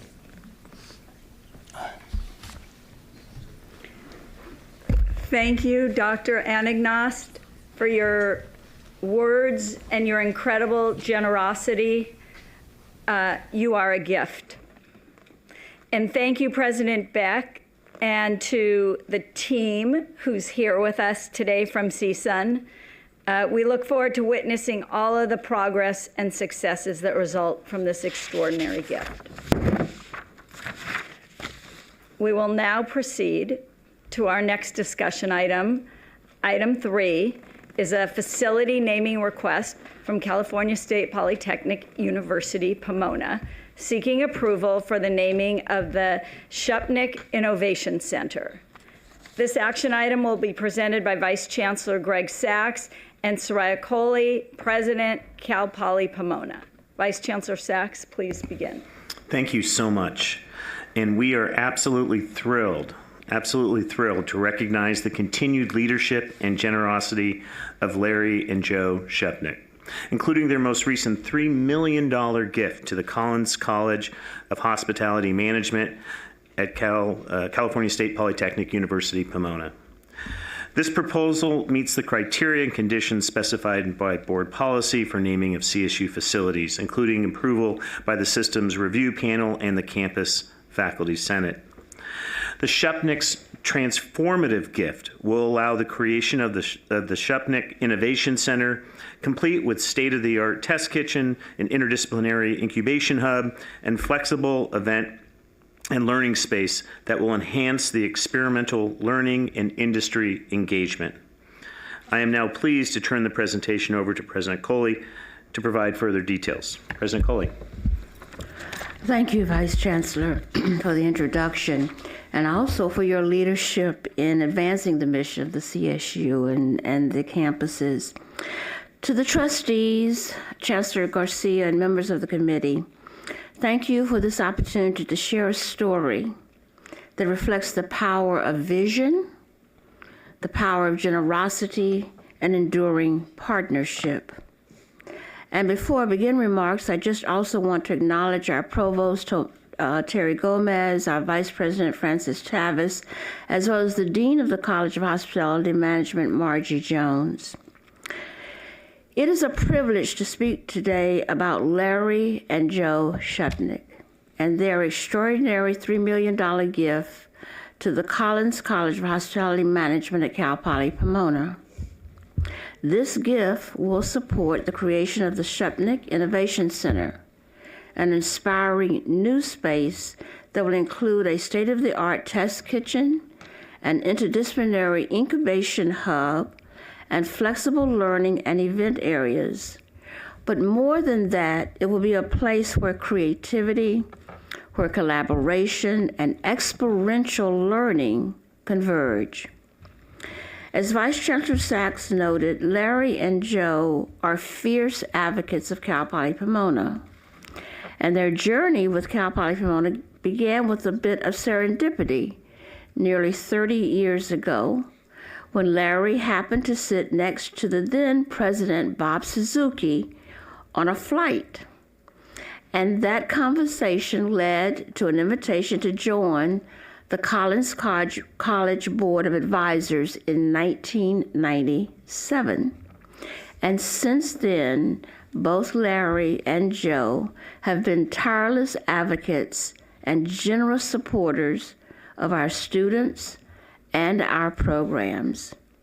Together, Larry and Joe have helped shape the college future by supporting the Marriott Learning Center, strengthening our restaurant at Kellogg Ranch, and mentoring the next generation of hospitality leaders. Their belief in our mission is both personal and powerful, and their gift is more than a donation. It is part of a legacy.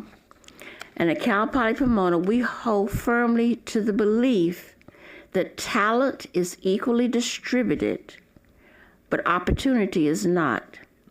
And it is through the generosity of individuals like Larry and Joe Shupnick that we're able to create the kind of opportunities that change lives and lift communities. So to Larry and Joe, thank you for continuing to believe in us. Thank you for investing in our students. And thank you for your unwavering commitment to excellence, innovation, and the future of hospitality education. Vice Chancellor.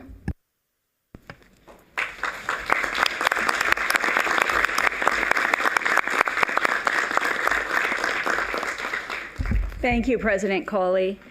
The naming of the Shupnick Innovation Center at California State Polytechnic University, Pomona is an action item before the Committee on Institutional Advancement. May I have a motion from a committee member to approve the item? Second. I tried to say it really quickly so I could finish before the, okay, there's a second motion, there's a approval second. Any discussion? Well, I would just like to give a thank you to the Shupnicks. It is such an honor to hear about this donation, and again, to say that you just embody the best of our university alumni, and so inspiring to know that you are shaping the future of Cal Poly Pomona. I have to say, I know many young people who would see this Innovation Center as such a gem at a university, and I can't help with my television hat on to think that there is some sort of TV hit to be filmed there also. So I see all kinds of possibilities in the future of this center. And of course, it starts with your generosity and donation. Thank you. Ms. Carell, would you please take a roll call vote? Trustee Gilbert-Lurie. Yes. Trustee Waharda. Yes. Trustee Brar. Yes. Trustee Furstenberg. Yes. Trustee Rodriguez. Yes. Trustee Melikar. Yes. Chair Clark. Yes. Chancellor Garcia. Yes. The motion passes. President Coley, will you please escort Mr. and Mrs. Shupnick to the podium, where they will be joined by Chair Clark and Chancellor Garcia?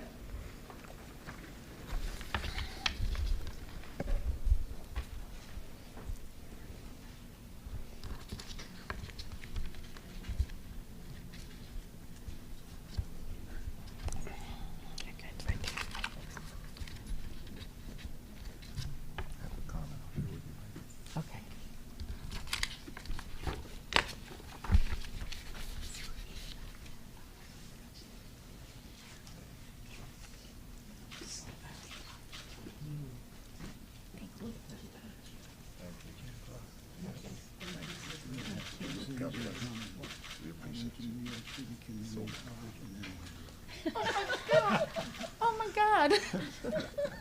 Okay, I'm going to say that in a couple of minutes.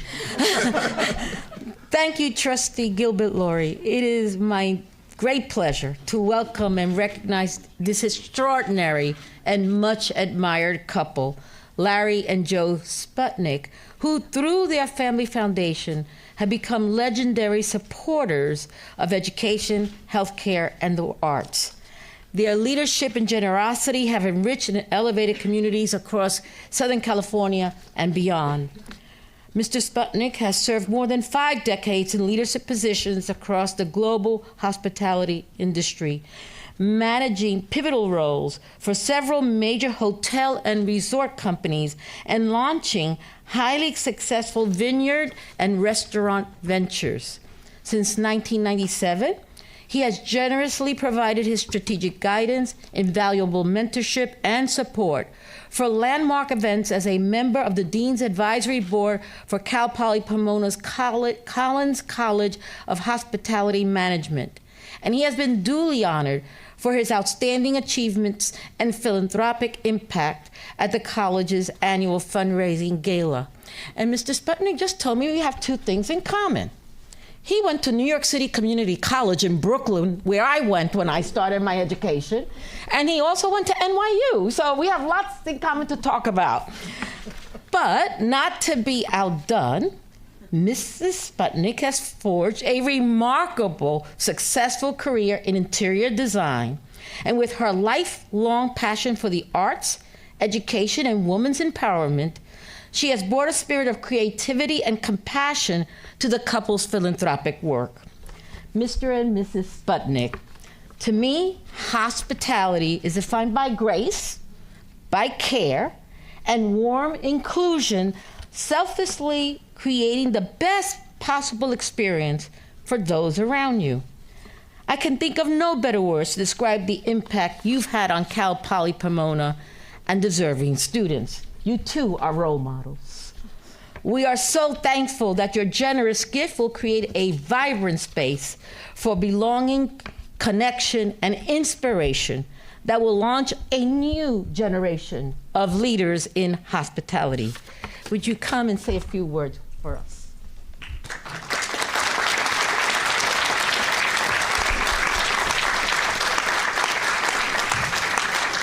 Chair Clark,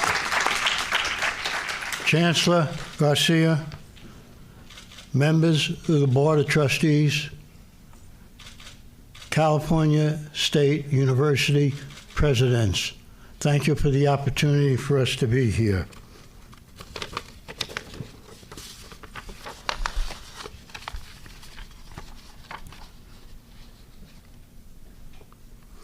For nearly 30 years, I've been a member of the Board of Advisors, and I have helped ensure the success of the Collins College and its graduates.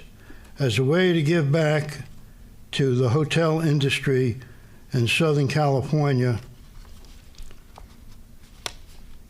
the hotel industry is a great industry. It's been very good to me. And we want to see others have the same chance and opportunity as I did in success in business.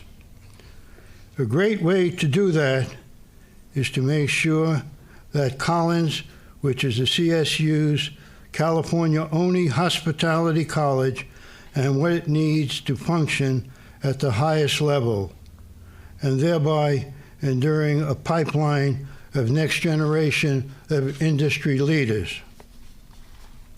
Joe and I are proud of the Collins College, and we wanted to make sure Collins continues to have the facilities it needs to not only function, but to continue to be competitive.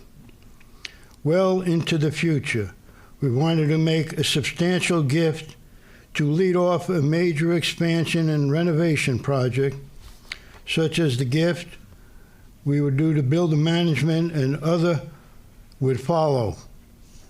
I understand that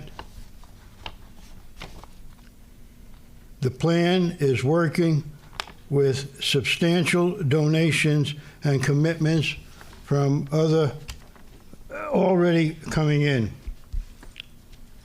The hospitality industry employs food scientists, accountants, engineers, architects, designers, finance, human resources, marketing professionals, along with the people who lead them in terms of incredible service provided that the hospitality industry provides to the public. Hospitality and tourism is a major economic driver. Alone, it is a $17.1 billion business in Southern California. And just imagine what the LA Olympics in 1928 will do for the industry.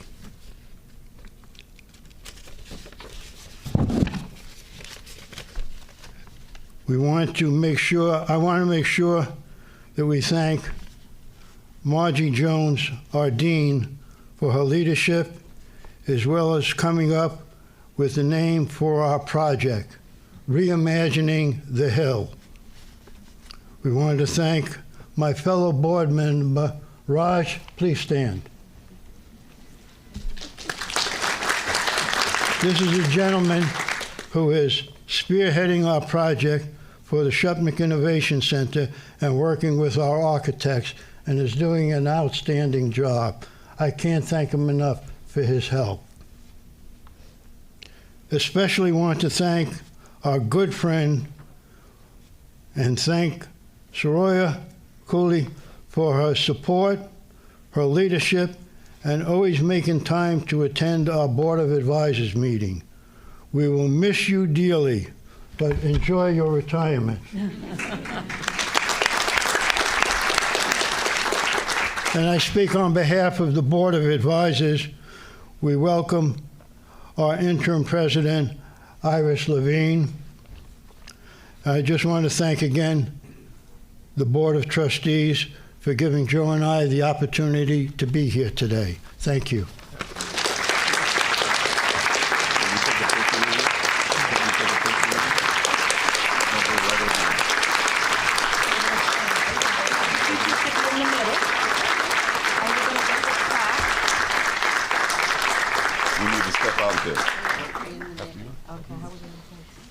I'm gonna go with it. This is good? Is there we gotta see everybody. Okay. You're behind me? I'm tall. Everybody here? Okay.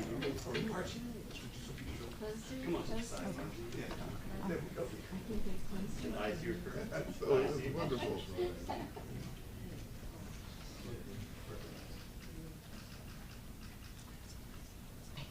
Did you meet the hospitality at NYC City? I used to go there all the time and have lunch.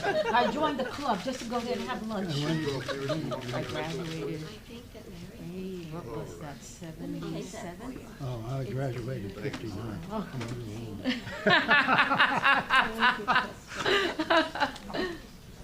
Just so I can.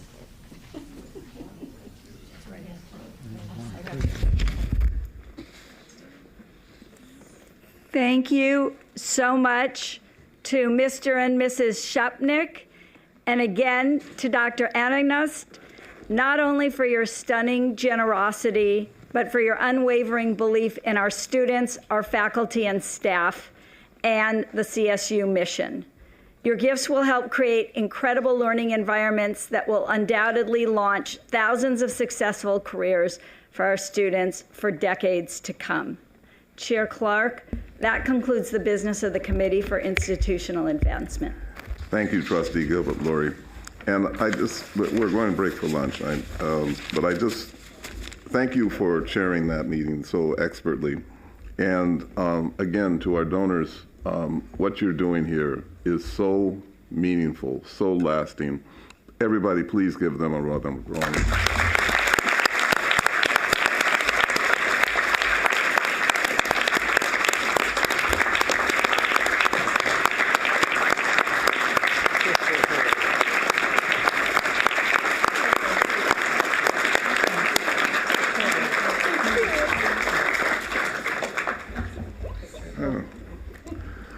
Okay, I imagine everybody is so ravenous for lunch. We were scheduled for an hour, but we're going to take 45 minutes because you're so hungry, you're going to eat quickly, and we're going to be back here right at 2:15, and we'll continue and finish with the business of the day. Thank you all. All that you will. We can't wait to see what you'll accomplish. Welcome to the live stream of the California State University Board of Trustees meeting. Please adjust your audio as needed. The CSU congratulates the class of 2025. An estimated 125,000 students graduated this spring from our universities. A CSU education offers life-changing opportunities to students of all ages and backgrounds. Each graduate is a success story, representing the best of what the CSU provides, a top-tier education and a promising path forward. Welcome to the live stream of the California State University Board of Trustees meeting. Please adjust your audio as needed. To help students achieve, the CSU provides financial aid and basic needs, including services for parent students, first-generation students, and veterans. A degree from the CSU is one of the most affordable in the country. More than half of our undergrads finish with no student loan debt. Welcome to the live stream of the California State University Board of Trustees meeting. Please adjust your audio as needed. Our campuses consistently rank highly in national indexes for best value, educational quality, social mobility, and diversity. Our newest graduates will join 4 million plus alumni, ready to power California's economy and fill critical areas such as teaching and nursing. Welcome to the live stream of the California State University Board of Trustees meeting. Please adjust your audio as needed. Commencement is the joyous culmination of an educational dream for students and all those who supported them. Congratulations, graduates, on all that you have achieved and all that you will. We can't wait to see what you'll accomplish.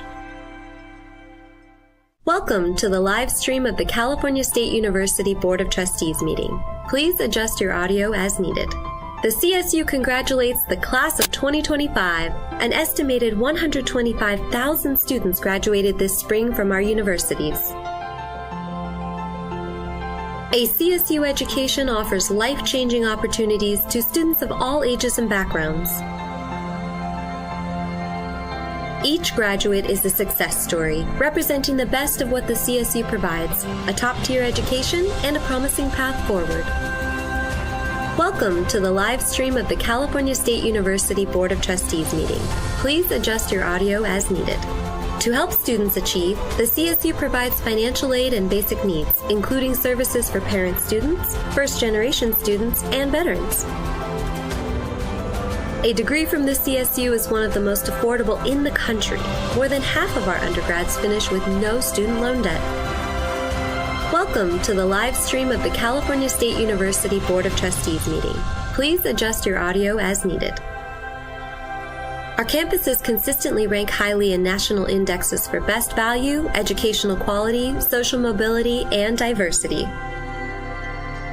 Our newest graduates will join 4 million plus alumni ready to power California's economy and fill critical areas such as teaching and nursing. Welcome to the live stream of the California State University Board of Trustees meeting. Please adjust your audio as needed. Commencement is the joyous culmination of an educational dream for students and all those who supported them. Congratulations, graduates, on all that you have achieved and all that you will. We can't wait to see what you'll accomplish. Welcome to the live stream of the California State University Board of Trustees meeting. Please adjust your audio as needed. The CSU congratulates the class of 2025. An estimated 125,000 students graduated this spring from our universities. A CSU education offers life-changing opportunities to students of all ages and backgrounds. Each graduate is a success story, representing the best of what the CSU provides, a top-tier education and a promising path forward. Welcome to the live stream of the California State University Board of Trustees meeting. Please adjust your audio as needed. To help students achieve, the CSU provides financial aid and basic needs, including services for parent students, first-generation students, and veterans. A degree from the CSU is one of the most affordable in the country. More than half of our undergrads finish with no student loan debt. Welcome to the live stream of the California State University Board of Trustees meeting. Please adjust your audio as needed. Our campuses consistently rank highly in national indexes for best value, educational quality, social mobility, and diversity. Our newest graduates will join 4 million plus alumni ready to power California's economy and fill critical areas such as teaching and nursing. Welcome to the live stream of the California State University Board of Trustees meeting. Please adjust your audio as needed. Commencement is the joyous culmination of an educational dream for students and all those who supported them. Congratulations, graduates, on all that you have achieved and all that you will. We can't wait to see what you'll accomplish. Welcome to the live stream of the California State University Board of Trustees meeting. Please adjust your audio as needed. The CSU congratulates the class of 2025. An estimated 125,000 students graduated this spring from our universities. A CSU education offers life-changing opportunities to students of all ages and backgrounds. Each graduate is a success story, representing the best of what the CSU provides, a top-tier education and a promising path forward. Welcome to the live stream of the California State University Board of Trustees meeting. Please adjust your audio as needed. To help students achieve, the CSU provides financial aid and basic needs, including services for parent students, first-generation students, and veterans. A degree from the CSU is one of the most affordable in the country. More than half of our undergrads finish with no student loan debt. Welcome to the live stream of the California State University Board of Trustees meeting. Please adjust your audio as needed. Our campuses consistently rank highly in national indexes for best value, educational quality, social mobility, and diversity. Our newest graduates will join 4 million plus alumni ready to power California's economy and fill critical areas such as teaching and nursing. Welcome to the live stream of the California State University Board of Trustees meeting. Please adjust your audio as needed. Commencement is the joyous culmination of an educational dream for students and all those who supported them. Congratulations, graduates, on all that you have achieved and all that you will. We can't wait to see what you'll accomplish. Welcome to the live stream of the California State University Board of Trustees meeting. Please adjust your audio as needed. The CSU congratulates the class of 2025. An estimated 125,000 students graduated this spring from our universities.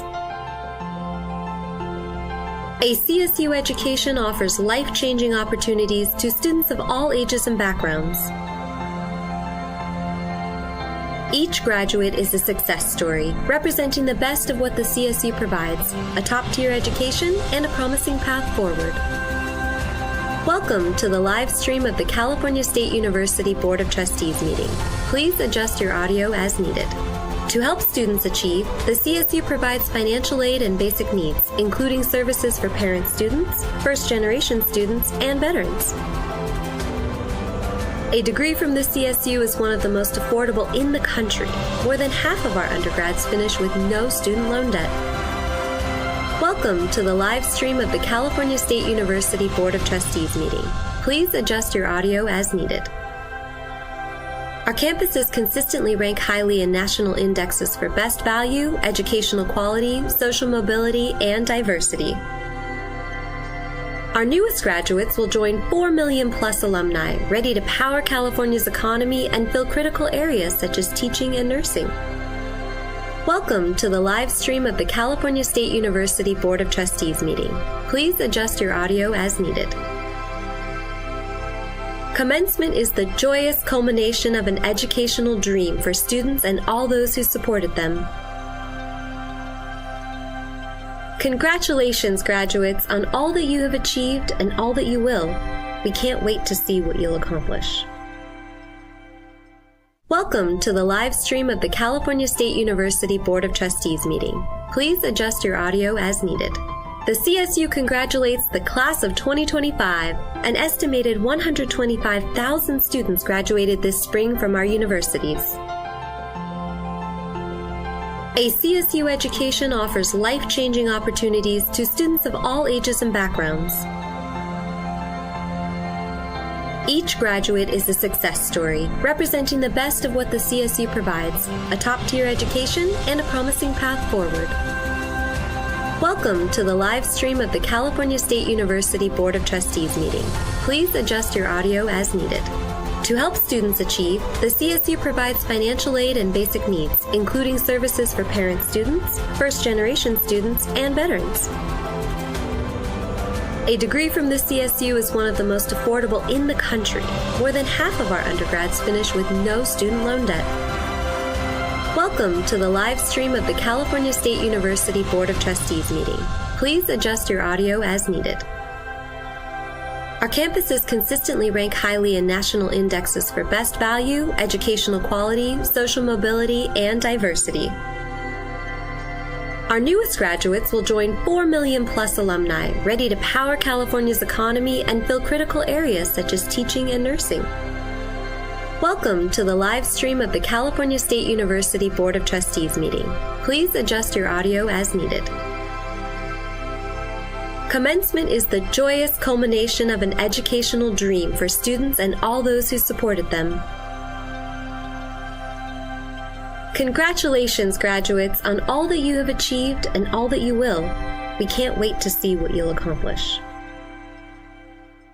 Welcome to the live stream of the California State University Board of Trustees meeting. Please adjust your audio as needed.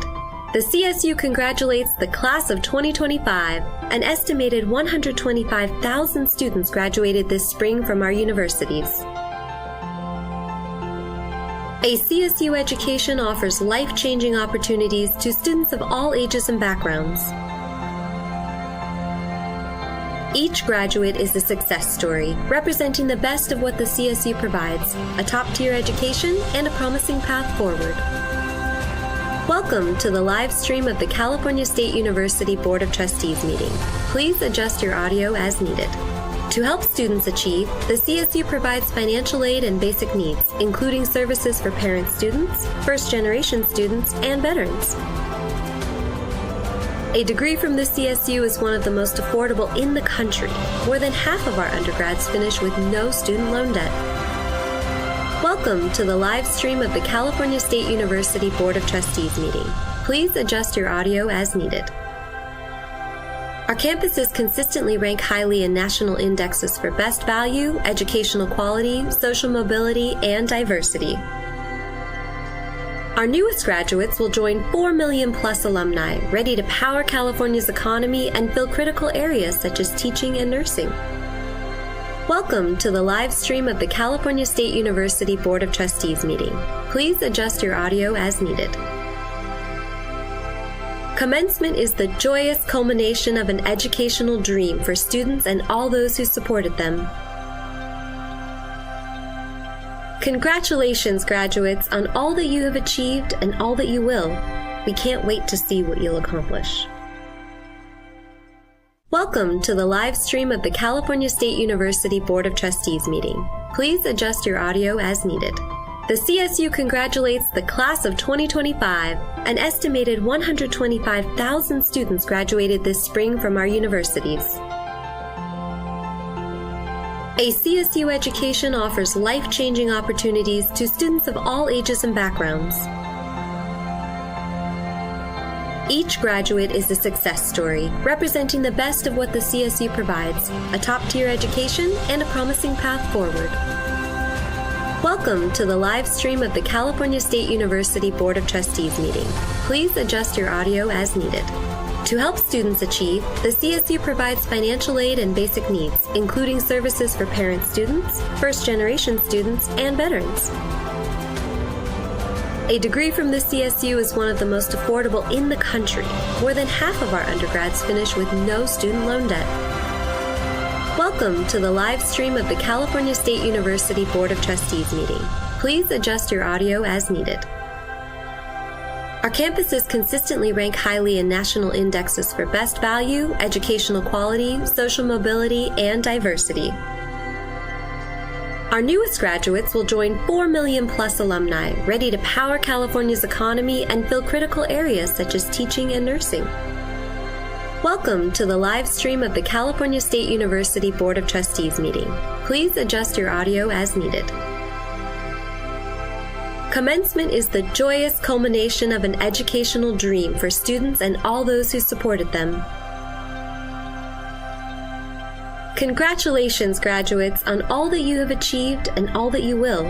We can't wait to see what you'll accomplish. Welcome to the live stream of the California State University Board of Trustees meeting. Please adjust your audio as needed. The CSU congratulates the class of 2025. An estimated 125,000 students graduated this spring from our universities. A CSU education offers life-changing opportunities to students of all ages and backgrounds. Each graduate is a success story, representing the best of what the CSU provides, a top-tier education and a promising path forward.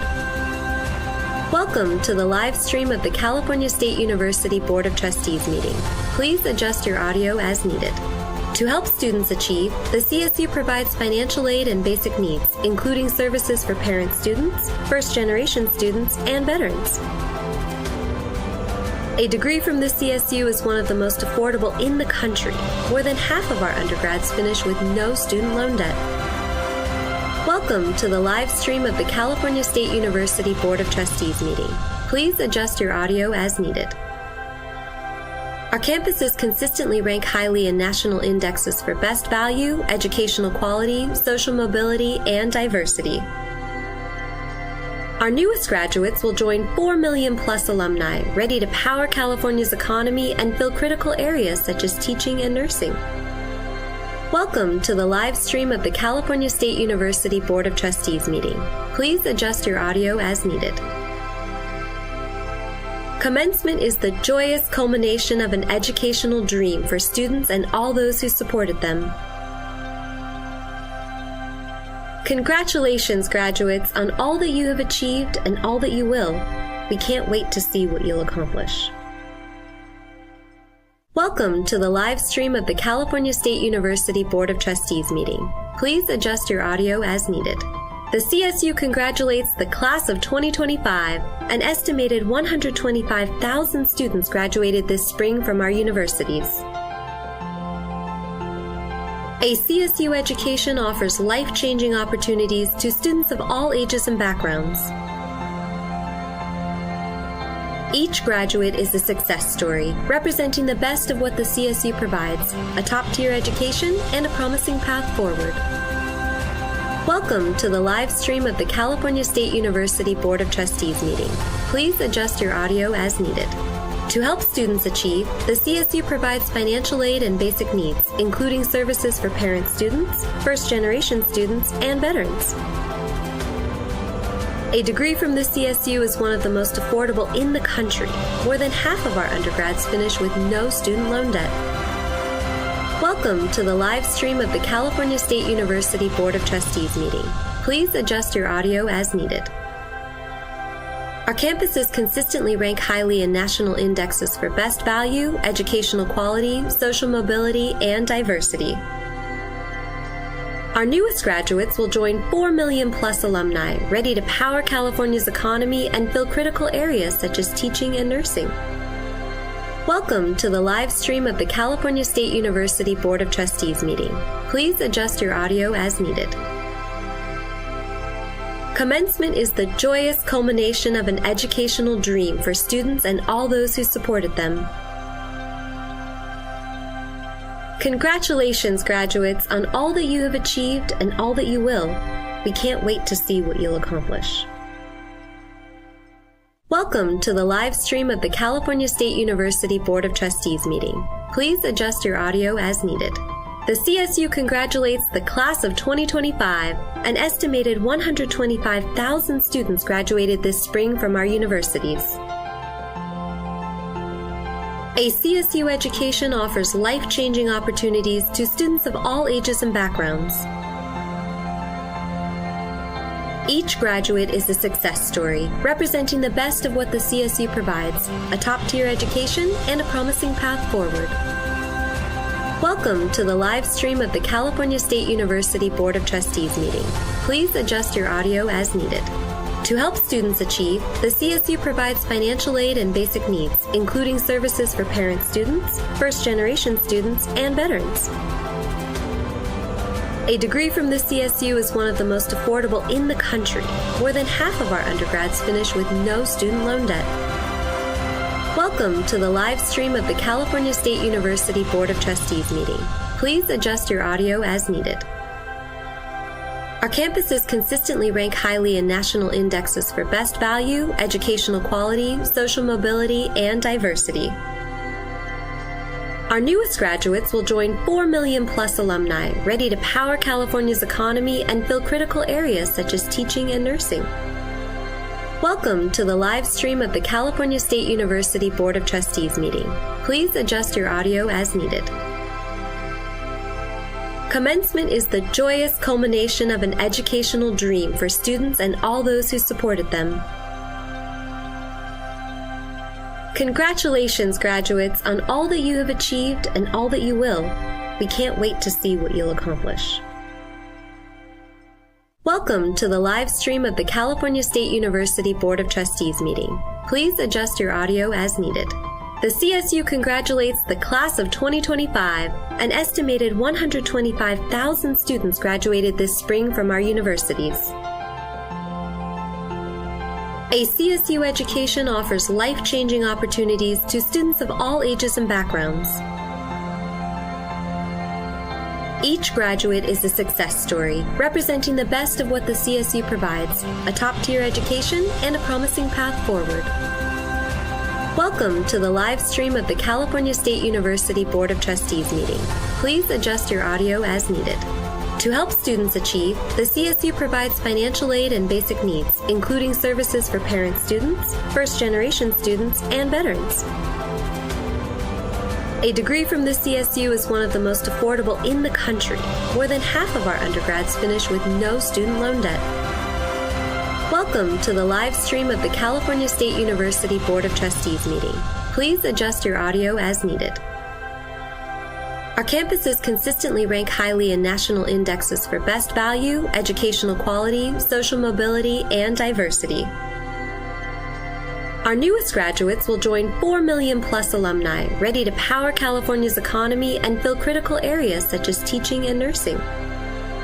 Welcome to the live stream of the California State University Board of Trustees meeting. Please adjust your audio as needed. Commencement is the joyous culmination of an educational dream for students and all those who supported them.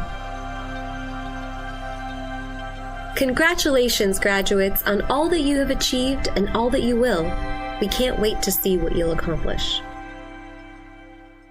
Welcome to the live stream of the California State University Board of Trustees meeting. Please adjust your audio as needed. The CSU congratulates the class of 2025. An estimated 125,000 students graduated this spring from our universities.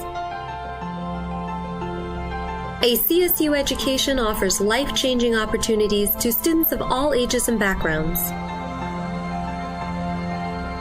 Each graduate is a success story, representing the best of what the CSU provides, a top-tier education and a promising path forward. Welcome to the live stream of the California State University Board of Trustees meeting. Please adjust your audio as needed. To help students achieve, the CSU provides financial aid and basic needs, including services for parent students, first-generation students, and veterans.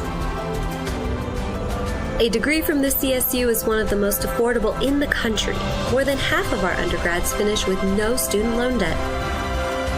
Welcome to the live stream of the California State University Board of Trustees meeting. Please adjust your audio as needed. Our campuses consistently rank highly in national indexes for best value, educational quality, social mobility, and diversity. Our newest graduates will join 4 million plus alumni ready to power California's economy and fill critical areas such as teaching and nursing. Welcome to the live stream of the California State University Board of Trustees meeting. Please adjust your audio as needed. Commencement is the joyous culmination of an educational dream for students and all those who supported them. Congratulations, graduates, on all that you have achieved and all that you will. We can't wait to see what you'll accomplish. Welcome to the live stream of the California State University Board of Trustees meeting. Please adjust your audio as needed. The CSU congratulates the class of 2025. An estimated 125,000 students graduated this spring from our universities. A CSU education offers life-changing opportunities to students of all ages and backgrounds. Each graduate is a success story, representing the best of what the CSU provides, a top-tier education and a promising path forward. Welcome to the live stream of the California State University Board of Trustees meeting. Please adjust your audio as needed. To help students achieve, the CSU provides financial aid and basic needs, including services for parent students, first-generation students, and veterans. A degree from the CSU is one of the most affordable in the country. More than half of our undergrads finish with no student loan debt. Welcome to the live stream of the California State University Board of Trustees meeting. Please adjust your audio as needed. Our campuses consistently rank highly in national indexes for best value, educational quality, social mobility, and diversity. Our newest graduates will join 4 million plus alumni ready to power California's economy and fill critical areas such as teaching and nursing. Welcome to the live stream of the California State University Board of Trustees meeting. Please adjust your audio as needed. Commencement is the joyous culmination of an educational dream for students and all those who supported them. Congratulations, graduates, on all that you have achieved and all that you will. We can't wait to see what you'll accomplish. Welcome to the live stream of the California State University Board of Trustees meeting. Please adjust your audio as needed. The CSU congratulates the class of 2025. An estimated 125,000 students graduated this spring from our universities. A CSU education offers life-changing opportunities to students of all ages and backgrounds. Each graduate is a success story, representing the best of what the CSU provides, a top-tier education and a promising path forward. Welcome to the live stream of the California State University Board of Trustees meeting. Please adjust your audio as needed. To help students achieve, the CSU provides financial aid and basic needs, including services for parent students, first-generation students, and veterans. A degree from the CSU is one of the most affordable in the country. More than half of our undergrads finish with no student loan debt. Welcome to the live stream of the California State University Board of Trustees meeting. Please adjust your audio as needed. Our campuses consistently rank highly in national indexes for best value, educational quality, social mobility, and diversity. Our newest graduates will join 4 million plus alumni, ready to power California's economy and fill critical areas such as teaching and nursing. Welcome to the live stream of the California State University Board of Trustees meeting. Please adjust your audio as needed. Commencement is the joyous culmination of an educational dream for students and all those who supported them. Congratulations, graduates, on all that you have achieved and all that you will. We can't wait to see what you'll accomplish. Welcome to the live stream of the California State University Board of Trustees meeting. Please adjust your audio as needed. The CSU congratulates the class of 2025. An estimated 125,000 students graduated this spring from our universities. A CSU education offers life-changing opportunities to students of all ages and backgrounds. Each graduate is a success story, representing the best of what the CSU provides, a top-tier education and a promising path forward. Welcome to the live stream of the California State University Board of Trustees meeting. Please adjust your audio as needed. To help students achieve, the CSU provides financial aid and basic needs, including services for parent students, first-generation students, and veterans.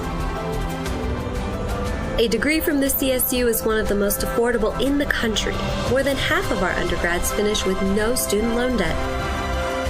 Welcome to the live stream of the California State University Board of Trustees meeting. Please adjust your audio as needed.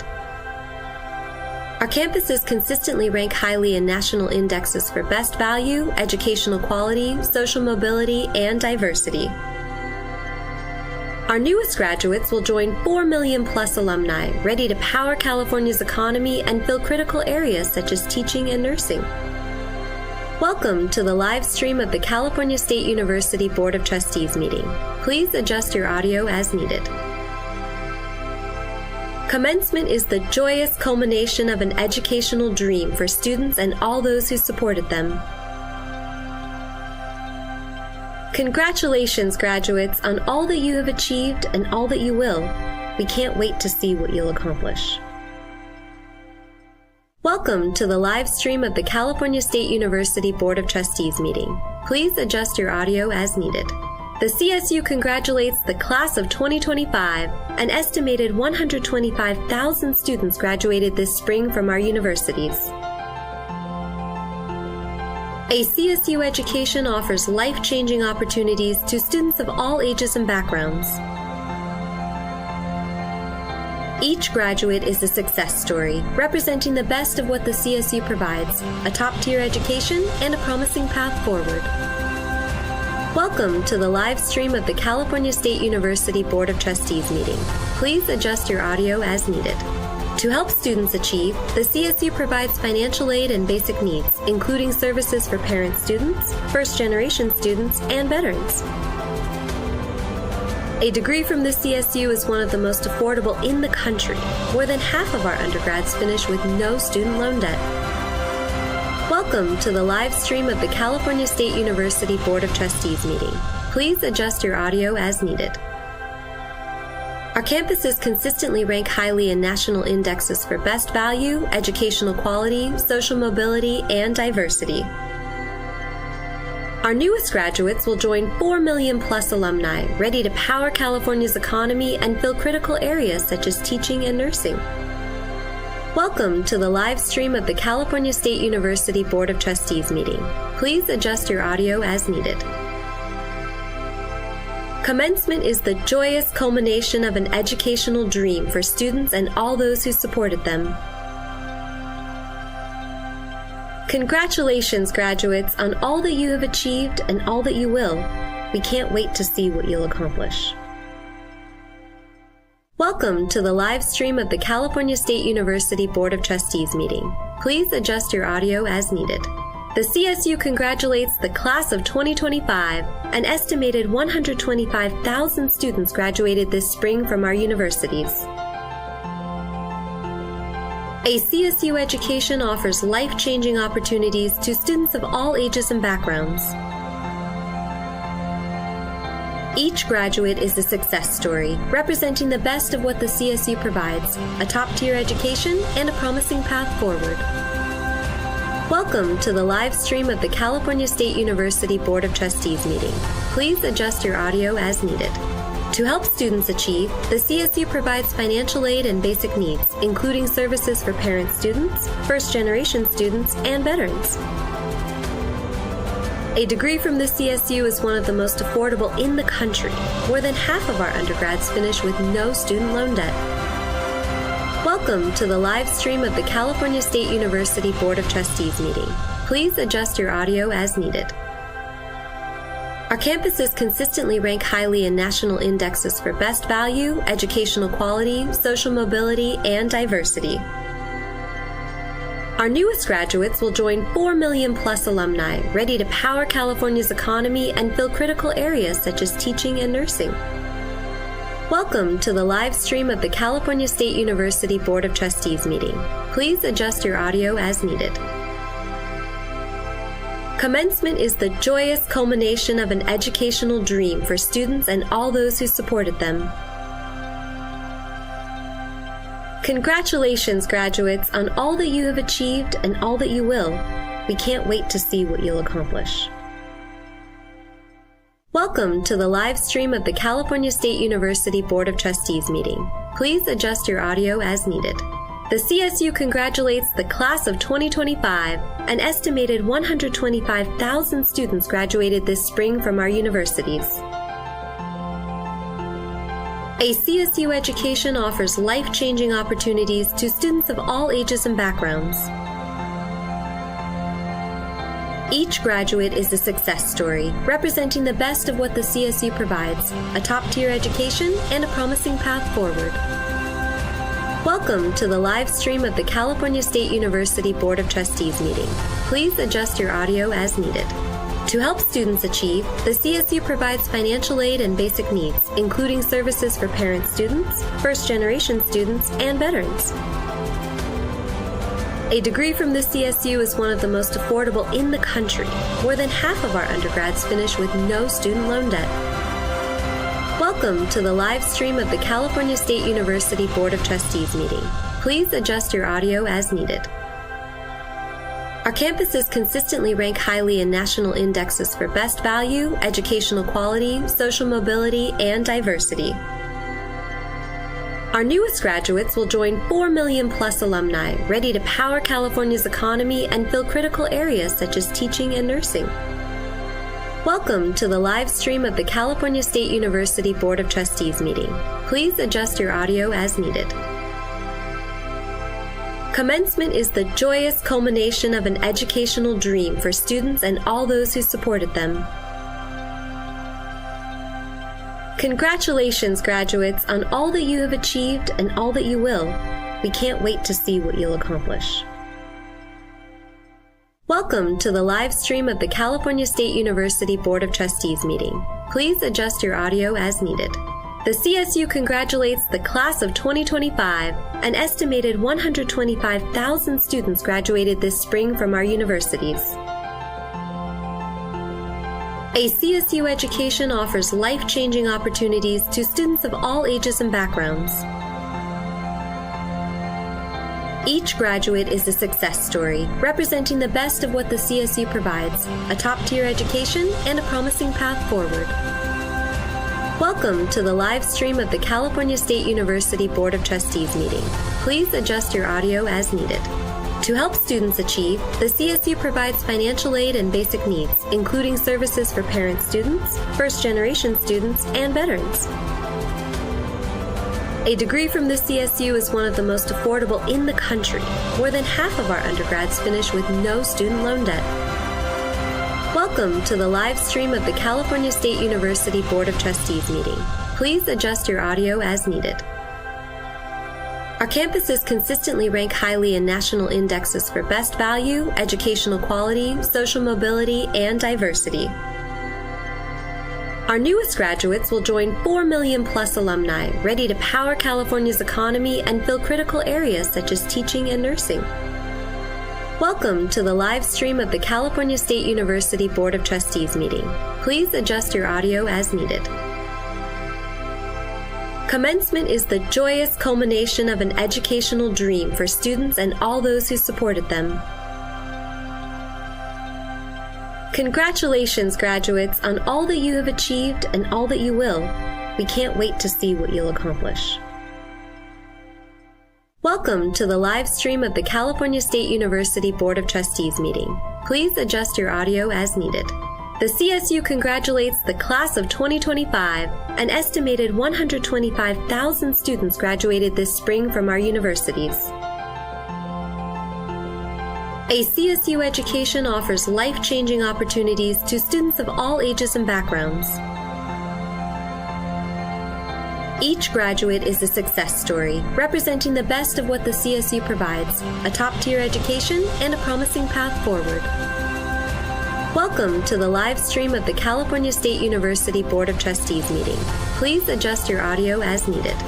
To help students achieve, the CSU provides financial aid and basic needs, including services for parent students, first-generation students, and veterans. A degree from the CSU is one of the most affordable in the country. More than half of our undergrads finish with no student loan debt. Welcome to the live stream of the California State University Board of Trustees meeting. Please adjust your audio as needed. Our campuses consistently rank highly in national indexes for best value, educational quality, social mobility, and diversity. Our newest graduates will join 4 million plus alumni, ready to power California's economy and fill critical areas such as teaching and nursing. Welcome to the live stream of the California State University Board of Trustees meeting. Please adjust your audio as needed. Commencement is the joyous culmination of an educational dream for students and all those who supported them. Congratulations, graduates, on all that you have achieved and all that you will. We can't wait to see what you'll accomplish. Welcome to the live stream of the California State University Board of Trustees meeting. Please adjust your audio as needed. The CSU congratulates the class of 2025. An estimated 125,000 students graduated this spring from our universities. A CSU education offers life-changing opportunities to students of all ages and backgrounds. Each graduate is a success story, representing the best of what the CSU provides, a top-tier education and a promising path forward. Welcome to the live stream of the California State University Board of Trustees meeting. Please adjust your audio as needed. To help students achieve, the CSU provides financial aid and basic needs, including services for parent students, first-generation students, and veterans. A degree from the CSU is one of the most affordable in the country. More than half of our undergrads finish with no student loan debt. Welcome to the live stream of the California State University Board of Trustees meeting. Please adjust your audio as needed. Our campuses consistently rank highly in national indexes for best value, educational quality, social mobility, and diversity. Our newest graduates will join 4 million plus alumni ready to power California's economy and fill critical areas such as teaching and nursing. Welcome to the live stream of the California State University Board of Trustees meeting. Please adjust your audio as needed. Commencement is the joyous culmination of an educational dream for students and all those who supported them. Congratulations, graduates, on all that you have achieved and all that you will. We can't wait to see what you'll accomplish. Welcome to the live stream of the California State University Board of Trustees meeting. Please adjust your audio as needed. The CSU congratulates the class of 2025. An estimated 125,000 students graduated this spring from our universities. A CSU education offers life-changing opportunities to students of all ages and backgrounds. Each graduate is a success story, representing the best of what the CSU provides, a top-tier education and a promising path forward. Welcome to the live stream of the California State University Board of Trustees meeting. Please adjust your audio as needed. To help students achieve, the CSU provides financial aid and basic needs, including services for parent students, first-generation students, and veterans. A degree from the CSU is one of the most affordable in the country. More than half of our undergrads finish with no student loan debt. Welcome to the live stream of the California State University Board of Trustees meeting. Please adjust your audio as needed. Our campuses consistently rank highly in national indexes for best value, educational quality, social mobility, and diversity. Our newest graduates will join 4 million plus alumni ready to power California's economy and fill critical areas such as teaching and nursing. Welcome to the live stream of the California State University Board of Trustees meeting.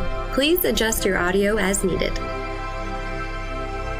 Commencement is the joyous culmination of an educational dream for students and all those who supported them.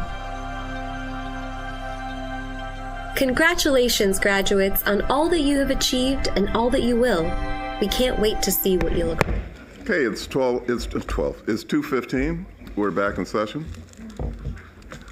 Trustee Rodriguez, will you please convene the Committee on Audit? Thank you, Chair Clark. Will the Committee on Audit please come to order? Before I begin, I want to take a moment to highlight the vital role of the Division of Audit and Advisory Services plays in supporting the mission and operational integrity of the California State University system. And I just want to thank Vlad and his team so much for all of the work that you do. And I know that as we reviewed our materials, we saw that the division conducts over 50 assurance audits across the system. And these are not just numbers, they're engagement yields with valuable insights. On average, these audits generate more than 250 actionable recommendations annually. And these recommendations serve to strengthen internal controls, enhance operational efficiency, and most importantly, provide assurance to the Board of Trustees and executive management that key risks have been identified and addressed appropriately. And for that, we have a lot of gratitude to you, Vlad, and to your team for all that you do. And know that it also takes our universities to take these recommendations seriously. And we know that our CSU presidents and chancellor set the tone at the top by ensuring their teams implement the audit recommendations that are given in a timely and effective manner. That leadership is essential and it's deeply appreciated. So the audit and advisory services, they provide independent, objective insights that directly support strong governance, accountability, and stewardship across the CSU. And again, so much gratitude because we know that sometimes it's not just what we see on paper, it's all the additional things that you do to make sure that T's are crossed and that I's are dotted. So really appreciate that, and to our institutions for ensuring that all those recommendations are implemented. So it is now time for the committee to consider today's consent agenda.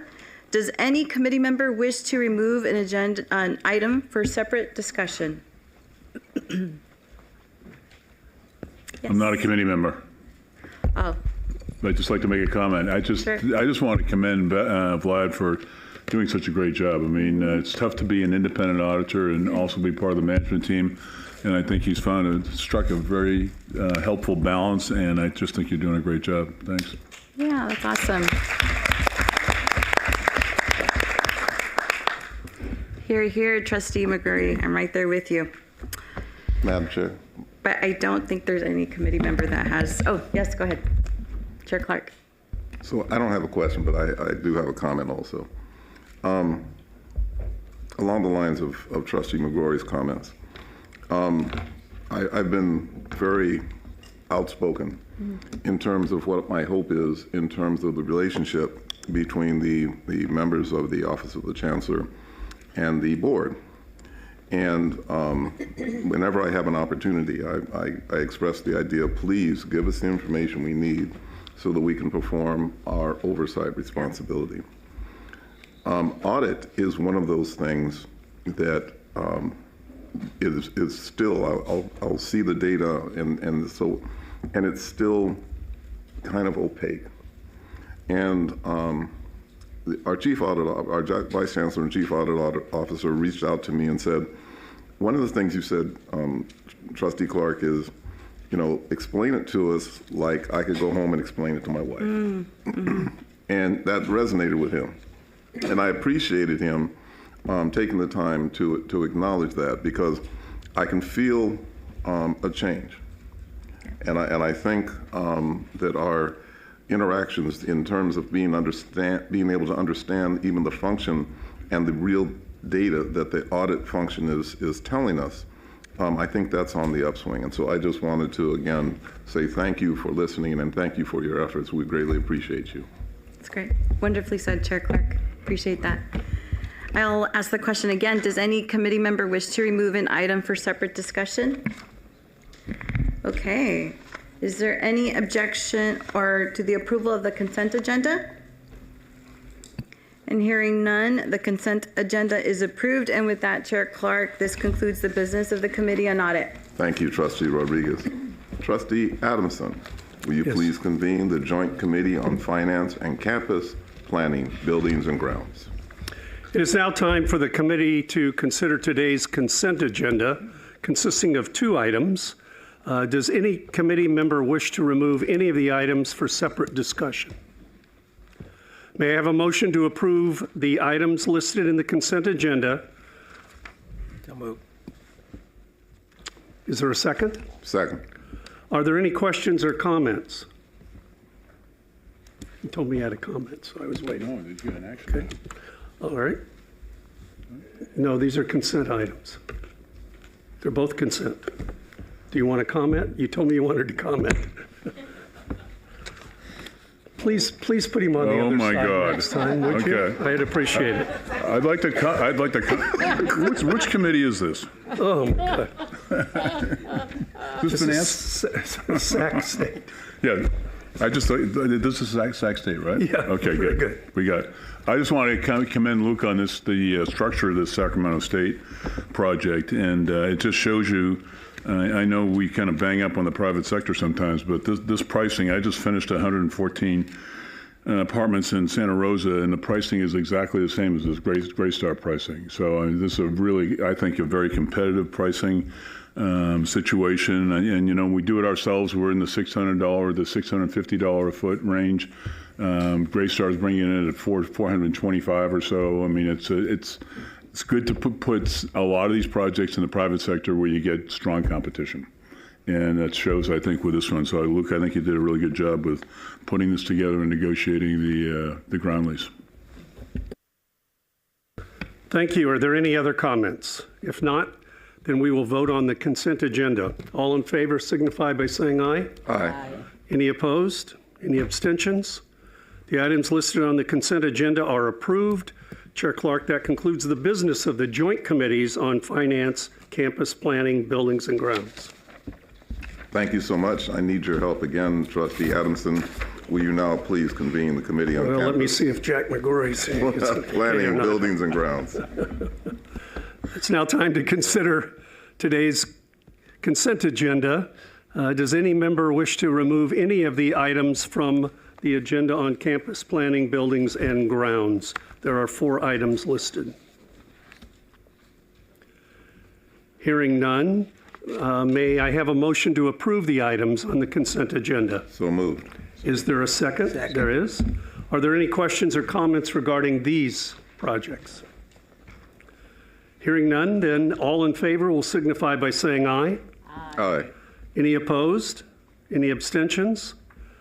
The items listed in the consent agenda are approved. Chair Clark, that concludes the business of the Committee on Campus Planning, Buildings, and Grounds, and you are back on schedule. Thank you, Trustee Adamson. Doubly so.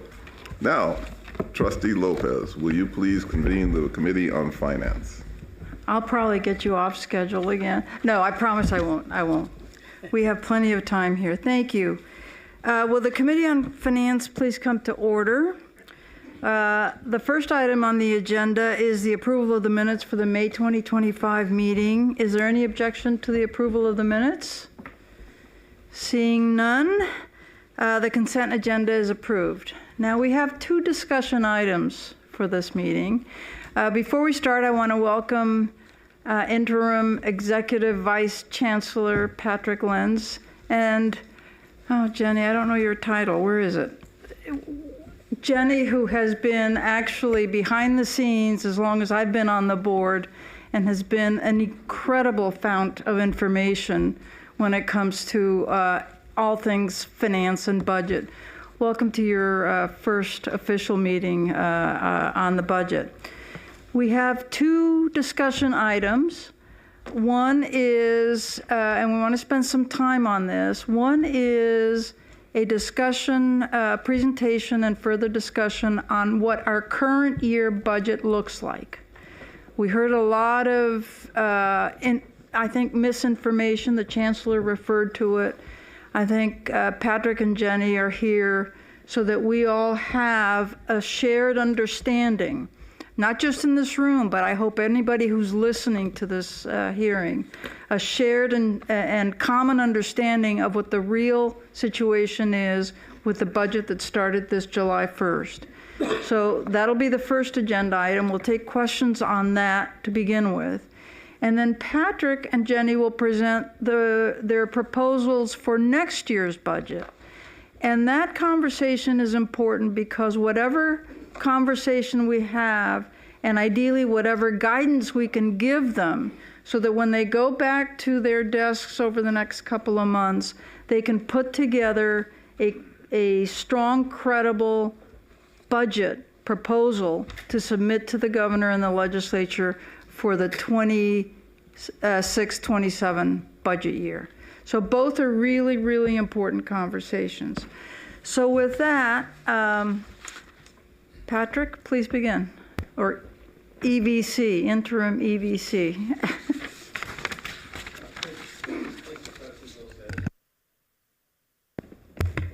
Thank you, Trustee Lopez, and I hope to be even more articulate than I was on the last 2 items that were presented. In today's Finance Committee meeting, we're going to discuss 2 related items.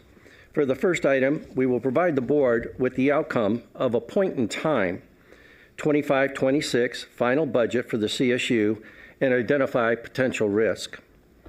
The second item will cover our planning parameters for the 26-27 budget plan. Now, I use point in time because the governor and the legislature may have to revisit their recent 25-26 state funding recommendations, and I'm going to explain that further in the presentation. The first item provides an overview of CSU's 25-26 budget outcome and the key risk ahead. We'll start with California's fiscal condition, which drives policymakers' ability to address the most pressing state budget concerns and investment decisions. Then we'll recap our 25-26 state funding assumptions and update you on the CSU's current budget status, including balances for the fiscal year that just ended June 30th. We'll also touch on potential federal funding issues and highlight state and federal concerns that will require close monitoring and timely responses to avoid potential budget cuts this fall. We will close with a call to action, a call to proceed with caution.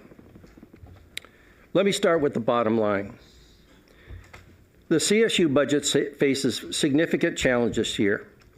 We have $143.8 million funding reduction that was approved by the governor and the legislature, with an option for a zero-interest loan that would offset the reduction. We're dealing with ongoing state fiscal pressures that could lead to additional cuts. And on the federal side, there is an uncertainty about potential budget revisions this fall, depending on the final budget decisions. This is particularly true as it pertains to Pell Grants and our research programs. So even with a 6% tuition increase that'll generate $165 million in new revenue, we will face an increased budget gap of $164 million in the 25-26 fiscal year due to mandatory cost increases and the reduction in state funding. Now this slide shows the journey we experienced during the 25-26 budget process. We started the year with a clear warning. The 24-25 budget put the CSU on notice that we could face a reduction of up to $395 million, depending on the state's fiscal condition. Then, when the governor's January budget was released, he proposed an 8% cut, $375 million, which would have had a severe impact across the entire CSU. However, our budget advocacy paid off. Through a combination of efforts of our students, faculty, staff, university presidents, and community partners, the proposed 8% cut was reduced to 3%, or $143.8 million in the May revision. Now let's examine the final budget agreement, what the final budget agreement means for our 25-26 fiscal year planning. The $143.8 million reduction to our base budget was enacted with the legislature's intent to defer and restore this funding in the 26-27 fiscal year. Additionally, a zero-interest loan is available to temporarily offset this reduction, though it does not resolve the underlying budget gap. The more complex issue is the series of Year 4 compact funding deferrals that stretch across multiple years.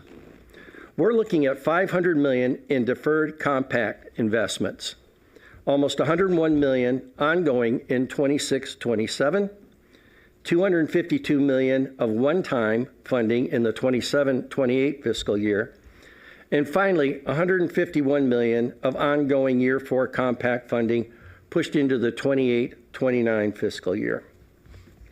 Practically, this means that promised investments in faculty hiring, student support, infrastructure improvements, and any ability to address system-wide collective bargaining will be delayed for years. The state's ability to fulfill these deferrals in future years will directly affect CSU's ability to address increasing mandatory costs, unfunded mandates, and investing in our CSU workforce. As a result, we must plan for a fundamentally different timeline for achieving our compact goals. At the same time, we're expected to grow enrollment and meet the CSU system-wide goals per the compact agreement.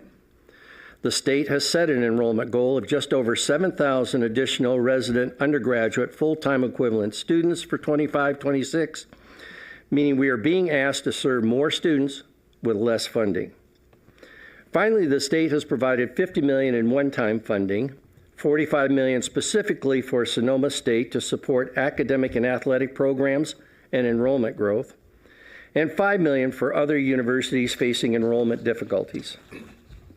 Now I'll turn over to Assistant Vice Chancellor and Controller Jenny Kitchell to review our revenue and expenditure assumptions. Thank you, Interim Executive Vice Chancellor Lenz. This slide illustrates the stark reality of our 25-26 budget. We estimate $165 million in new revenue from the tuition increase. However, when you look at the red text, we lose $144 million due to the state funding reduction. We have $165 million in required operational costs, like health insurance premiums, utility increases, and state university grant commitments, and an additional $20 million to implement the CSUEU step structure. The bottom line is another $164 million budget gap for 25-26. Even with the tuition increase, the CSU still faces a major shortfall. So what does this mean for our universities? Simply put, the CSU cannot adequately fund the priorities outlined in our 25-26 plan. Investments intended to improve student success and student support services are not possible, and critical university facility needs will go unaddressed. Instead, universities will need to implement cost reduction strategies, intensify its focus on enrollment growth, and strategically use their designated balances and reserves. Universities are already engaging in university-specific approaches to address their distinct fiscal pressures through comprehensive shared governance processes. Now let me provide more context on our financial position. We just closed the 24-25 fiscal year and are pleased to report updated operating fund balances which support the university's core functions: classroom instruction, student services, administrative operations, and state university grants. You may recall from previous presentations that as of June 30th, 2024, the system-wide balance was $2.37 billion, with $1.6 billion designated for specific purposes and $777 million in reserves for economic uncertainty. As of June 30th, 2025, those balances declined $26 million to $2.34 billion.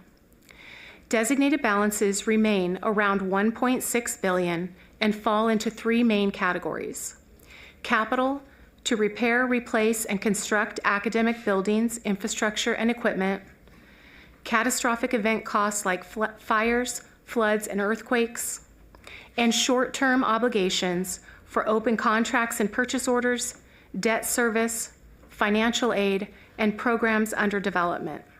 And finally, funds that have been reserved for economic uncertainty declined to $760 million, enough to cover just 32 days of system-wide operations. This falls well short of our policy goal of 3 to 6 months of reserves. These funds represent one-time resources to support all 23 universities and the Chancellor's Office. This updated information is publicly available on the CSU Financial Transparency Portal.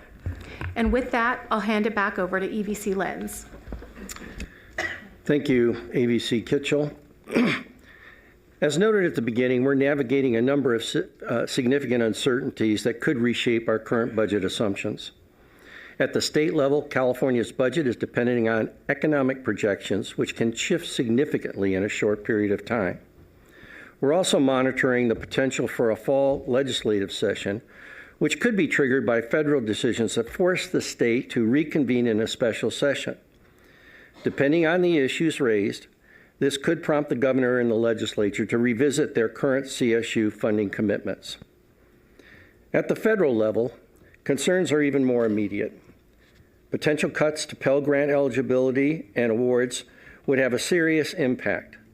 More than 200,000 CSU students receive Pell Grants each semester, totaling over $1 billion system-wide in 23-24. These aren't just numbers. Reductions in Pell funding would force our lowest income students into difficult choices, directly threatening access to higher education and undermining its transformative power. Additionally, we're monitoring over $600 million in research funding that supports more than 3,000 grants across the CSU, plus potential cuts to programs like Medicaid and food assistance that are critical services to many of our students. Together, these uncertainties reinforce the need for a flexible and adaptable budget framework, one that allows us to pivot as new fiscal realities emerge. To better understand these challenges we're facing, this slide illustrates California's declining fiscal outlook and the direct implications for CSU funding. When the 24-25 state budget was approved, it appeared balanced and included $240 million for the CSU, part of our Year 3 compact funding, a 5% increase. At that point in time, the state's fiscal position seemed manageable. But that outlook quickly deteriorated. By November, the Legislative Analyst's Office revealed that what initially appeared to be a balanced budget had shifted to a $2 billion deficit. The governor's January budget proposal maintained most of the current year funding assumptions. But here's where the concern deepens. The out-year projections show a far more troubling trend. As you can see from the chart, projected deficits will grow dramatically, reaching $13 billion in 26-27, $19 billion in 27-28, and $15 billion in 28-29. By the end of the 28-29 fiscal year, the state's operating reserves are projected to decrease to a negative $42 billion, a deeply concerning trajectory. These significant and growing structural deficits result in very challenging budget conditions for all state-funded priorities, including higher education. The state's ability to honor the deferred compact funding is far from guaranteed. Simply put, we can't rely on deferrals being restored in future years without solid revenue to support them. This level of fiscal instability requires a disciplined and strategic approach, not just to weather the immediate challenges, but to ensure CSU remains resilient and responsive in the face of long-term uncertainty.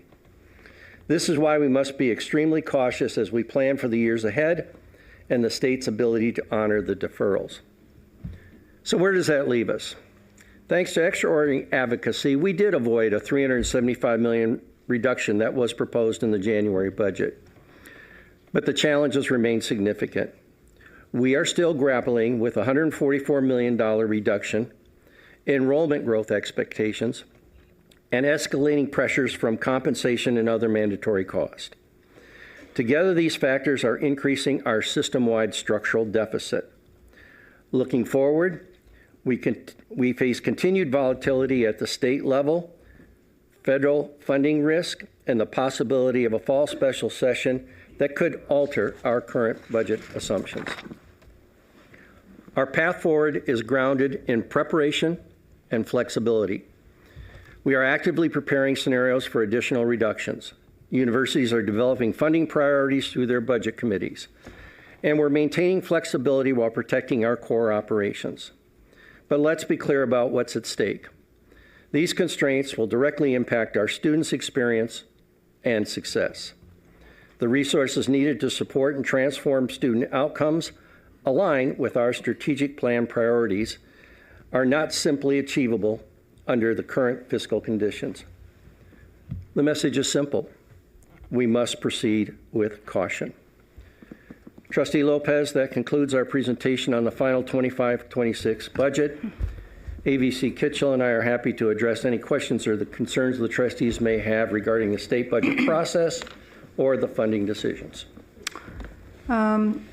Thank you for a very, very sobering report, as it should be.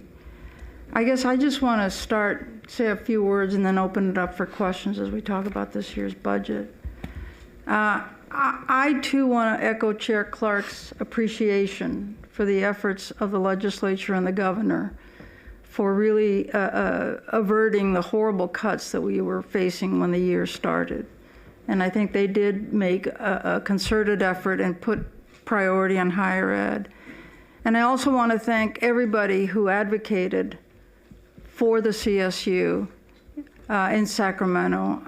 It's invaluable to have everybody go up with the same message to avoid those cuts, and indeed made a huge, huge difference.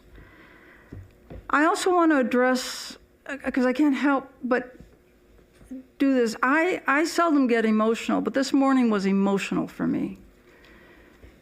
Because when people talk about broken promises, it's the one thing that just always gets to me. And unfortunately, since I've been on this board, there have been a lot of broken promises. Not by this board, not by the state, not by anybody willingly trying to break promises, but by facing some realities.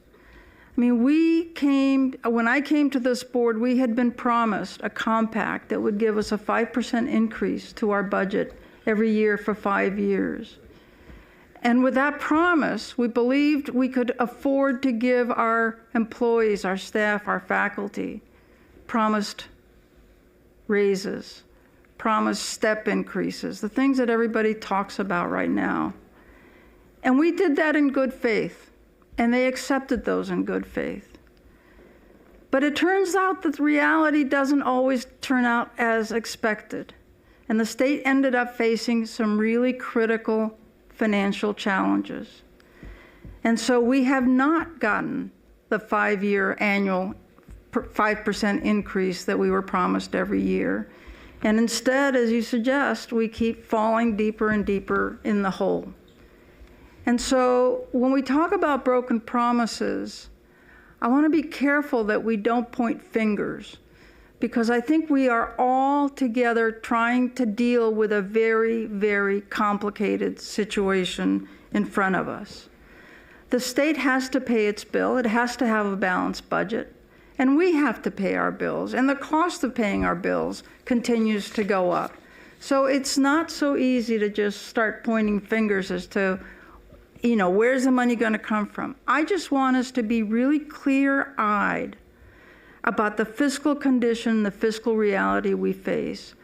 Not only are those charts about the budget projections bad enough for the state, the federal implications of the cuts to Medicaid and food stamps could add another $30 to $40 billion to those deficit projections.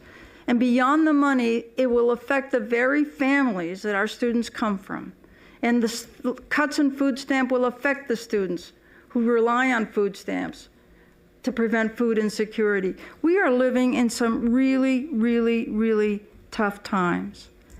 Now, I don't want to be on the wrong side of history, certainly not in the short term and definitely not in the long term. But in the long term, in the short term, we're going to have to make some really, really hard choices. And I think that's what Patrick is suggesting. We're going to have to look at things very, very hard and make some very hard choices. But in the long term, I don't want to be on the wrong side of history, knowing how bad the situation is for the CSU, that we have been living beyond our means for years and years and years, that we continue to dig ourselves into a hole. And we finally get that that's the problem, and we're trying our best to dig ourselves out of that hole. And I'm not going to kick that can down the road. I hope this board doesn't kick the can down the road. I think we all have to face it. And what I'm hoping is that everybody out there who's listening to this conversation joins us in sitting down and looking for practical solutions and practical ways that we go forward over the next 4 or 5 years, because it's just going to get tougher as best as we can tell. So I just had to say that, because it's just really, it's hard. It's very, very hard. So with that, I know my vice chair, Trustee McGrory, wants to speak. I'll take comments, questions. Okay. Thank you, Chair. I've got just a few comments, and some of these, just keep on coming up all the time. Let's get the reserve thing off the table once and for all, okay? We talk about designated balances and all this fancy accounting terminology. Our reserve is $760 million. The rest of this stuff is irrelevant to that reserve. Their funds have been set aside for critical capital projects that if we don't make on these campuses, we'll end up closing buildings and eliminating classrooms and eliminating labs. They're funds that have been committed to contracts that we've already awarded or are about to award that are in the budget. You can't just violate those contracts. We keep on hearing this from the unions. Oh, you've got $2.5 billion, just give us a pay increase. No, that money is tied up. The only money that's available in a rainy day reserve is $760 million.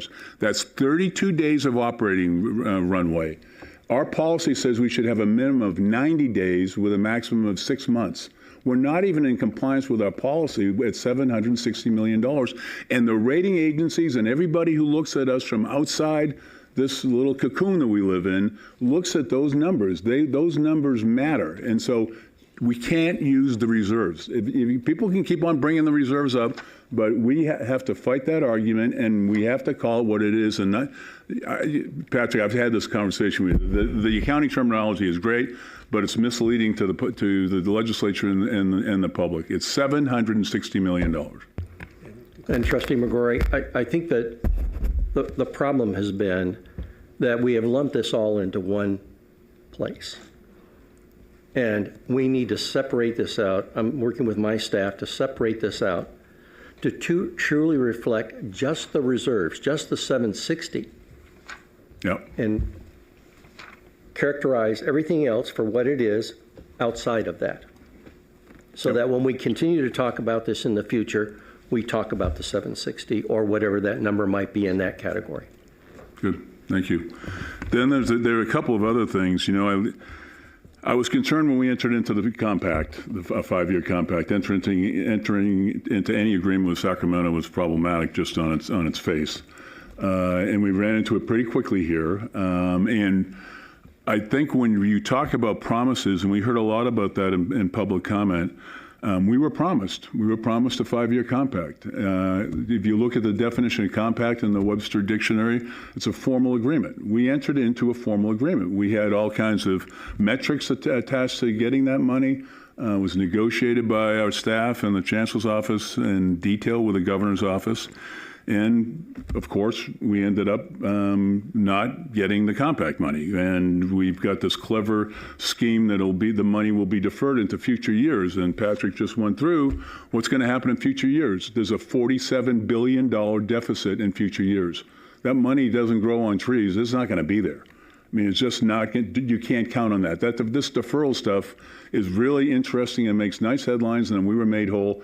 You cannot count on that. And Patrick, I think, made a strong point on that. We cannot rely on that money being there with this deferral concept. And it's a new one, I've got to admit. I mean, I've been doing public budgets for a long time.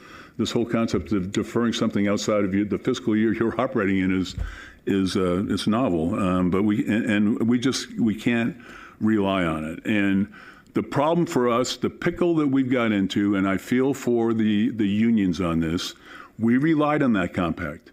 And we gave out a 3-year pay package with 5% pay increases. And guess what? $250 million in the compact equals a 5% pay increase.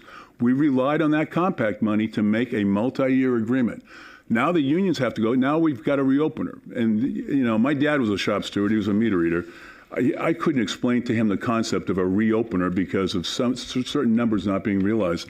They think they got a 5% pay increase. And they're going to, you know, what's going to play out on every one of these campuses is that we are reneging on a 5% pay increase in this year and the following year. And it's a really unfortunate dilemma we're in because we did rely on the promise and the promise was violated. And that's the story that we have to tell. And it's unfortunate. And it's going to put our relationships with the unions and our employees in a really bad situation. But we relied on a promise. We made the pay package, and now the underpinnings of that pay package have been taken away from us, and it's really unfortunate. And the last thing I want to hear is rumblings out of the legislature. Well, go ahead and give the 5% pay increase. We can't afford that. I mean, you've seen the numbers. We're already in a deep hole.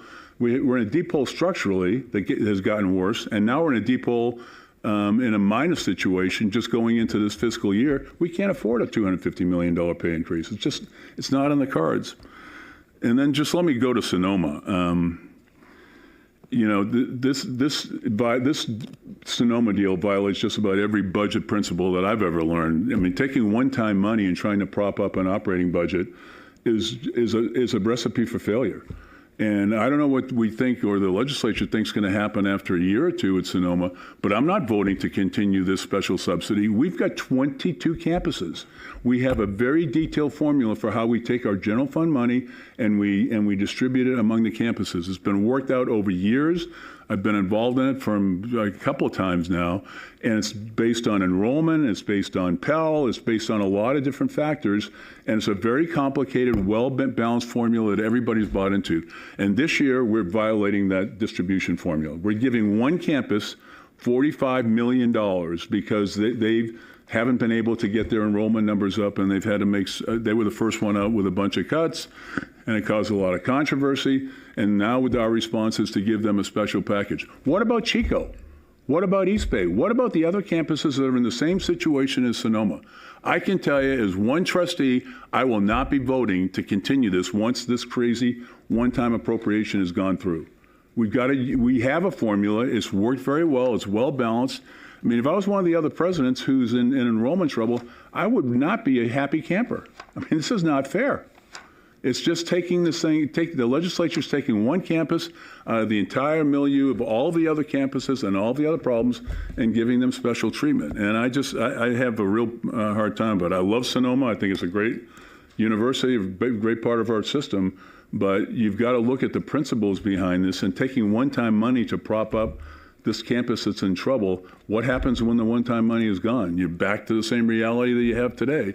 They're in trouble, and we've got to deal with what the financial outcome of that. And so those are the comments that I have.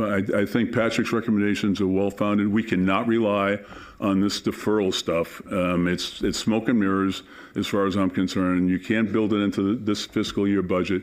We've got to deal with the money that we have and figure out how we're going to make it work.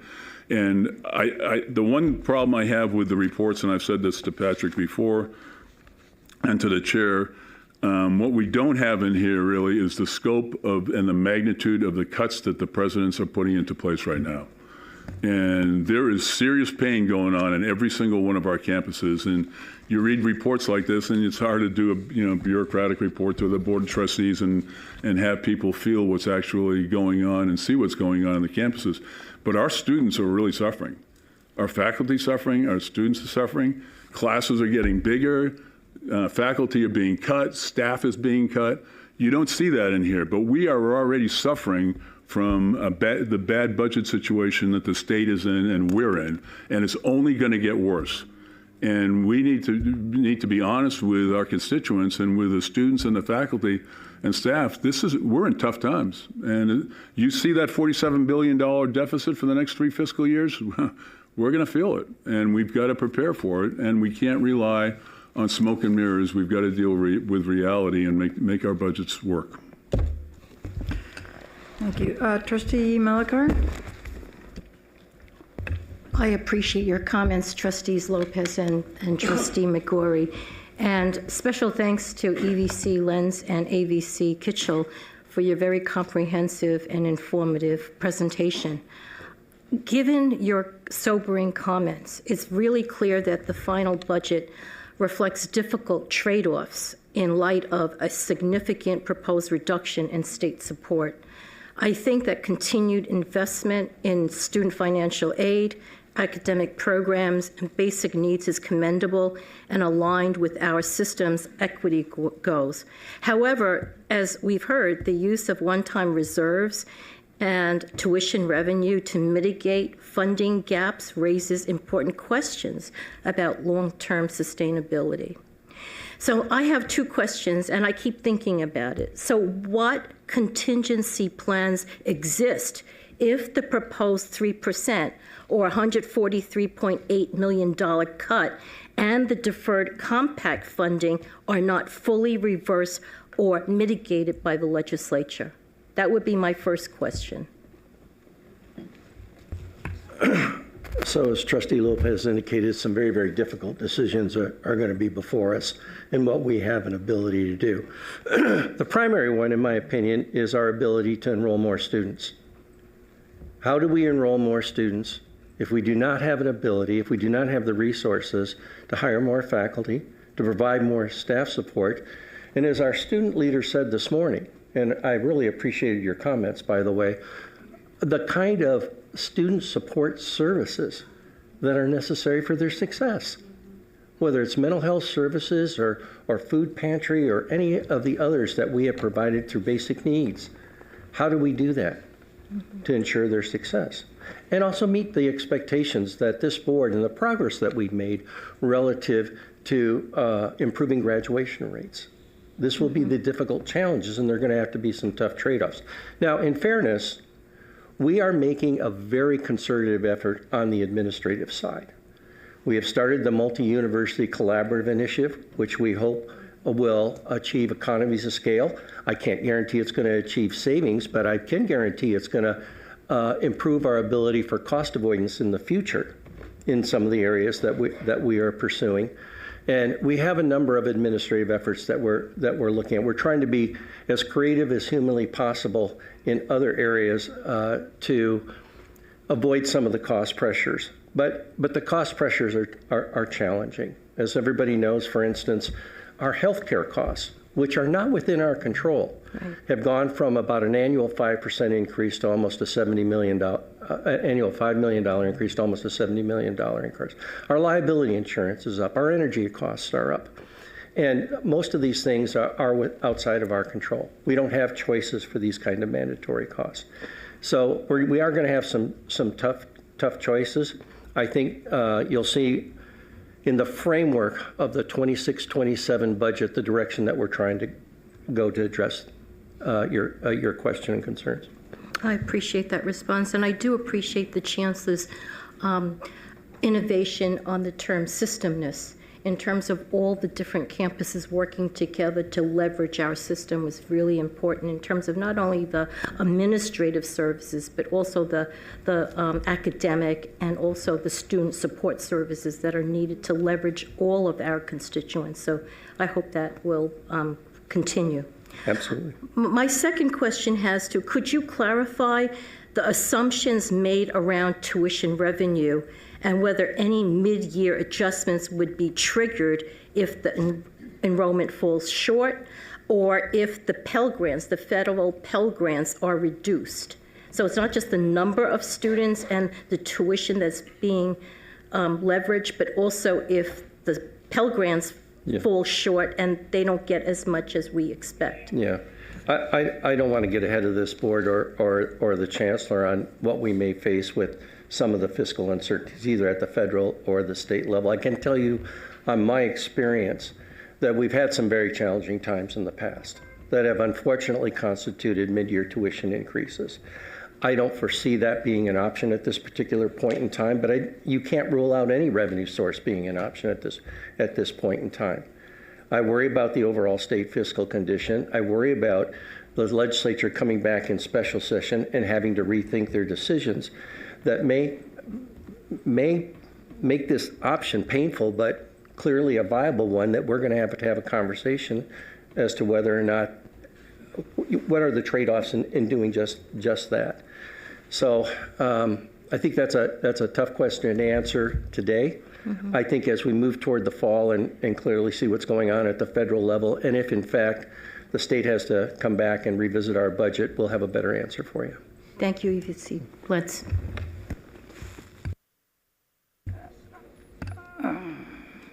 Trustee Gilbert Lurie. Thank you. Just building on the comments, I'm not even sure this is a question, but this is a thought.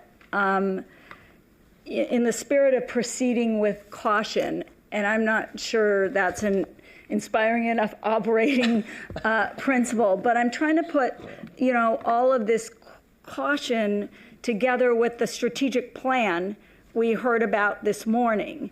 And the two don't really jive together, in my opinion, because it's hard to imagine if all of this takes place over the next 5 years, being an employer of choice, having the kind of robust, as I go through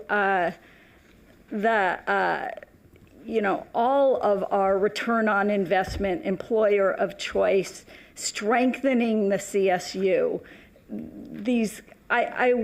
I would maybe ask that we,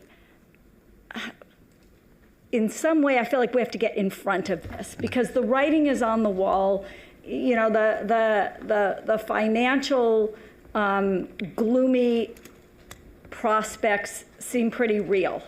And so I just wonder how we could get even more ahead of this, because we don't have, as we keep saying, room to keep cutting, to keep looking at our 22 presidents and say cut more next year and the year after. So that is the value of this beautiful system we have.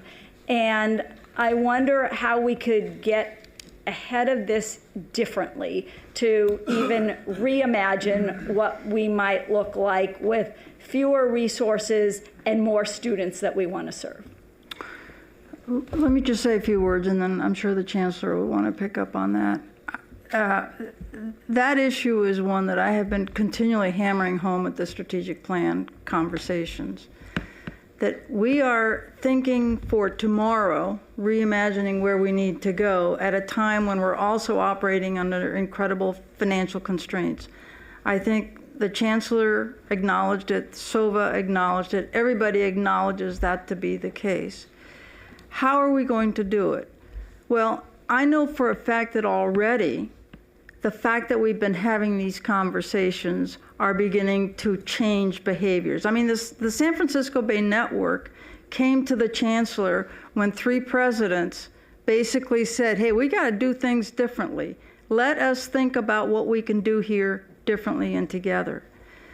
The issues that we're talking about in terms of both administrative, but somebody said earlier, also academic, different ways of offering academic programs. How do we begin that even right now as we think about we need to lower our costs? Those things are on the table both together. So there's already a change of frame, number one. Number two, there is an ongoing, and I'm told, and I'll let the Chancellor, they're already talking internally about what we're going to continue to do, what we're not going to do anymore. I mean, the Chancellor's office itself is going to cut $18 million off its budget. Some things are not going to get done, right? And then what are the things that we really need to think about how we invest on those things? Because those are priorities. What Sova said this morning is right.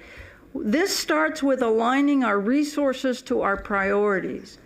It's happening sort of in the same, we've been having this budget conversation as long as I've been on the board. But we are now having it with the sense that we also know where we want to go. It's not just cut. It's not just reduce costs. It's literally, how do we take what we have and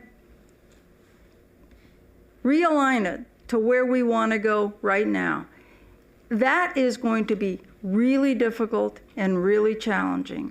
And in the long run, I would say we become the employer of choice, ultimately, yes, by being able to meet the kinds of commitments and compensations and all the things that we know are fundamental. But I also know, and I've seen this throughout the CSU, that people are so committed to the mission of this institution that they get energized by ways in which this institution begins to move forward and meet that mission. And I think if we do that, our enrollment will go up. And I just want to come back to that question that Trustee Melikar asked Patrick. The question I thought was, what happens if those enrollment projections, if we don't meet the enrollment projections for the money? Not whether or not a tuition increase is on the table. I don't think a tuition increase is on the table. We have a plan for 5 years. I would say that this board is going to stick to that plan. And I'll just speak for myself, but I see a lot of nods. We have a plan. That's what's going to be. We promise the students no surprises. I just want to say that. No surprises on tuition. But I think we have a better chance of meeting all of our enrollment projections if we really start doing business a little bit different, which is what the enrollment management group is doing, which is what the campuses are gearing up to do. And we now have a sense of direction. So it's a long-winded answer, but I do think that those two things can and will come together. And you said that beautifully, Trustee Lopez, but let me be a chief reminder officer. Our North Star is educating the citizens of California, meeting them where they are, how to get them to their goal, and serving the state of California with the workforce and talent that is needed. That's the mission. That's our North Star. It does mean we're going to do things differently. We really have to examine what we're doing right now. What is nicety? What are the niceties? Is it really, at this point of where we are, necessary? So really examining our resources, determining what we must do. I remember being here, unfortunately, during that time where we all went on furlough. And I remember saying to the campus I was at Dominguez Hills, student success and student support services and the individuals that support that is the non-negotiable. Everything else is on the table. And that's what we must do. And then we're going to say, how are we going to do things differently? And I'm going to be honest, we are behind the times on a national scale on that one. Common course numbering, students taking courses across the system, having stuff for adults that we have more than 2 nights a week open for adults. All of that we have to start to look at to serve the students that we are dedicated to serve. Everything else is on the table. If there are no, I'm sorry. Okay. Trustee Clark, Chair Clark, and then Trustee Rodriguez, and then I'd like to. I'm sorry, Linda? No, it's Yami. It's Yami.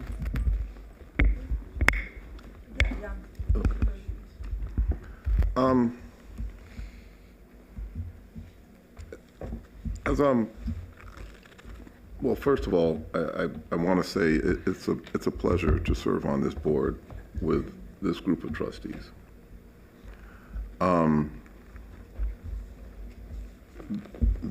This group of trustees has picked up the yoke in terms of working in a proper way with the Chancellor's office to be of use to help solve these problems. But the problems, the real problems, are going to be solved by the experts in the Chancellor's office and these fabulous presidents that we have, their vice presidents, and their directors. I can't say how important it is, I think, for us to start showing our work. They're making cuts, but I've never seen like a breakdown of what cuts. Chancellor, you said we're going to cut 8%, we're going to cut $18 million. Well, that kind of thing says, okay, this institution is committed to doing what's necessary to perform its mission. They're doing it all the time, but the community doesn't know it. And I think we need to start showing our work clearly. The board has an opportunity to coalesce, in my view, as a true higher education board. I've said this in passing, but it has more gravity to me now. Every appointed member of this board in our separate communities is a problem solver. But individually, this is not a problem we can solve. There's some of us who have the expertise perhaps to serve on the staff of the Chancellor, but most of us, we come from a variety of disciplines. So this is a place where I'm going to keep saying it, we need to show our work. And this thought has come to me just recently as a result of the discussion we've been having with our friends in the legislature, and I mean that because they do want the CSU to thrive. They want the CSU to be here At the same time, it's in statute. The state of California wants and is rightfully so, must have a functioning California State University system. It must have it. In order to do that, you need certain building blocks. You need presidents.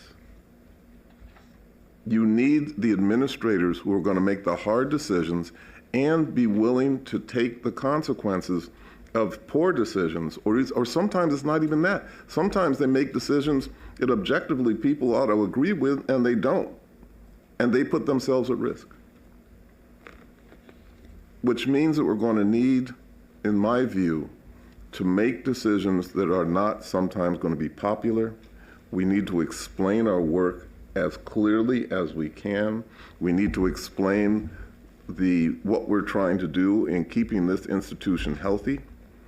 But to be on this board is not going to be a place where people are going to like us much.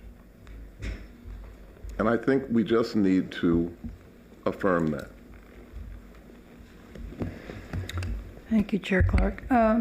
Trustee Rodriguez, Thank you, Chair Lopez. I think I am also just echoing what some of my members have said, that we really would like to see all the additional cuts and reductions that our presidents have done across the system. I know there's a small reflection on page 4 of the agenda item, but it would be really helpful for us to see everything that's been done. I know that you all have done such hard decisions and hard work to make sure that there is cost reduction at your campuses and at your institutions, and it would be good for us to see that also being done, at the Chancellor's office. Thank you, Chancellor, for doing that.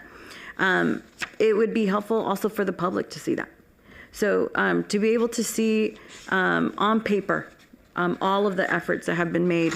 I shared with Chair Lopez yesterday that I had a question about the loan, because, as we stand right now, we're at 143.8 million reduction.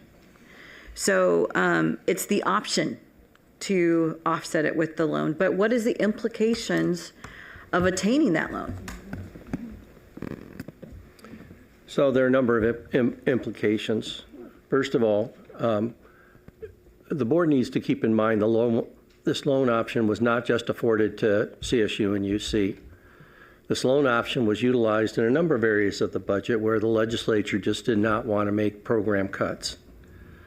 So there are different ways that different agencies are going to treat it. In the case of the CSU, we do have the option of taking the $144 million loan. My concern, and I think rightfully so, is how do we pay it back? If we take the $144 million loan and the legislature and the governor are unable to restore the $144 million back to our base, on June 30th of next year, we will have to find the funding to repay that loan, and on July 1, we will now start a fiscal year at $144 million less than our base budget. That is not a recommendation I'm prepared to make or would make. We could forego the loan. We could indicate that we will not be taking the loan. That too would have its implications, particularly if everyone else does take the loan option, and they'll take it for varying reasons. Either they take it because they somehow believe that they will have the resources to repay it, or that their budgets were treated differently this year than the CSU budget. Then there's another option that I am still working on, and I'm still working on it because we haven't clearly seen. We have a conceptual understanding from the Department of Finance of the loan's terms and conditions. But until I see it on paper, until it's been submitted to the Joint Legislative Budget Committee, I'm not about to get ahead of myself before I have a chance to review it and make a recommendation to the Chancellor for her consideration. And then clearly, once we're in that position, and keep in mind, Finance will submit these terms and conditions to the Joint Legislative Budget Committee, who will have 30 days to review it and either approve it, reject it, or if they take no action, the loan would move forward. So there's some time for this analysis and thoughtful consideration on the options. But I first and foremost have serious concerns about the state's ability to restore our base funding next year and the position that puts us in if we were to take the loan and allocate the funding out. Chair Clark, I know you want to have another go at it, but then I really am going to move, otherwise we're really going to run late. I appreciate you doing it, especially to me. The last point, and that is that my point in making it clear that this is an institute of higher education. The decisions that these administrators are making are being made in a very different context than most state-funded institutions within the state. And that is, and I was reminded at the very beginning of my time as chair, when talking with the Academic Senate, shared governance is at the heart, and academic freedom is at the heart of this institution. These things are not going to happen the way they might in a different type of state-funded entity. The presidents have a responsibility to respect that core value of higher education. And so this is going to be difficult in ways, and this is, some of my colleagues have been saying this with vigor, and I agree with them. We need to explain ourselves to the legislature more. We need to explain the environment in which this organization operates, because it is not the same. Well, I'll leave it at that. Yeah. Thank you. I'm going to have Patrick, now why don't we move on to the third item, which is an information item on the 26-27 operating budget, and have you and Jenny do that presentation, and then we can talk about the implications of that, and maybe even come back to the conversation of how the 2 years lead one into the other and the implications of that. Thank you, Trustee Lopez. The purpose of this second item is a discussion to understand the board's budget priorities for the 26-27 fiscal year. This presentation provides an opportunity to review preliminary budget priorities and gather your feedback and comments. Your input will directly inform the final budget plan that we'll present for your approval at our September board meeting. Today's focus is planning for the future. As we all know, the future is never clear or certain, and that reality shapes our approach in the 26-27 budget planning process. I want to emphasize several key uncertainties that will impact our planning. Those are things that include labor negotiations, state funding levels, and the potential for federal funding reductions. Despite these uncertainties, we've worked to present the most comprehensive budget information possible. With that context in mind, I ask you to consider these variables and uncertainties as we move through today's presentation. As we move into the specifics, our goal is clear: to establish a sustainable budget framework that restores financial stability while protecting CSU's core commitments. Today's discussion will move through 4 key areas, each building toward that goal. We'll start with our overall budget strategy, then dive into the specifics of revenue and spending priorities. From there, we'll examine the growing budget gap and what it means for our operations. And finally, we'll address the capital investment needs that can't be ignored. Your feedback today shapes the final budget plan we'll bring back to you for your approval in September. And I'm now going to turn the presentation over to AVC Jenny Mitchell.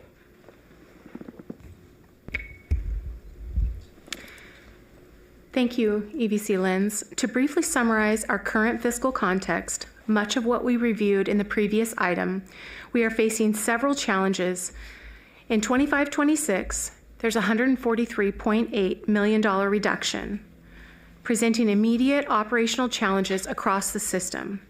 Compounding this issue, compact funding initially planned for 25-26 has been deferred with phased payments over the next 3 years, delaying critical anticipated revenue to meet future CSU budget demands. Meanwhile, the state is projecting multi-billion-dollar deficits through 28-29, and federal funding remains uncertain in an already volatile economic environment. The core issue before us is the widening gap between our revenues and the actual costs of maintaining essential operations.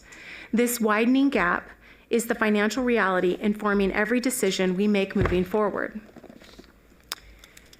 Back in March 2023, the Sustainable Financial Model Work Group identified a $1.5 billion budget gap between the CSU's current revenues and actual operating costs.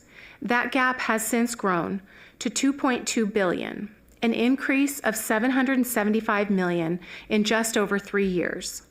Several factors are driving this increase: $143.8 million of reduced state funding, $310 million in unfunded compensation costs, and projected operating gaps over the past 3 years due to unfunded essential costs. This growing gap demonstrates why we need immediate action to achieve financial sustainability across our 23 universities.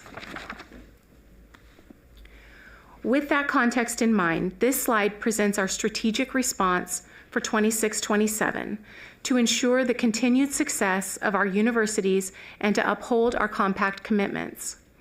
We are requesting restoration of the $143.8 million reduction from 25-26, along with full funding of the Year 4 compact amount of $252 million. This approach provides financial stability in the near term, reinforces the integrity of the compact by aligning performance expectations with necessary resources, and establishes a strong foundation for long-term planning. Most importantly, it offers the flexibility needed to achieve our shared goals for access, equity, and student success across the system. Under the strategic response just described, this slide shows a summary of new revenue estimates for 26-27, which total $594 million. This includes nearly $400 million from the state for restoration of the current year reduction and Year 4 compact funding, plus additional tuition revenue from the rate increase and enrollment growth of 1%.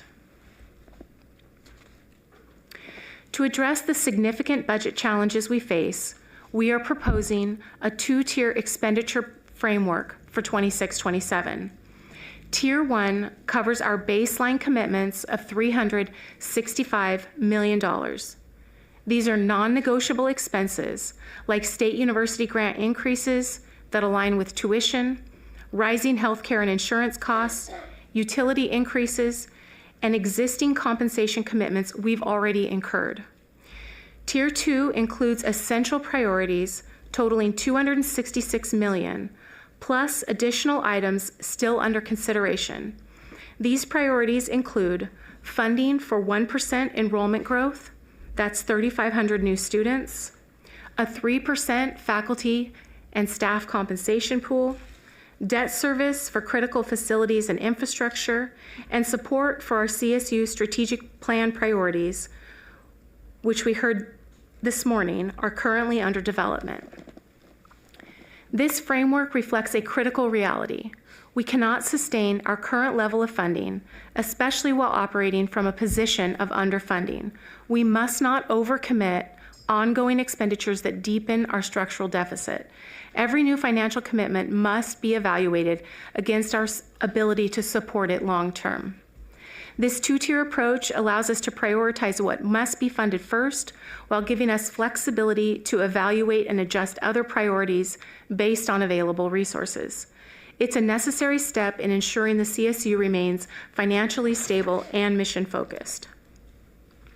Looking at the details on the screen, these amounts represent incremental and ongoing investments for baseline commitments. As shown on this slide, the total baseline commitments are $365 million. They include the state university grant increase, tied to the tuition rate change and several required operating costs like health premiums, utilities, and inflation.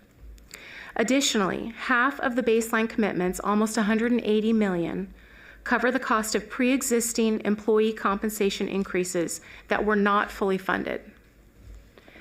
This slide outlines the proposed essential priorities, which total $266 million, plus the CSU strategic plan priorities that are still being finalized. These amounts are preliminary and will be adjusted based on today's conversation. To complement the Year 4 compact funding, we have included the cost to grow enrollment by 1% and increase state university grants to support that growth. A 3% compensation pool for all employees is reflected, totaling $177 million, plus $25 million to support additional debt service that would fund approximately $300 million in new facility and infrastructure projects. Finally, we have that placeholder for investments in the strategic plan, which will be refined and finalized in September. Combined, these expenditures total $631 million plus the strategic plan priorities that will be finalized in the future. Here's an overview of the 26-27 operating budget plan, revenues and expenditures outlined in the previous slides. Given that expenditures exceed our revenue assumptions, we will need the advice and direction of the board and chancellor in addressing this budget gap and refining our approach. Building on our March discussion of comprehensive capital funding strategies, the CSU is facing a massive and growing problem with an $8.6 billion deferred maintenance backlog that poses increasing risks to campus safety and operational continuity. To address this critical need, we are recommending a request of $1.1 billion in one-time state funding for facilities and infrastructure projects. While this sounds like a large amount, it would address less than 13% of our existing backlog, which shows the true scale of this challenge. Given the magnitude of our capital needs, we can't rely on state funding alone. We need multiple funding strategies working together. Beyond the additional ongoing debt service funding I described earlier and this one-time request, we're recommending the CSU further explore shared use facility models, consider intersegmental collaborations with the University of California and community colleges, and pursue state or local bond funding initiatives.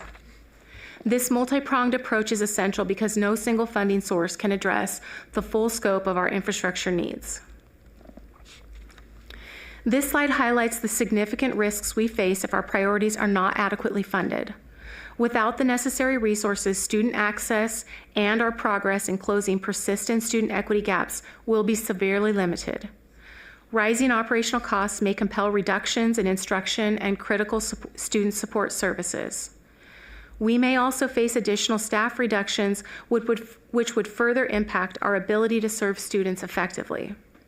At the same time, long-standing maintenance issues will continue to accumulate, and our plans for innovative academic facilities could be delayed. The bottom line is clear. Without stable and sufficient funding, we cannot sustain our current service levels nor meet the performance expectations outlined in the compact. With that, I'll turn the presentation back to EBC Lenz. Thank you, EBC Kitchell. Today, we'll focus on moving forward together by gathering your feedback and proposed framework for the next budget. We're looking for your input on our strategic priorities and any guidance you can provide to help us refine our approach. As we look ahead to the September 2025, we plan to finalize the 26-27 operating budget plan and seek the board's approval for submission. Our commitment is clear. We will incorporate your insights to strengthen our position with both the governor and the legislature, ensuring our shared goals are effectively supported. Trustee Lopez, that concludes our presentation. And again, AVC Kitchell and I are happy to address any questions or concerns. Thanks. I'll open it up for questions. A couple of things before I do, though. One thing, a couple of trustees mentioned the need to be very explicit on the cuts that have already been made. We had that list at the end of May that we sent to the Department of Finance. I think we need to, whatever we need to do to make that public and communicate what's already been happening. But going forward, Jenny, in that last slide of the consequences, we need to begin to also document to have the same kind of information as we go into January, February, or May of next year, what happens this year. Point number one. But point number two, I want to go back to slide number 10, if I could, a minute, the one that shows both the revenues and the projections of the costs. I want to go back to this, in part to answer the question about the loan. Because if you look at this in terms of next year's budget, if we took the loan out this year, the bottom line, the baseline commitments would be 365 plus 143. Because we would owe that, essentially, that's 365 are things that we have to pay. Those bills will come due. And then if we take the loan out this year, you have to add the 144 to that. So basically, all of a sudden, instead of 365, we have, by my calculation, already a $500 million bills that we have to pay July 1, 2026. Assuming then that we get the money, which is what this is assuming, then we don't have 594 because that 144 in the first line would then have to go pay for that bill here. So we would have still costs of $500 million and essentially $350,000 in $350 million for new activities. So that's the risk that we take. We're literally using a credit card to pay for our ongoing living expenses, and that's why the reason that the loan is so fraught for us and really has to be very thoughtfully considered. I just want to just say this because it affects whether we do it now or later, or we gamble on whether or not we're going to get that money later. It's an obligation that we assume the minute we take that loan, and we have to pay it back.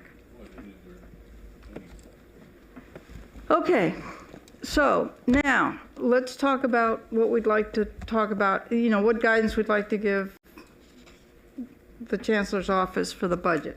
Trustee Guajardo? Mine's more of something that I saw within the presentation on slide 11. So something that got me excited, which is hard to do during Finance Committee, was on slide 11, the intersegmental collaborations between UC and the California community colleges. I wanted to see if there was some examples or something that we've seen in those areas. Would it be staffing resources? Would it be mutual or one-sided or anything like that? And how we would kind of go about that. So interestingly enough, I did some work about 10 years ago for the California Futures Foundation relative to taking a different approach at how higher education funded capital. My concern at the time, and it continues to be my concern to date, is that the state essentially has gone out of the lending business when it comes to capital, with an exception of a small portfolio that we have available to us. And what I mean by that is during the 90s and early 2000s, up to about 2006, the state either supported a general obligation bond, statewide general obligation bond, or a lease revenue bond to assist UC and CSU with their capital needs. But in 2006, it stopped. We have not been part of a statewide obligation bond since 2006. The community college, however, along with K-12, have been part of these statewide obligation bonds. And in addition, both K-12 and the community colleges have local bonding authority. My report essentially looked at some examples like the San Jose Library, which was a collaborative effort between San Jose State and the city of San Jose for purposes of doing a joint partnership to construct a library that provided access to students and the citizens that live nearby. There was another example, the one that I was most intrigued about, at the University of California with UC Davis and the Los Rios Community College District, where the Los Rios District literally used their local bond funding to establish a couple of buildings on the UC Davis campus This afforded community colleges a direct access to the campus, and they were provided all the rights and privileges of an entering UC Davis students. They had access to the library, they had access to activities, they had access to resources on the campus.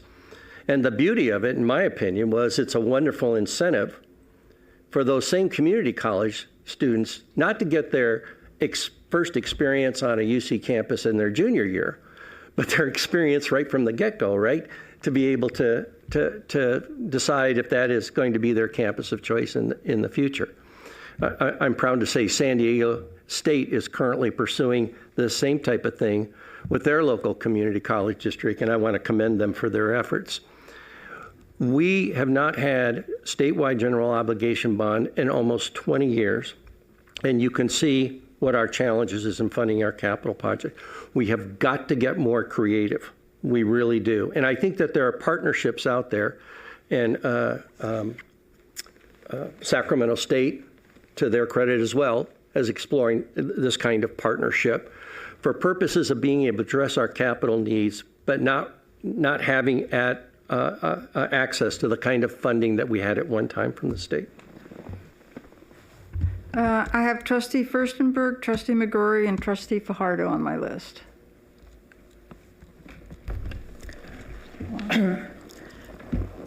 I think we started about 8 hours ago, and the first few hours were really difficult, extremely difficult.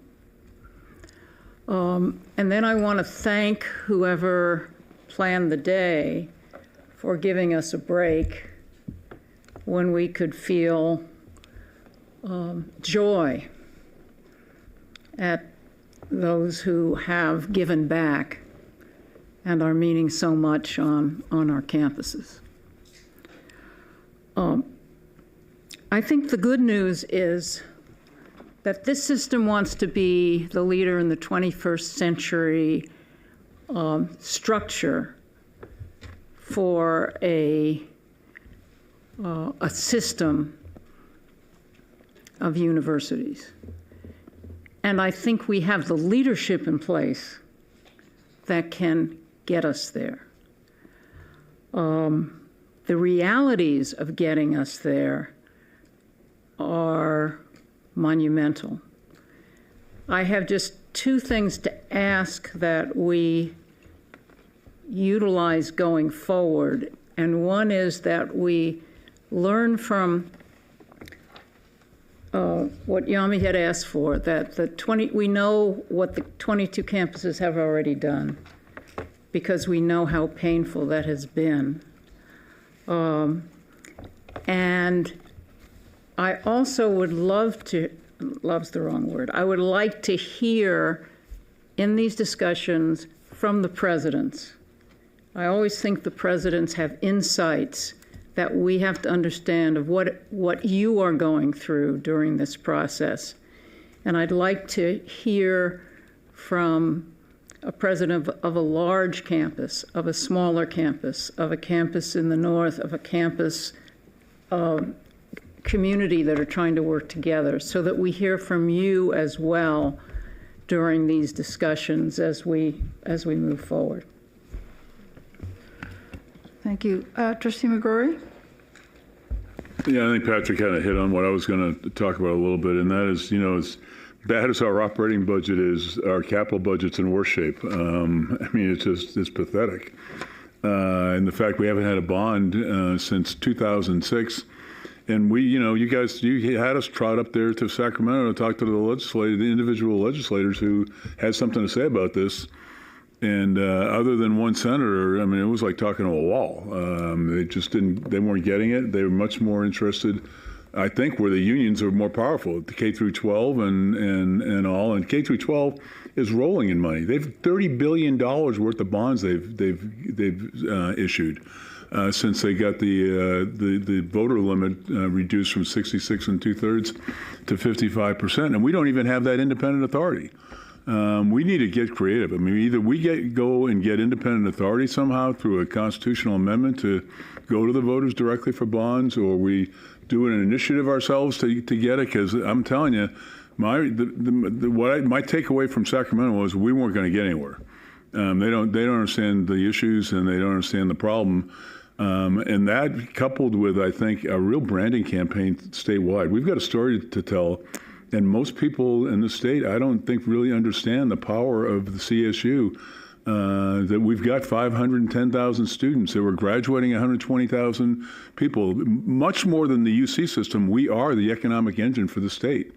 And that story just isn't out there. I don't think the general population of the state understands how powerful this institution is and how important it is. And I think we need to start looking at getting independent authority to take care of our capital needs. Otherwise, going up there to beg every year and getting nowhere, and literally we have gotten nowhere, hasn't worked. I have Trustee Fajardo, Trustee Wong, and Trustee Arambula on my list. Awesome. Thank you so much, Vice Chancellor Lenz, for your presentation. I think something I want to kind of bring note to, I really do like the intersegmental collaborations. We've seen that pop up on many different campuses, and I think it's a use of being able to get students back into the CSU through the community college pathway, which I really like. I want to go back to slide 10. And I just wanted to inquire about the compact year 4 being included in the revenue subtotal. I mean, knowing the history of the compact, what does that necessarily look like? Should it be included in that portion? So you're looking at the individual who was staff on the higher education assignment for the Senate Budget Committee when the very first compact between UC and the CSU was developed with then Governor Wilson. There have been 6 compacts since, and only one has been fully funded through its 4-year or 5-year agreement. So the history is not good. That being said, I think the success of the CSU, I really believe the success of the CSU this year was the Chancellor's strategic approach to continue to identify for policymakers and educate new policymakers about the needs of the CSU. And about the fact that the state has made these commitments. I'm not a very good betting man, but I would have bet that January budget would not have been reduced by the amount that had been reduced, given the other priorities faced by the legislature. The advocacy efforts were commendable. They really were. And I think educating policymakers on the revenue that we need in order to meet their expectations is critical. So I think we ought to continue to remind them that there was an agreement and they're 1 year behind on that agreement. Trustee Wong? So thank you so much for this presentation, Interim EVC Lenz, and for your explanation of the loan.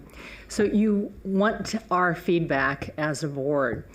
So with knowing the state projections that you so clearly laid out, and it is so sobering, with the budget that you are asking us to consider, and I know this is a tough question to ask you, but in reality, is this a budget that we have a chance to achieve? Is it something that, we do not want to offend our partners of the governor and the legislators who have supported us, but yet we know what our needs are. We know what we want to accomplish. But in reality, how close are we if in fact this is what we proceed with? Keep in mind, there is an expectation with the current year budget that we will continue to grow enrollment and we will meet the conditions of the compact without the funding. That's the expectation. We're going to be challenged to meet that expectation, but that is the expectation. I do think we just have to continue to pursue it. It is really difficult to say how the economy is going to drive the state's fiscal situation. It is so difficult to say. But I've been doing this a long time, and I've seen some dramatic turnarounds in very short periods of time. And the one thing we need to do is we need to be And Trustee McCrory hit it right on the head. We need to educate and have policymakers understand why we need to continue to be the priority next year that we were this year in their funding decisions. So I just think we just have to continue to pursue this type of approach. We can make some adjustments, and we will be prepared to do so based on your recommendations. But at this point, we just wanted to lay out, what would hopefully be a best case scenario if things dramatically changed. Trustee Arambula, and then Trustee Gilbert-Lurie, and then we're going to wind down, get us back on track here. Thank you for the presentation. You both asked for board feedback on this framework. I think it's right to walk in with a plan for it, to deeply advocate for what we know is needed. And let's be clear, right? And Patrick, you just said this, we can't meet our commitments without this. And that isn't just we're trying to do some stuff here. We are educating the citizens and our neighbors who then feed the economy of communities across the state and drive the state to what we are. It's deeply impactful for the students who we serve. It's deeply impactful for the communities we serve. We absolutely cannot do that without it. I would say the two-tiered approach is one right, and there's no other way that we can approach it. We have a set of costs that are in excess of $350 million that we absolutely need to meet next year. And I think that's a really important number for us as a board to grapple with, and for anyone listening to really grapple with. If you're on slide, where are you on this? It's slide 8. And I'm even wearing my glasses. I think I need new glasses. So look, that 365 million is just to meet commitments to increasing SUG, which we can't not do that. That is part of the policy when we increase tuition. And it is a commitment we all made to the students that if we did this, we were going to do that. Healthcare premiums, this is our best current guess. Those numbers have actually been higher, I think, in previous years. And I see you nodding, Patrick. And so that's a worry that, yes, we're projecting that that's an increase of 63 million, that might actually be more. On and on and on, these are costs that we simply are going to incur. Down to those last two rows, these are commitments and promises we made that we absolutely want to be able to live into. And if we get that funding backfilled, then we would live into those. And that's 365 million. And so that takes not only filling that 143 million that's been cut this year, but also going back and then raising us up even more just to get us back to essentially even. And that, I think, sometimes is the hardest thing, is when folks in my community hear, oh, you just got 365 million. They're like, you must just be rolling in it. And I'm like, that's just to cover increased costs from last year. By the way, a year from now, health premiums are going to go up again. Insurance costs are going to go up again. Facilities maintenance is going to go up again. And none of this speaks to the $8+ billion hole we have on just maintaining our current buildings. So we have a huge fight in front of us. It is the right fight, I think, to go in and say, we need the full, we need to fill that 143. We need to get the compact in year 4. And we need to continue to march forward. I think the harder question is going to come if and when we realize that that just isn't going to be possible, if we see that the budget, the statewide budget isn't going there. I think the bigger conversation for us as a board is, what do we then do? I agree with you. This is a conservative ask that's very clearly reflective of our bottom line needs, basically. Trustee Gilbert-Lurie.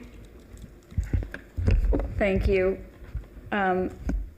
First of all, I want to say I do think up to this point, something really good has come out of all of this thinking, which is a lot of the ideas that, Chancellor, you've set out in the last day in terms of the joint collaborative with the UC and the community colleges, in terms of unified numbering of courses, in terms of students having the ability, all those things are what we would dream of being as a system, and what we, that's going to make us better. The thinking that's gone into this so far, the efficiencies.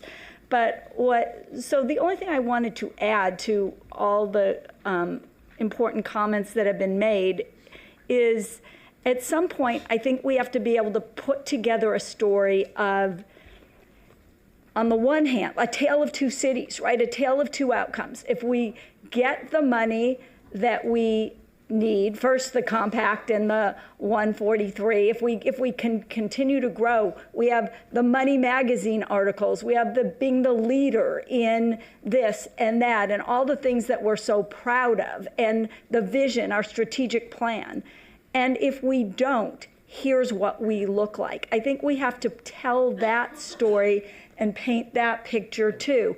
How many campuses will we just have to cut? How many fewer students will we be able to serve? I think, in other words, we have to stand for something. And what I think have to always stand for is whatever we do, we have to do well. So if we're doing it well, if we're being the best if the people who come are getting the best education, and we're the employers who we have to be, we're not going to be able to do it for everyone. So what will that picture look like if we really don't get the funds that we have to work so hard to be advocating for? And is that the kind of university system any state leader would want? So I want to see what that looks like. Well, this has been a robust discussion for sure. Thank you very much, everybody, for your contributions. Patrick, I think I would just summarize it that in general, your sobering approach and your realistic approach is welcome. I think the board is supportive of that. I think, as you say, there's still some more work to be done between now and September, but I think you hit the mark, put it in the right direction, and we'll see you again in September when we have the actual budget proposal before us for action. Thank you, Jenny. Thank you, Trustee Lopez and board members. We sincerely appreciate your comments today. And with that, Chair Clark, that concludes the business of the Finance Committee. Thank you, Trustee Lopez. We're going to take a 10-minute comfort break, and then we'll come back and do the committee on educational policy and finance, which will be about 45 minutes. Graduates, on all that you have achieved and all that you will, we can't wait to see what you'll accomplish. Welcome to the live stream of the California State University Board of Trustees meeting. Please adjust your audio as needed. The CSU congratulates the class of 2025. An estimated 125,000 students graduated this spring from our universities. A CSU education offers life-changing opportunities to students of all ages and backgrounds. Each graduate is a success story, representing the best of what the CSU provides, a top-tier education and a promising path forward. Welcome to the live stream of the California State University Board of Trustees meeting. Please adjust your audio as needed. To help students achieve, the CSU provides financial aid and basic needs, including services for parent students, first-generation students, and veterans. A degree from the CSU is one of the most affordable in the country. More than half of our undergrads finish with no student loan debt. Welcome to the live stream of the California State University Board of Trustees meeting. Please adjust your audio as needed. Our campuses consistently rank highly in national indexes for best value, educational quality, social mobility, and diversity. Our newest graduates will join 4 million plus alumni, ready to power California's economy and fill critical areas such as teaching and nursing. Welcome to the live stream of the California State University Board of Trustees meeting. Please adjust your audio as needed. Commencement is the joyous culmination of an educational dream for students and all those who supported them. Congratulations, graduates, on all that you have achieved and all that you will. We can't wait to see what you'll accomplish.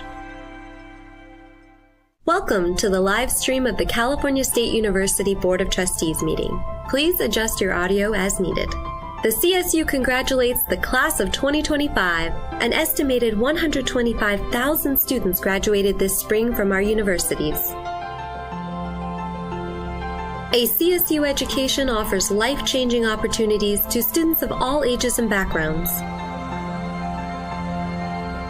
Each graduate is a success story, representing the best of what the CSU provides, a top-tier education and a promising path forward. Welcome to the live stream of the California State University Board of Trustees meeting. Please adjust your audio as needed. To help students achieve, the CSU provides financial aid and basic needs, including services for parent students, first-generation students, and veterans. A degree from the CSU is one of the most affordable in the country. More than half of our undergrads finish with no student loan debt. Welcome to the live stream of the California State University Board of Trustees meeting. Please adjust your audio as needed. Our campuses consistently rank highly in national indexes for best value, educational quality, social mobility, and diversity. Our newest graduates will join 4 million plus alumni, ready to power California's economy and fill critical areas such as teaching and nursing. Welcome to the live stream of the California State University Board of Trustees meeting. Please adjust your audio as needed. Commencement is the joyous culmination of an educational dream for students and all those who supported them. Congratulations, graduates, on all that you have achieved and all that you will. We can't wait to see what you'll accomplish. Welcome to the live stream of the California State University Board of Trustees meeting. Please adjust your audio as needed. The CSU congratulates the class of 2025. An estimated 125,000 students graduated this spring from our universities. A CSU education offers life-changing opportunities to students of all ages and backgrounds. Each graduate is a success story, representing the best of what the CSU provides, a top-tier education and a promising path forward. Welcome to the live stream of the California State University Board of Trustees meeting. Please adjust your audio as needed. To help students achieve, the CSU provides financial aid and basic needs, including services for parent students, first-generation students, and veterans. A degree from the CSU is one of the most affordable in the country. More than half of our undergrads finish with no student loan debt. Welcome to the live stream of the California State University Board of Trustees meeting.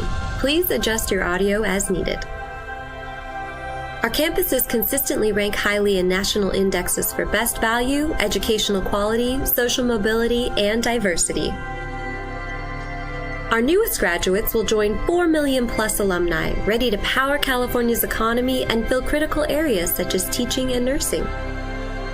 Welcome to the live stream of the California State University Board of Trustees meeting. Please adjust your audio as needed. Commencement is the joyous culmination of an educational dream for students and all those who supported them. Congratulations, graduates, on all that you have achieved and all that you will. We can't wait to see what you'll accomplish. Welcome to the live stream of the California State University Board of Trustees meeting. Please adjust your audio as needed. The CSU congratulates the class of 2025. An estimated 125,000 students graduated this spring from our universities. A CSU education offers life-changing opportunities to students of all ages and backgrounds. Each graduate is a success story, representing the best of what the CSU provides, a top-tier education and a promising path forward. Welcome to the live stream of the California State University Board of Trustees meeting. Please adjust your audio as needed. To help students achieve, the CSU provides financial aid and basic needs, including services for parent students, first-generation students, and veterans. A degree from the CSU is one of the most affordable in the country. More than half of our undergrads finish with no student loan debt. Welcome to the live stream of the California State University Board of Trustees meeting. Please adjust your audio as needed. Our campuses consistently rank highly in national indexes for best value, educational quality, social mobility, and diversity. Our newest graduates will join 4 million plus alumni ready to power California's economy and fill critical areas such as teaching and nursing. Welcome to the live stream of the California State University Board of Trustees meeting. Please adjust your audio as needed. Commencement is the joyous culmination of an educational dream for students and all those who supported them. Congratulations, graduates, on all that you have achieved and all that you will. We can't wait to see what you'll accomplish. Welcome to the live stream of the California State University Board of Trustees meeting. Please adjust your audio as needed. The CSU congratulates the class of 2025. An estimated 125,000 students graduated this spring from our universities. A CSU education offers life-changing opportunities to students of all ages and backgrounds. Each graduate is a success story, representing the best of what the CSU provides, a top-tier education and a promising path forward. Welcome to the live stream of the California State University Board of Trustees meeting. Please adjust your audio as needed. To help students achieve, the CSU provides financial aid and basic needs, including services for parent students, first-generation students, and veterans. A degree from the CSU is one of the most affordable in the country. More than half of our undergrads finish with no student loan debt. Welcome to the live stream of the California State University Board of Trustees meeting. Please adjust your audio as needed. Our campuses consistently rank highly in national indexes for best value, educational quality, social mobility, and diversity. Our newest graduates will join 4 million plus alumni ready to power California's economy and fill critical areas such as teaching and nursing. Welcome to the live stream of the California State University Board of Trustees meeting. Please adjust your audio as needed. Commencement is the joyous culmination of an educational dream for students and all those who supported them. Congratulations, graduates, on all that you have achieved and all that you will. We can't wait to see what you'll accomplish. Welcome to the live stream of the California State University Board of Trustees meeting. Please adjust your audio as needed. The CSU congratulates the class of 2025. An estimated 125,000 students graduated this spring from our universities. A CSU education offers life-changing opportunities to students of all ages and backgrounds. Each graduate is a success story, representing the best of what the CSU provides, a top-tier education and a promising path forward. Welcome to the live stream of the California State University Board of Trustees meeting. Please adjust your audio as needed. To help students achieve, the CSU provides financial aid and basic needs, including services for parent students, first-generation students, and veterans. A degree from the CSU is one of the most affordable in the country. More than half of our undergrads finish with no student loan debt. Welcome to the live stream of the California State University Board of Trustees meeting. Please adjust your audio as needed. Our campuses consistently rank highly in national indexes for best value, educational quality, social mobility, and diversity. Our newest graduates will join 4 million plus alumni ready to power California's economy and fill critical areas such as teaching and nursing. Vice Chair Arambula, will you please convene the Committee on Educational Policy and Finance? Thank you, Chair Clark. Will the joint meeting of the Committees on Educational Policy and Finance please come to order? Today, we have one information item to present to the board. We will hear a progress report on the CSU's artificial intelligence strategy. In complementing this progress report on AI, the Chancellor and team have prepared an opportunity for all of us trustees to have some hands-on, learn-by-doing opportunities with AI tools in the Wallace Room immediately following the conclusion of today's meeting. I'm really hopeful many of you can stay and join me for that training. But before we get there, we're going to begin with the approval of the minutes from the May 2025 meeting. Is there any objection to the approval of the minutes? Hearing none, the consent agenda is approved. So we're now moving on to item number 2. It's an information item on the CSU's artificial intelligence strategy, which will be presented by Ed Clark, Chief Information Officer, and Nathan Evans, Deputy Vice Chancellor for Academic and Student Affairs. Dr. Clark, take it away. Thank you. Thank you, Trustee Arambula.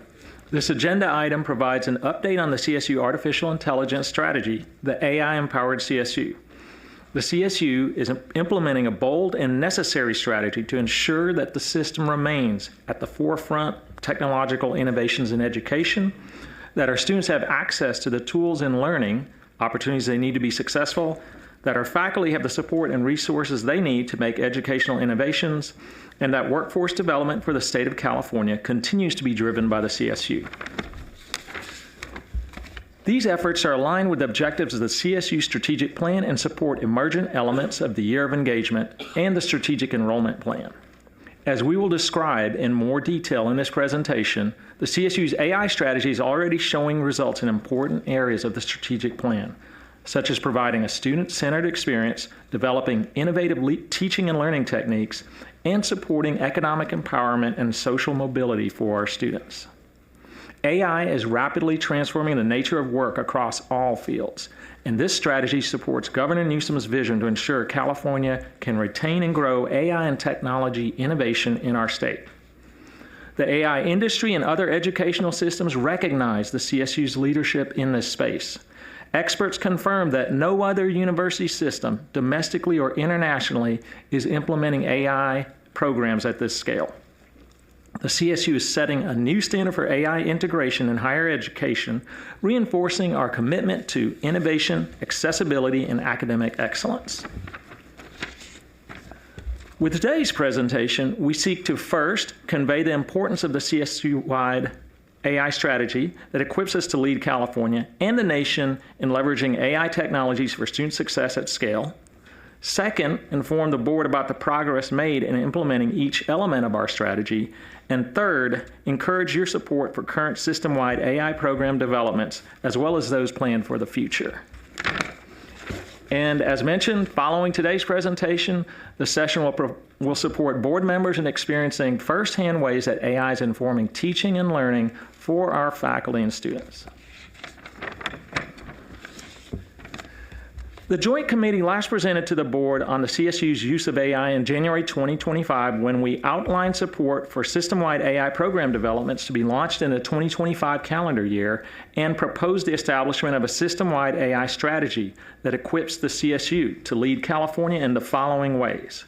First, promoting equitable access to state-of-the-art AI tools and the resources for using those tools. Second, creating key partnerships and support structures to incentivize change. And lastly, to leverage emerging AI technologies for greater efficiency and effectiveness.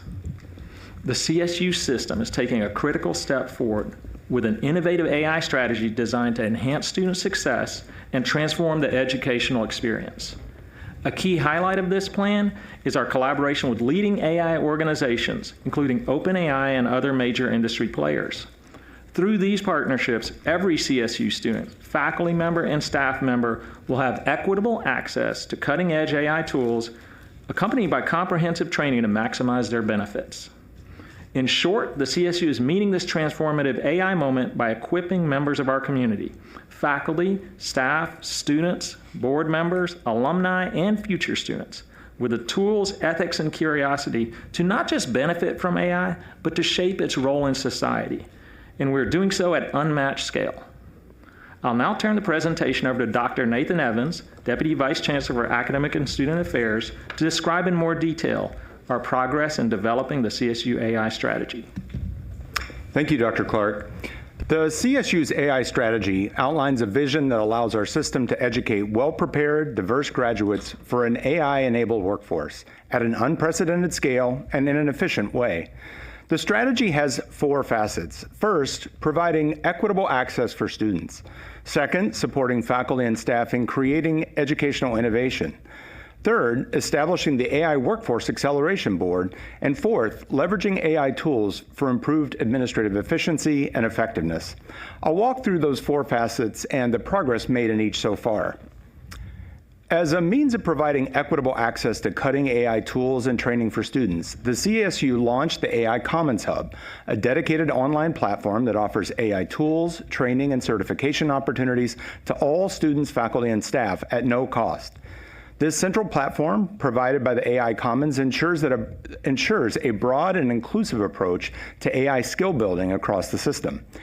As you're aware, in February, the CSU announced a landmark partnership with OpenAI, making ChatGPT EDU available at no cost to all students, faculty, and staff in the CSU. This is a specialized version of ChatGPT that offers advanced AI tools, security, and controls that have been specifically designed for educational institutions. And a system-wide contract was a much more cost-effective and equitable approach to providing AI access than for each university to pursue their own. Since then, approximately 100,000 ChatGPT EDU accounts have already been activated across the CSU. Also through the AI Commons, CSU students and employees have access to support for ChatGPT and Zoom's AI Companion, as well as AI training opportunities and resources. The AI Commons also showcases existing CSU academic programs that prominently feature AI, campus-specific resources, as well as guidance for the ethical and responsible use of AI-based technologies. Utilization of these AI resources is already promising, as demonstrated by the numbers on screen. Several universities, including Fresno, San Diego, and Monterey Bay, have shared their campus online AI training resources so that they are now freely available to faculty, staff, and students across the CSU. And already system-wide, more than 4,300 faculty have completed the 2 primary online faculty training courses, and in just the past month, more than 300 staff members have completed the AI micro-credential course, with additional sections scheduled all summer. And we're also building out the AI Commons for other CSU audiences. You may have seen a report by Cengage last summer that found that more than half of recent college graduates surveyed nationally wish they would have had more exposure to AI as part of their degree. So to support CSU alumni, a free alumni-focused AI online course has been developed to add to the AI Commons and to launch in partnership with system and campus alumni leaders. To achieve our second goal, that of supporting faculty and incentivizing innovation, the CSU is assisting faculty system-wide to enable transformative teaching methods, foster groundbreaking research, and address key concerns about the adoption of AI within the academic environment. Examples of these educational innovations include a wide variety of faculty development sessions, partnerships with UC San Diego, for example, to strategically deploy their Triton GPT to support CSU faculty research, and the recent CSU Artificial Intelligence Educational Innovations Challenge. Through this challenge, the Chancellor's Office awarded $3 million to support 63 faculty-led projects that was selected from more than 400 submissions representing 750 faculty members system-wide in the inaugural CSU Artificial Intelligence Education Innovations Challenge. The challenge invited CSU faculty to develop innovative instructional strategies that leveraged AI tools with goals of enhancing critical thinking skills, promoting ethical AI use, and integrating AI fluency into the curricula. Projects were evaluated for their potential system-wide impact with an emphasis on approaches that could benefit diverse learners across disciplines. The faculty response to the challenge was staggering, with the number of submissions far outpacing our available funding in this first round. Yet we anticipate these projects alone will ultimately engage more than 1,800 CSU faculty in the next year.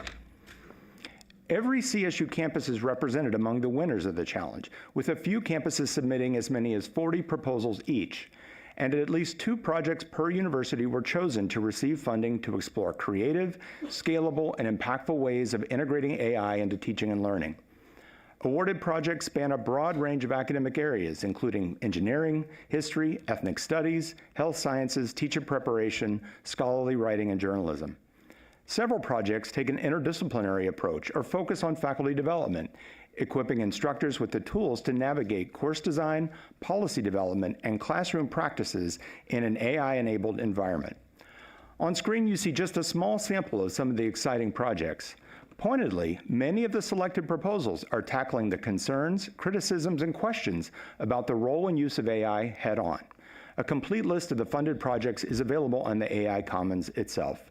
The projects launched this summer and will conclude by next spring. Future opportunities under this challenge will focus on academic and student support, in addition to curricular innovations. The third facet of the CSU AI strategy was the establishment of the CSU Industry AI Workforce Acceleration Board, a groundbreaking opportunity that brings together AI industry leaders, members of Governor Newsom's cabinet, and CSU leaders, including San Jose State President Tiente Matson, to advance our shared goal of developing the AI skills needed in our state. On screen, you can see some of the industry partners that belong to the Workforce Acceleration Board. The board has met twice and is developing recommendations to achieve its goals of identifying specific AI skills needed in California's workforce, hosting opportunities for CSU students to address key issues in using AI technology, and creating internships, apprenticeships, and employment for students in alignment with the CSU strategic plan and the Student Success Framework. CSU faculty representatives on the Workforce Acceleration Board have noted that it is one of the most exciting and collaborative work groups on which they've ever served.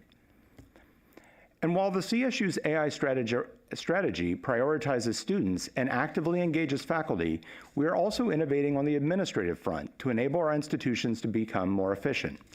The final facet of our AI strategy focuses on administrative and efficiency opportunities within CSU.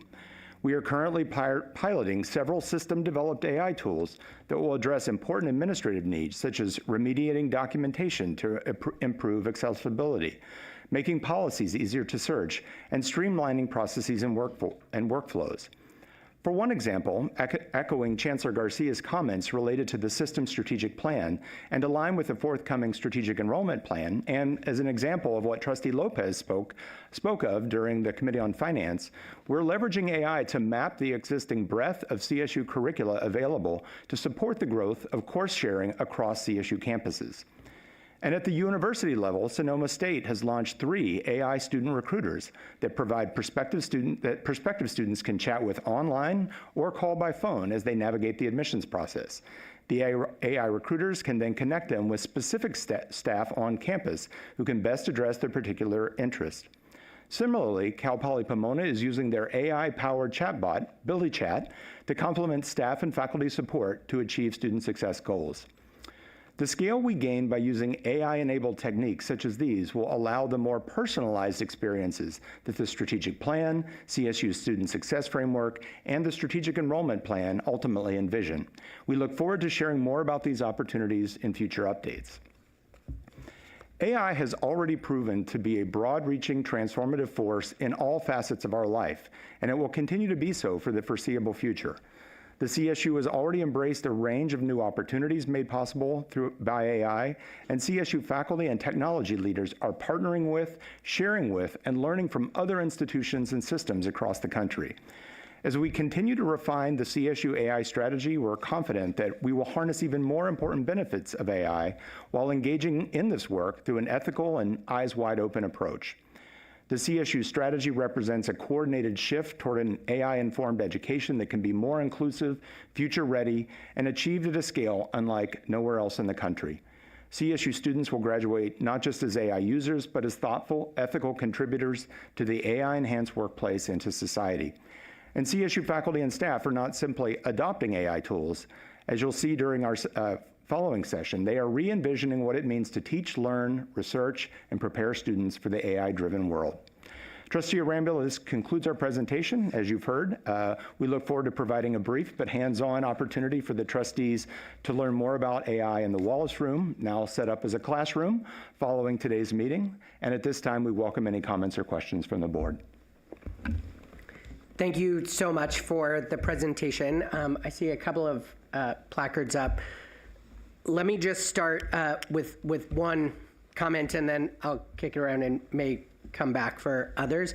The the former classroom teacher in me, I used to be a high school history teacher, and is very excited about our approach to this, in which ensuring it is deeply integrated into our teaching and learning, rather than supplanting teaching and learning. So I just want to make sure what we all have heard is that this is not, oh, let's just put students on computers, AI can teach them, actually it's so much easier, there we go. Rather, it's let's ensure that the students who we have are empowered to walk into the workplace of tomorrow. I mean, really the workplace of today, in which an ability to utilize AI tools is an ever-growing need. And to then say, how do we help our faculty? How do we help our staff use these tools in new ways to help empower our students to walk into that world and have a competitive edge is amazing. And I'm so glad we've been so thoughtful in doing that, and excited to hear more about that. All right, Larry, I'm going to start with you, and then I'll come around the Thank you. Thank you, Deputy Vice Chancellor Evans. From someone who is absolutely afraid of this, I'll start off by saying I'm so excited that we're going to have an opportunity to see this more firsthand. Secondly, I just want to say thank you to you and the entire group that's been putting this together to include the alumni. I think this is an incredible opportunity, marketing opportunity to 4.5 million of our people out there to bring a product to them that otherwise they're going to struggle to figure out how it fits into their life. And our ability to bring that, I believe, opens doors to Trustee Gilbert Laurie's idea of how we grow philanthropy within our system by bringing them back and bringing them into a relationship with our university system. So I thank you for accelerating that, because I know at one point it was going to be more of the tail of the dog. Now it is part of the dog, and I appreciate that very much. I think this is an exciting time. I'm excited for our alumni to have something that we're bringing to them as part of this project. Thank you. That is a great point. It's also Larry's acknowledgement that he's going to show up to the training after this as our first alumni to get that training. And God bless you if you have to deal with me in this. So thank you. Julia, we'll go to you next. Thank you. I too am very excited about this, and I actually have been using ChatGPT. I was one of the early adopters, I think, and it's great. And I've used it in ways that Dulcie wish I hadn't,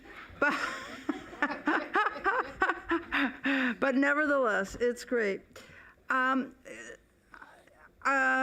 So I love this, okay? I have a couple of sort of big picture questions that I'm just struggling with a little bit. One is, you mentioned, Nathan, that that these projects are tackling the concerns, criticisms of AI. And you know, we want to address that. We want to do this ethically. We want to do this right. And yet the language about training an AI-enabled workforce, whether it's our own or our students, almost seem sort of bring out a vision of, you know, enabling them in Excel or the latest software or Salesforce or whatever. And there's a disconnect for me about what AI actually is and the potential it has to affect our lives, which is why people are so concerned, why the faculty is legitimately raising concerns about what it means about. In other words, how you integrate it is it's not about putting them in front of a computer. Is that we're going to have to think about a different modality for learning, teaching and learning.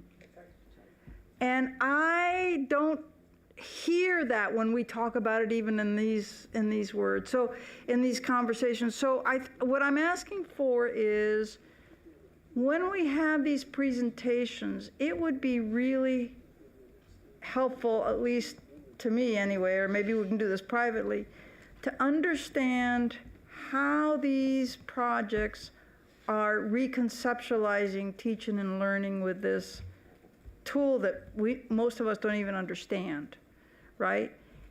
Point number one. And then point number two is really how are we capturing the lessons as we go through these 63 projects of learning about how we're teaching and learning, and then in a sense monitoring, learning what's working, what's not, what are some of the perils we're discovering.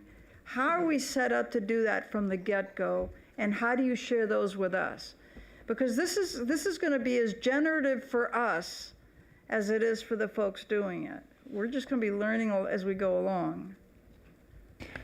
So I appreciate the questions, Trustee Lopez, and actually use an operative word there, which is generative. AI can be a tool just like other software might be, but much of what we hear and see, and sometimes folks may fear in different ways, is generative AI that is actually creating new content of whatever that might be. And so even as we step into the session after this, part of it will be about, we have a faculty member who also does a lot of faculty development, and actually, because for many faculty and others, we're learning this at the same time students are. This is an emergent technology that's evolving day to day. And so I think maybe to answer the last part of your question first, there's an expectation for this first wave of the innovations that have been funded an expectation built into that there is reporting out throughout, that we're disseminating it using by discipline, because when you look at the list of awarded projects, they are really span a range of disciplines. So we're bringing, some of it was intentionally focused, as I mentioned. We know there are criticisms about critical thinking and the use in writing and creative writing and all those types of things. So we prioritize some of those because we want to go into those conversations eyes wide open, as I said, and be leaders in thinking through that. And then the expectation in those awards is not only through the AI Commons that we're being able to convey that through our faculty development centers on campuses, and we can also sort of showcase that online. And that is certainly something, as we come back to the board periodically, we can build in some of those learnings. There were great examples. I'm thinking of a particular one that was, and I want to say sort of holding as a control and an experimental group, but really looking at using AI in one set of course sections as a thought partner for students as they're working through this versus other tools and technologies. And so I think there's going to be incredible application of, and observations from this across disciplines. To your first question in terms of kind of the scope of what we're talking about, as I said, there are tools, some that help with the more mundane work, and I think we're just sort of now skimming the surface, and I'll ask Dr. Clark to reflect on some of this on the administrative side, because deep data analysis can be undertaken in minutes instead of hours and days in ways that we haven't been able to. And so we're really just beginning to experiment with that. But the generative AI part, I mentioned, is sort of creating new information. I think that's where there is still research and opportunity, and where, as I mentioned, we're partnering with R1 institutions like UCSD that have supercomputing power, so we can also bring that to our faculty in their teaching, learning, and research as well. So it's hard to nail it down in one particular area, but as I said, when we step into the session, we'll focus specifically about teaching and learning and ways that we're supporting faculty in that way. I'm going to go to Chancellor Garcia, then I'm going to come to Carson, Darlene, and Leslie. Yeah, I also am excited, and I just wanted to point out that there's one area we really haven't talked to student support services, and to ensure that we are not only looking at the teaching and learning part, but as I've seen across the country, they're starting to use in the student support services and helping students looking at advising and helping them think about their curriculum, and even talking about professions that they don't know anything about. So we've got to make sure that in this AI initiative, you're engaging with DVC Paras to ensure that student support services is engaged in this initiative. Carson. Yeah, thank you very much. And that's kind of where I was going to go with my question, Chancellor. So thank you. And thank you both for the presentation. I think I am energized by the fact that the CSU as a system is taking a leadership role in AI, as we should. And I think it's a gap that we need to kind of get out of some of our issues. I have a few different questions with this, but I want to state that I think AI is great not only in the classroom, but also outside the classroom. Students using it for their resumes, personal statements, right? There's so much value added to using AI, not only in the classroom, but day-to-day lives, and eventually in the careers of faculty and staff as well, to really make sure that we're being effective with our time on campuses. My question is, seeing this new market and seeing this gap, how are we planning to actually market this to the CSU population to drive enrollment for prospective students that are looking for the cutting edge education that they're wanting? No, thank you for that question. I want to compliment you as a previous member also in our CSU work group that before we even had a workforce advisory board, we had an internal CSU group of constituents that actually helped shape what this initiative looked like. So I want to appreciate your time and role on that, and bringing the student perspective into every one of those conversations. And I'll maybe address both of those. One of the examples I cited in some of the rollout was, for example, Cal Poly Pomona's use of what's been around for a while as a chat bot, and many institutions use that in different ways, but with the ability to include artificial intelligence in that, it provides also much more robust feedback to the institution to help shape, okay, here are the questions students are asking and the ways that they're asking them. So how do we adapt our services, even our marketing of the services we offer, to be responsive to the way language is coming through on that chatbot, and actually then be able to directly connect a student to the appropriate student support on campus. So they have been a model of that with Billy Chat, as they call their AI-informed chatbot. We actually, since the launch of this initiative, also sort of dovetailed with our direct admissions pilot with Riverside County. This was part of our marketing to students that many universities embedded in some of their outreach and recruitment materials and yield of new students, but we did it in a targeted way in terms of every incoming student would receive the free access to ChatGPT. And as we're thinking about the different reasons that students and families look to which institution they may pursue, there's a whole range of factors playing into that. So that was one specific example that lined up well as far as timing this year. Darlene. Thank you, Trustee Arambula, and thanks to Drs. Clark and Evans for their presentation. I have 3 questions. The first is, personally, I have been using AI, ChatGPT, in drafting my faculty trustee reports to the Academic Senate, CSU, and I will say that we need to be mindful that these are tools, and that we have to be very cautious in how we use them, and that they can be quite creative in giving you responses, and you have to make sure that they're accurate before you submit anything for use. That would be the first comment. My second comment has to do with page 7 of your written report and slide 10 of your PowerPoint presentation, and that is you make mention of the CSU Industry AI Workforce Acceleration Board. And this is a follow-up to Chancellor Garcia's comment about how you can use the AI as a student support service as well as an academic learning tool.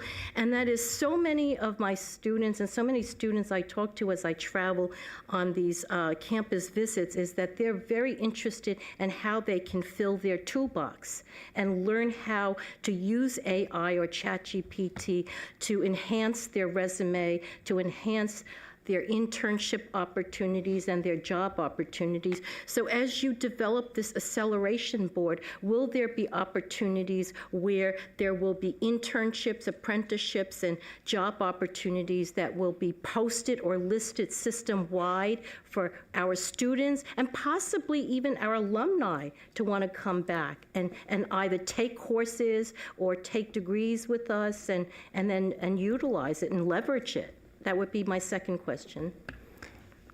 Thank you, Trustee Malakar. I'm going to ask Dr. Clark to respond to that. I'm happy to add more context. As I mentioned, we've had 2 meetings of the Workforce Acceleration Board, And as I referenced in talking with some of the faculty and student representatives that are a part of that, it is a room of ideation when that is happening. I mean, the ideas that come forward from our partners about ways to engage students in all the things you're discussing are continuous, and then it really is the different ways we follow up. So I'm going to turn to Dr. Clark for a few reflections on that, because some are in the hopper and being discussed, and I think some are we're actively moving forward with. Yep, thank you. And directly, 3 things that we're working on right now. One is we have broken up into subcommittees so we can make faster progress on some of these ideas and these recommendations. One of the first things that we're looking at as a group is creating something like a workforce readiness index, something that tells you where you are and how to move up in that scale so you're more ready for the workforce. We also had, our initial goal was we need to create some sort of employment and internship board so people can see the opportunities that are out there for our students, for everyone. And in fact, we're having active conversations about potentially piloting some light internship type things, even as early as this fall semester right now with some of the members. Again, to Nathan's point, these are industry partners, and they're saying, we're willing to try this, we're willing to try that. And of course, we're excited about trying these things with them. So we're working with them on some of those ideas. And then the last idea is, in the same way that AI is evolving so rapidly, these fields are evolving so rapidly. How do we keep moving along with, how these things change? I think a little over a year ago, maybe, in the early part, people were saying, prompt engineering is going to be the next big, job market. And that rapidly dissipated when the new models were like, well, you don't need to prompt us that way anymore, right? So trying to keep track of that and work with this industry advisory board, which also includes the governor's office, so we can always be on top of the latest progress and make sure that our students are going to be ready for this workforce. I'll add one last reflection. As a CIO, obviously I'm in a technology field. I know lots of other CIOs, and they're doing they're represent here in Southern California and other universities. But many of the employers we're talking to and that I've talked to recently reflect that, they are expecting students to graduate with these skills.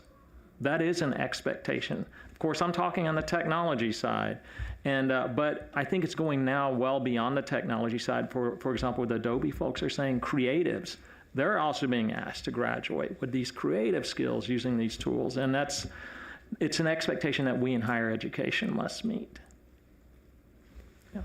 I have one more comment, and I would be remiss if I didn't bring it up as faculty trustee. But last semester, when the AI initiative rolled out, I meet with the Emeritus Faculty and Staff Association, and I have to tell you that there's a lot of interest from retired and emeritus faculty and staff who wish to come back to the CSU and learn something about AI and ChatGPT for their own research and information items. So I just wanted to put it out there, and I don't know how the AI software or anything is distributed, but they are very interested. Leslie and then Jean. Thank you. I want to start by saying I love this initiative, and I just think it has a world of potential for us and for the communities that we serve. So I wanted to two comments. One, following up on Trustee Lopez's comments.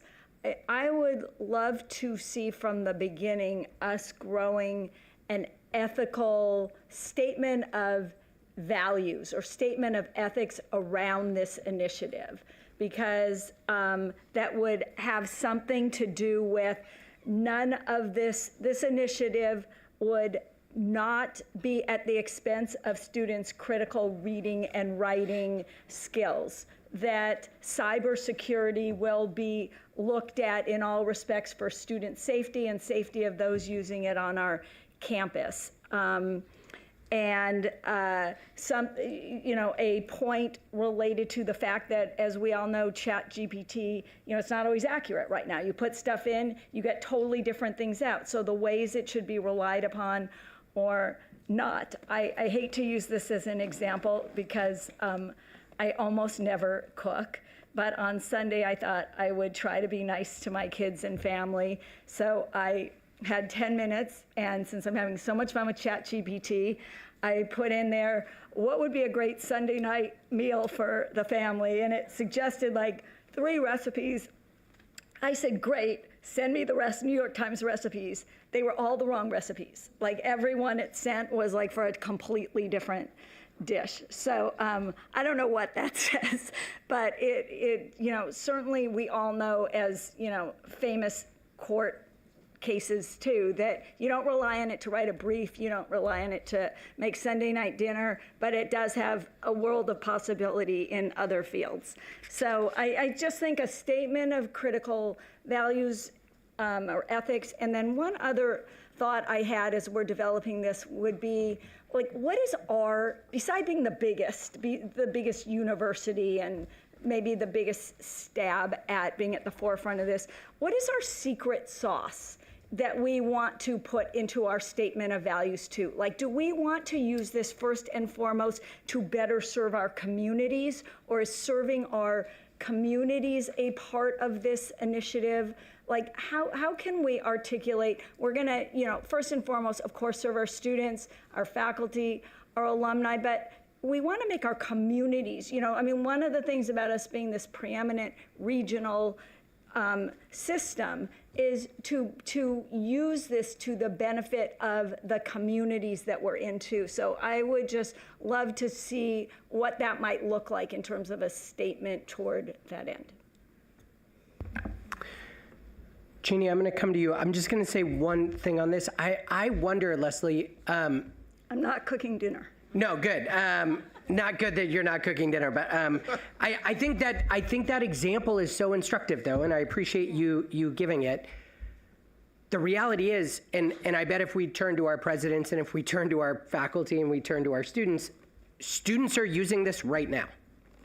Whether we decide to teach about it or not, and integrate it into our classrooms or not, they are using it. Full stop.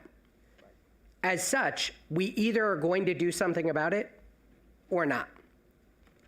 And so it feels like our statement of value, I think, is not that we're all of a sudden changing what we're about and we're about AI now. We're actually about the same exact thing we've always been about. We're just ensuring that we're using AI as one of the set of tools toward the goals that we've always been about. Yeah, but just to clarify, I only mean a statement of values with respect to this initiative, right? Like that this initiative would have a separate set of values was my specific suggestion. So that might then be, Nathan, something as the Workforce Acceleration Board is coming together, and I'm sure each of these different companies who are engaged in this and the state are thinking about this same thing. Jeannie. This is about leadership. This is about being in the front of the line, and this is about setting the standard. I'm just thrilled with how this has rolled out. And I was thinking back to the first board retreat. It probably was 2018. And we were trying to understand how financial aid worked. It was the most complicated process of how a student could find financial aid. You can solve all those problems. We can solve issues within the chancellor's office in ways that we couldn't before, because you have the capacity to use this across the system, across the campuses, and serve our students and our ability to lead. To me, this is all about leadership.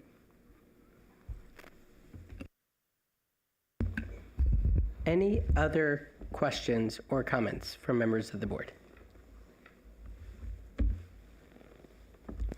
Can it solve our budget problem for us? So, Carson? It's work. Yeah, thank you. Leslie, kind of what you said kind of hit home. Like, what is a secret sauce? And I think for me, I go to, this is a resource equalizer to a point on our campuses. Like, we may not have as many career counselors as other systems or other universities, but if we can utilize this correctly, it might even lead our students to even better advice and even better information, if used correctly.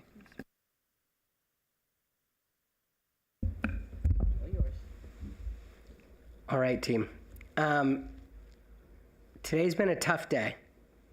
There have been a lot of things in front of us that have been harsh realities of where we are. What I'm so inspired by with the Chancellor and this team is that even despite some of that, we aren't retreating into a hole and just trying to protect what was. But instead, we're taking this moment to say the world is shifting underneath us. And we're doing something about that. It's being led by the team, it's being led by faculty, it's being driven by students who are engaging deeply in this, and it's being led by our presidents who have signed on to help shepherd this in so many ways. I'm just deeply appreciative for the faculty, the staff, our leadership, our students who are engaging in this, for the Chancellor's office who is doing this. It would have been so much easier to not take this on at this moment. And yet leadership is taking on big, hard things, even when things are dire. So today has been hard, but know that really good things are happening on our campus too. Thank you so much. With that concludes the business of the Joint Committee on Finance and Ed Policy. And once we finish up, we will have an optional training for anyone who would like it in the Wallace Room. Thank you, Vice Chair Rambulo. So thank you all for your flexibility today and for your hardiness. This was a long day. So we've already been reminded there's an interactive AI exercise. We're going to learn by doing, as they do in San Luis Obispo and Pomona. I'm sorry, and Humboldt. Is anybody? I think I missed 20 others, but anyway, the board will reconvene tomorrow morning promptly at 9 a.m. in the Dumpke. Thank you very much. Good night. California State University Board of Trustees meeting. Please adjust your audio as needed. Commencement is the joyous culmination of an educational dream for students and all those who supported them. Congratulations, graduates, on all that you have achieved and all that you will. We can't wait to see what you'll accomplish. Welcome to the live stream of the California State University Board of Trustees meeting. Please adjust your audio as needed. The CSU congratulates the class of 2025. An estimated 125,000 students graduated this spring from our universities.